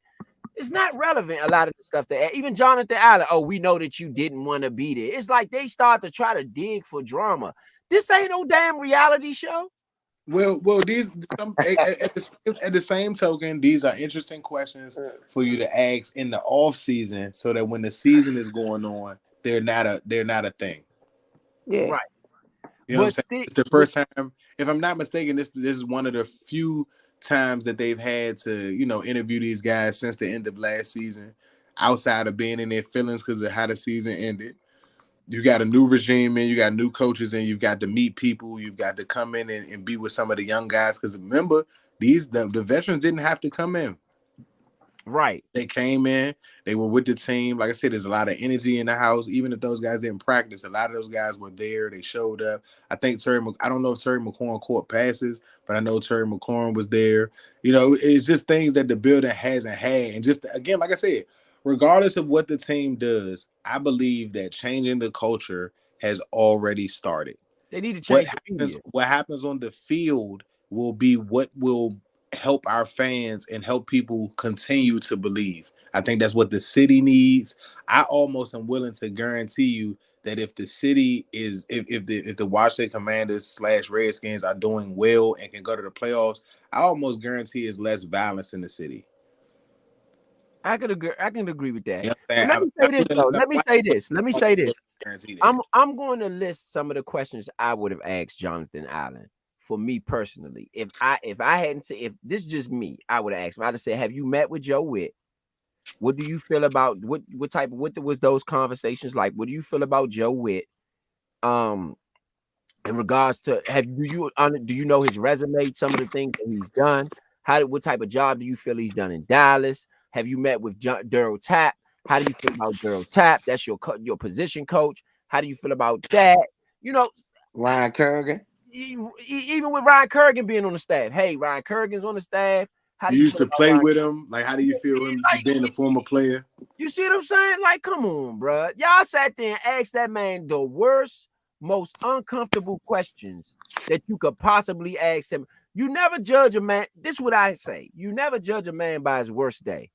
Honestly, Johnathan Allen is normally kind of cool and behind what the coaches got to say. At the end of the day, that was like his worst days. Him saying, I don't want to, whatever drama he had towards the end of last season, which was justified. Probably because we were tanking and he might have known it and he might have been pissed off about it like I was pissed off. If y'all go watch the show, go watch the nature show from at the end of last year. I was pissed off too. So it wasn't just John Allen. I was pissed off. The tanking thing, I'm totally against. So if that was what they was doing, if he felt like they was doing it, like I felt like they was doing it, yeah, he was justified in saying every damn thing he said. Fact. I totally agree. You know what I'm saying? So you can't, why would you judge him based on that? This is a whole new regime. Obviously, he likes what's going on. So why even bring that up? How about that? You asked him already how he's feeling. And you know what I'm saying? He told you it's a totally different energy. I'm excited to come to work and leave it past in the past. Man, what the hell? That's why I said who that? Trying to open up old wounds. Well, to be honest, bro, like, let's be real. That other source of news is becoming old. Right, it's old. Even though I still believe that the paper is a good source of information because of how well some journalists are with their stories and what they actually cover compared to the actual news. But let's be for real, bro. Not a lot of people read that. They read the clips. Wait till my final thoughts. I got something for the DC media. Wait till my Well, look, before you get to that part, just make sure that we all, you know what I'm saying, make sure you know that we all want to be able to work in this field. And again, I'm going to second whatever you say. So I don't even care if you say I'm going to second whatever you say. Bruh, and no, I'm also going to say for the media side, on that side, understand that social media and podcast media is just as big as you guys. Even if you guys are one big entity, we all are a large entity and community together. So, be mindful of what my man has to say. I'd like to try to protect, having an opportunity with you guys, but I also know that, stealing from the lower class is makes you guys a certain people to me, and I don't really work well with others in that regard. Because you got to protect the players too and their integrity, and you don't want to put them in a situation where they say something that might mess up their opportunity. Where he do get, let's say Johnathan Allen would have been like, man, you know what? Since you asked the question, and then dove into something he had no business diving into. Mm-hmm. And you get him traded because he's having a bad day, or you created a bad day that made him throw off the locker room or made people feel like, I don't know, maybe it's some of the what's going on. Right. Or just ask questions that's not there. That's stuff that's not there. It was very, and they did it to Mariota too. This ain't just for John. I feel like y'all did the same thing with Mariota when he was up there talking about, we know that you want to be the starter. Who the hell says that? Like, what are you talking about? Who told you to talk for me? Ask a question, I can answer it. Right. I think all these guys are pretty educated. I don't think you can go to the NFL without going to college for at least 2 years. So, I think give them a little credit. Exactly. That was wild, bro. That was wild. That don't mean they learned the goddamn thing. What I will say and what I will give all them credit for is that regardless of such accents or anything, because a lot of people choose to believe that because you have an accent or you got a heavy tone that you aren't educated, whether they got somebody to help them with their work or not, they still went to college. Yeah. That still meant that they had to learn at some point. They all have had tutors. They've all had to pass major tests in order to graduate. For those that did not, for those that went to school for 2 years, and all of these athletes got to go to school early, which means that majority of at least 80% of them have gotten at least a bachelor's degree. Yep. You know what I'm saying? So I'm not saying that they got to be geniuses, but just like I think that it's very fair to like the word on the streets is that Lamar Jackson's not going to get a ring because Lamar Jackson talks like an N-word. And that he doesn't, you know what I'm saying? Same way with Marshawn. Why I think that Marshawn Lynch got sponsorships and everything. The reason why he said not that I'm here not so I don't get fined is because I think that he felt like how they looked at him. Yeah. Even though he is an educated man, black man at that. Went to Cal, though. They don't even understand what school he went to. He went to Cal Berkeley. If y'all don't know, if y'all don't know what school that is, maybe you should look it up. But understand as the athlete, Ivy League school. Understand as the athlete who's being treated like that, how insultful that is. Like now, Richard Sherman, he went to Stanford, he couldn't hold it. Right. You know what I'm saying? Richard Sherman couldn't hold it. Right. But again, like Bobby Wagner said, all the different characters I got on my team, they're lucky that they got the one ring. Yeah. And I'm not saying that they didn't earn it or deserve it, but again, you had very, I mean, again, first of all, people don't understand, bro. To understand what goes on in one NFL play, like I ain't gonna hold you. Athletically and as a player, I feel like I could have played. I'm not saying this. I know a lot of people say that. People that know me know. I feel like I could have, and it's hard to say that my practice ethic and my work ethic and my practice ethic wouldn't have got me there. What I will say is that I was not a workout demon until after I graduated, so I needed to learn that part. I know where my weak points were. These guys are major athletes. Yeah. They are tip-top shape guys. They are, the sorriest player is a major athlete in the NFL. If it didn't work out, he's a bust. We can all go to UFL games, Arena League games where former players are beasting out because they're not trash. Sometimes you're in a bad situation. LaMarcus Russell was a great talent at quarterback. He had a problem. Yeah. The team didn't decide to take care of him first. They decided to move on because it's too risky of an investment. But you invested $40-something million into that kid. Yeah. You can't send him to a rehab program. One of the best wide receivers that I think I think he would have made it in the NFL as one of the best wide receivers to date if he would have gotten over his weed habit, which they allowed years later, and not Josh Gordon, but Justin Blackmon. Yeah. Justin Blackmon was on Sports Science, and Justin Blackmon had the largest catch radius of anybody over the last 40 years in the NFL. He couldn't get over being high. And don't get me wrong, like I said, I'm only not to judge him. I smoke a little bit here and there and everything. Shout out to the cannabis lovers, 420. Yeah. But at the same time, someone as a mentor has to be able to tell you that there's a better business decision in your life you can make. Right. Is this worth the decision? And if this decision affects you on the field, you got to take a break. Right. Not everybody has that. Not every team spends the money in those areas. You know what I'm saying? Gilbert Arenas was saying that the other day on this show, like the NBA has certain teams that got specified trainers that aren't just trainers because they got a degree. They played the game. They know the game. You know what I'm saying? They've seen certain scenarios that they help out certain players. And he like, why is it that these teams got money? Why are they not hiring people for $5 or $10 million a year and giving him a job instead of giving the scout boy from Ball State a job because he knows analysis and he can read the charts? Bump those charts. He can't tell whether this kid can move out of the triple threat or not because he's just reading charts. Yeah. You know what I'm saying? So, you know, all of these teams got to make changes and do certain things. And like I said, just the direction that I feel like we're in, not even headed in, like that we're at. There's a lot to be expected from the team.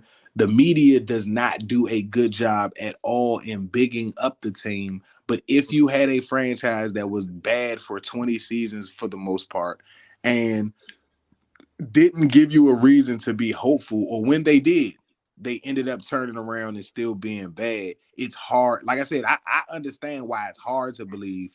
I just feel like you can't be blind either.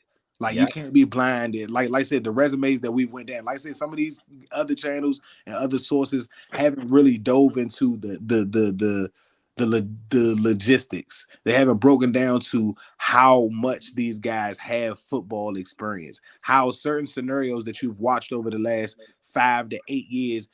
Again, I'll go. I don't care how good the Shanahan's was. I'll go all the way back to Joe Gibbs. You want to see real Redskin football, quality plays on certain situations, even if we didn't get it. The approach to the down, how we manage the clock. You go back to the Joe Gibbs season before Sean Taylor passed and look at that 2 years of football. It is quality football in the 2000s. Mm-hmm.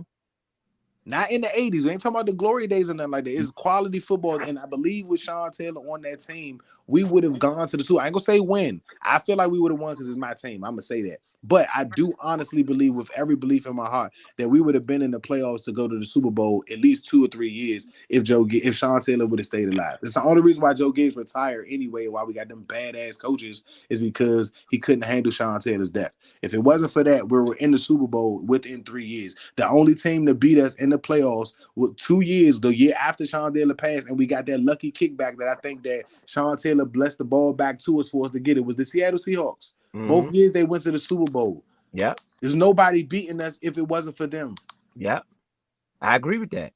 Legion of Boom or not, with Sean Taylor on the field, they wasn't talking Legion of Boom till he died. God rest my man. They created the Legion of Boom out of the Sean Taylor, LaRon Landry thing. They can say what they want. Yes, you can say that. You can definitely say that all day. Yeah, they saw what we was trying to do with Sean Taylor and LaRon. They went and got Earl Thomas and Cam Chancellor. They created it out of that idea. I mean, you know, we ready for final thoughts? Final thoughts. God rest my man, Sean Taylor. So, and it's crazy because I'm gonna talk about Sean Taylor in my final thoughts. It's like we was already aligned. You know what I'm saying? Sean Taylor was the Ertz too, so you know he was. I guess he's speaking to, because I was already about to say something about regarding Sean Taylor in that already. So I guess we was all aligned in that. If it wasn't for Darrell Green, bro, he'd be my favorite Redskin D-back, and that's over Chan Bailey. And Chan Bailey is one of my favorite players ever, bro. Yeah. But Sean Taylor, bro, I cried as if I knew him personally, bro. I'm still almost about to cry now, bro. I ain't about to cry, but Sean, he's amazing. He was an amazing person too. Like I met him before I got his book. He's an amazing person. The stuff that he did in Florida, bro, like he got to be working for God. God really must have had something for him to do, because there's no reason why that kid is gone, bro. Yeah. I mean, and honestly, what you said about Joe Gibbs, if anybody want to just take a look, go watch a Joe Gibbs press conference before Sean Taylor's death, when he would talk about Sean Taylor after the games. After whatever games, where he would talk about the way he would talk, he never called him Sean Taylor. He always say Sean. And Joe Gibbs had a certain way about saying it, you know. So if y'all ever want to see Joe Gibbs, go look at an old press conference after one of the games where Joe Gibbs would talk about Sean Taylor. He brought in people to use Sean Taylor in a certain way. He brought in Greg Williams, and I mean that Greg Williams defense. Sean, and this is my travesty, and I'm gonna talk about it. I'm gonna talk about it when I talk about the DC media, because they had a lot to do with this. This was really where they failed us, and I see a lot of this same sort of mentality going on. Let's get to the final thoughts. I might as well get into it. Sean Taylor was drafted in 2005, right? 2004-2005 season. If y'all remember, we still had LeVar Arrington on that team. LeVar Arrington and Sean Taylor together, we only got one season of that. And I'm going to tell you why. The DC media. Y'all asked LeVar Arrington so many questions. Sean Taylor's first preseason game. Remember, and for those who don't know, let's give you the backstory. The reason that Sean Taylor wasn't on our draft board originally, Clinton Portis is the reason that he ended up on our draft board, because Clinton Portis continued to call Joe Gibbs and just was like, you got to draft this guy. You got to draft this guy. It was all Clinton Portis. I'm going to give him credit where credit is due. It was Clinton Portis is the reason why we drafted him, and Joe Gibbs even said Clinton would just call me and say Sean Taylor and hang up. Literally, that was Joe Gibbs' words, not mine. So Sean was drafted because of Clinton Portis, 100%. So when Sean Taylor got here, for people don't understand this, during that time, this was LeVar Arrington's defense. This was LeVar Arrington's defense. The first preseason game in the first quarter, Sean Taylor got 2 interceptions. One, he returned for a touchdown. Sean Taylor is clearly in the first preseason game of that season. Sean Taylor is clearly the best player on the field. Yep. Period. It's no even question or nothing. They even said it in the preseason games. Go watch the preseason against the Denver Broncos. Dirty 6. Go watch it. Number, You know number 36. Clearly the best player on the field. And the DC media, that whole preseason was running to LeVar Arrington. Sean Taylor, Sean Taylor, Sean Taylor, Sean Taylor. That's all LeVar Arrington heard, Sean Taylor. And at the time, people forget LeVar Arrington was drafted number 3 overall. So this was really his defense and his team at the time. Not just defense, it was really LeVar Arrington's team and Chris Samuels, because they was drafted in the same draft. We had a Dallas Cowboy. For those who don't know, let's go back a little bit further. Ricky Williams went to the New Orleans Saints because they traded us, I think, 12 picks to get Ricky Williams. They traded us every pick that they had that year, literally, for Ricky Williams. That's how they got the number 1 overall pick, because we had the number 1 overall pick. That's how they got the number 1 overall pick. This is how we ended up with Chris Samuels and LeVar Arrington. Chris Samuels, I think, was LeVar Arrington was like number 2 overall. Chris Samuels was like number 3 overall. This is why we ended up with 2 picks in the top 5. This is why, because of Ricky Williams, for those that don't know.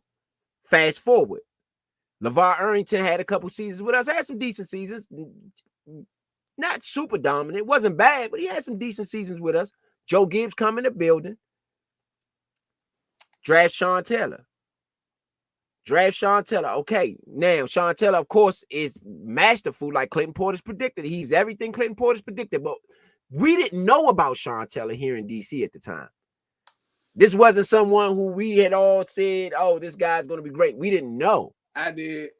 Well, there you go, because you like Florida State, Florida, so you into Florida football. He kicked the ass. He kicked right. the ass 2 times that year. So, okay, so the average Redskin fan, though, didn't know. Even if you watch college football, you just did not know. No, you didn't know he was going to come to us, but he was a tight. He played running back in Miami. He played defensive back. He played cornerback. He returned kicks. He was a lot on that team. And again, like you said, with that team having so much talent, it was the fact he stood out because he did so much on team. Yeah, he definitely stood out. Right. So, but we didn't know. We didn't know he was going to be what he was. No. So he comes here, preseason game, first preseason game, great preseason game. Everybody's look, oh, this guy's a monster. So what do y'all do, DC media? Instead of you trying to, play possum a little bit, you go to LeVar Arrington and essentially force LeVar Arrington to try to show his alphaness against Sean Taylor and try to show, oh, this is my team, by him hazing Sean Taylor. You asked him so many questions. He felt so threatened by his position as the lead guy on the team, where he eventually started to haze Sean Taylor by hitting him with a pie coming out of practice. He hit him with a pie, and the DC media was around. They filmed it. You guys filmed it and laughed Sean Taylor out. That wasn't somebody you could do that to. Nope. And from that point on, and if any media member in DC who's around during that time, you know I'm telling the truth. He never gave y'all interviews after that. He hated y'all after that. And a lot of the trouble he got into after that, because, I mean, people forget about the ATV situation with Sean Taylor. Some guy stole his ATVs, and he ended up chasing the guys down with a gun. He got caught, had to go to court. A whole bunch of stuff that happened with that situation with the ATVs. He wouldn't even give y'all an interview to explain his part. People didn't realize, they just thought he was chasing random people with the ATVs. Those ATVs were his. And he saw somebody riding with him on the street. They were stolen from his house. And in Florida, another thing he wasn't able to explain, it's an open carry state. He could legally have whatever he had. It could be it was legal. And if you're honest about it, hey, I'm gonna say it. And I don't care what nobody feel about it. DC media got him killed, because if he was still without that case, he would have been able to be armed in his house. Mm-hmm. Yeah. You already know where I was going with it. You already know where I was going with it. I feel the same way about Dwayne Haskins too. I mean, whether they admit it or not, I feel like they're responsible for that too because they trashed a black man because of him being a quarterback. Geno Smith has been a quarterback who's unsuccessful. EJ Emanuel has been a quarterback that's been unsuccessful. That's a black man. Like the story of Mariota is not a white man; he's a black man as well. Outside of whatever else he's mixed with, there's been again LaMarcus Russell. He got put out the league because of an addiction, but you didn't push these people to things that changed their lives. Yeah, those decisions were made by those quarterbacks who got themselves put out the league. The Terrell Pryors, I feel like the league pushed out. Like it's just it's the DC media is not for the faint. What I'm gonna need, what I'm gonna need the DC media, the new media members to do, because all of you guys are new. Even Chick Hernandez, and I don't see him doing much of this because I heard the questions he asked. They wasn't these types of questions. So I'm gonna give Chick Hernandez a shout out because he didn't ask those types of questions in there. But I'm gonna need Chick Hernandez because that's the only one that I know who's been around for a little minute. Shout out Chick. He become my nephew games at GW. Okay, yeah. So shout out to Chick Hernandez because he didn't really do this. And I'm going to need him to school the rest of y'all a little bit because during the Super Bowl season, let me explain this to y'all. Dexter Manley had a real bad cocaine habit. Nobody knew. You know why nobody knew? Because the DC media didn't go in there and ask him questions like that because guess what? They were about the team. Dexter Manley was the best pass rusher we had. Shut up about it. Well, not only that, Joe Gibbs didn't allow that to get out either. Joe Gibbs was a man though. Yeah, right. Was Joe Gibbs too. But even if it did get out, they still protected the team. Your job is to meet, because I'm gonna tell you why, media, which y'all don't realize.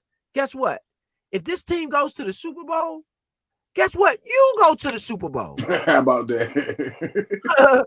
If this team is doing well, you'll get more press and more interviews, and people come to you. This is how Diana Rossini ended up on ESPN because of RG3. Y'all don't get this.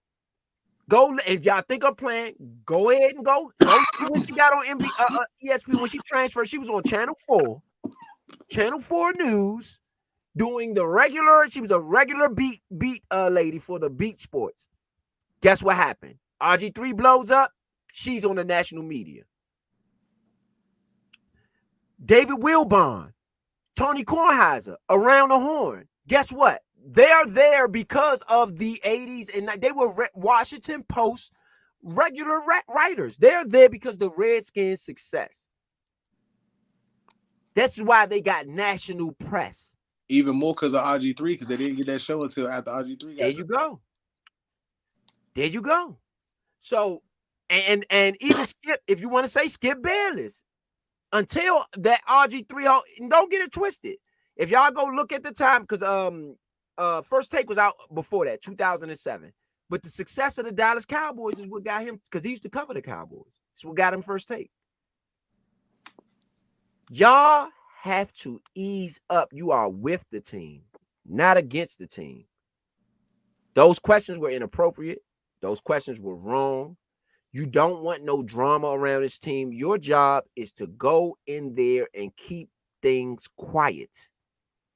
Ask the questions about football-related things. Go look at George Michael's Sports Machine. Oh, man, you in my head, bro. You're in my head. George Michael's Sports. If y'all don't know what it is, you cannot cover this team without looking at least 10 episodes of that, 20 probably, 30 probably. For those that work at NBC, you have unlimited footage of all of those shows. Go watch George Michael's Sports Machine. That's where all of this comes from. All of this to cover the Redskins, it all comes from George Michael's Sports Machine. Watch the interviews he did, the stuff that he posted, the stuff that he showed, the stuff he did not show. Because guess what? I'm going to tell you something now. Jack and Cook had a bunch of drama. We never heard about it, though.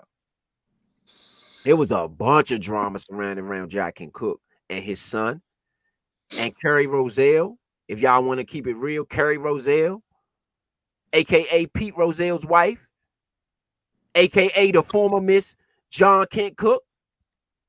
It's been a bunch of drama. Jack King Cook might have had more drama with him than Daniel Snyder. But the media did what they were supposed to do and made sure that the drama never got to the team. You keep the drama away from the team. You don't put it in front of the team. I'm sorry. Whoever that is employing you guys, if you can't understand drama, I know that they say all press, y'all looking for the drama and looking for you. That is going to get you fired. And that's going to get this team to losing. Y'all wonder why, to be honest with you, and I'm sorry to say, I'm going to keep it real. Y'all want to know why we've been losers for the last 20 years? Y'all are just as responsible as anybody else in that front office or anybody else that was on that field. The RG3 drama, guess who it came from? Y'all started that. RG3 versus Kirk Cousins, y'all started that. Kevin Sheehan, I can say a whole name. I can say the whole name. Kevin Sheehan started it. I've been around. We've been around. See, they don't, when we say 10-year vets, oh yeah, this is 10-year vets for real. Just because we not in those rooms don't mean we don't know the players. Don't get it twisted. We've been covering this team for a long time. Y'all, those questions today reminded me of the old regime. If we change it, y'all got to change too. If this is a new field around Redskin Park, all the questions y'all ask about this new field and this new regime and new ownership and all of that, it gotta be new. Y'all up to y'all same old tricks. Y'all are up to y'all same old tricks, DC Media. And it's going to end up in another 4-13 season. Y'all won't hold no accountability. You're going to say it's Josh Hurst. You're going to say it's Dan Quinn's fault. You're going to say it's Jayden Daniels' fault. You're going to say they shouldn't have traded Sam Howell. They shouldn't have did this. They shouldn't have did. No. It's y'all. Y'all are the problem. Y'all are the problem here. And for the fans that's listening, like Vito said, if it's time to get some new interviewers in here, let's start calling these guys out and get them out of the room and get somebody in there who knows how to protect the team. The job of everybody right now is to protect this team. Protect the quarterback, protect the captain. That was Johnathan Allen y'all were talking to, a captain. And y'all tried to really reel the captain of the team into some drama. Go, and for those listening, go watch the interview with John Allen today. Look at the questions they asked. They tried to bait him in. That's what y'all did. We've already seen Sean Taylor don't have nothing to say. Ain't have nothing. Y'all don't even have an interview. You know why we got to show highlights to Sean Taylor? Because y'all probably got about 2 interviews with him his whole career. If that. Y'all can't show no interviews. But y'all, and believe it or not, you blame Sean Taylor for that. A lot of you blame Sean Taylor. And this go back to Mike Wilbon. When Sean Taylor passed away, y'all said it was his fault. The initial reports was that it was Sean Taylor's fault because he was a thug, quote unquote. Oh, y'all don't want to talk about the DC media for real. Y'all don't want to get into that for real, but that's what we about to do. It's a lot of that's going on. A lot of that is going on right now with this team, with the Marcus Murray. Those interviews are inappropriate. So those interviews are inappropriate. I don't want to hold everybody up too long, but those interviews are very inappropriate. Y'all gonna have to clean that out, or y'all. I think that's enough final thought. Go ahead. I'm gonna keep my final thought very short and sweet. Look, this is just still the beginning of OTAs, and we ain't figured everything out yet. And so we will see what we will see really soon. So stay tuned into the Nature Network, where it can't get hot and spicy.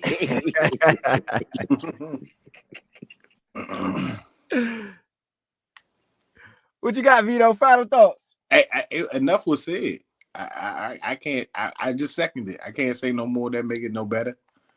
Yeah. We're gonna see y'all Monday. Y'all go and again, I encourage all the Washington fans who watching, go watch them interviews. Go do what you got to do. Say and formulate your own opinions. Don't listen to us, but you can go check the history on everything we said. Go check your history on everything we said and see if we lied about anything. We're not here to cause drama. We here to stop it. You know what I'm saying? So anybody listening, do what you got to do. It's the Nature Sports Podcast. See y'all Monday. We're gonna have, but we got more interviews coming up Monday. We got Kliff KingsBury coming up. We got Brian Robinson coming up. We have Johan Doctson. He did an interview. We're gonna make sure we get that one on. Just make sure we let the players speak for themselves. We do a lot of talking for them. We're gonna make sure that they have an opportunity to speak for themselves. See y'all Monday. We out. Signing out. Workhorse. Workhorse. Yes, indeed.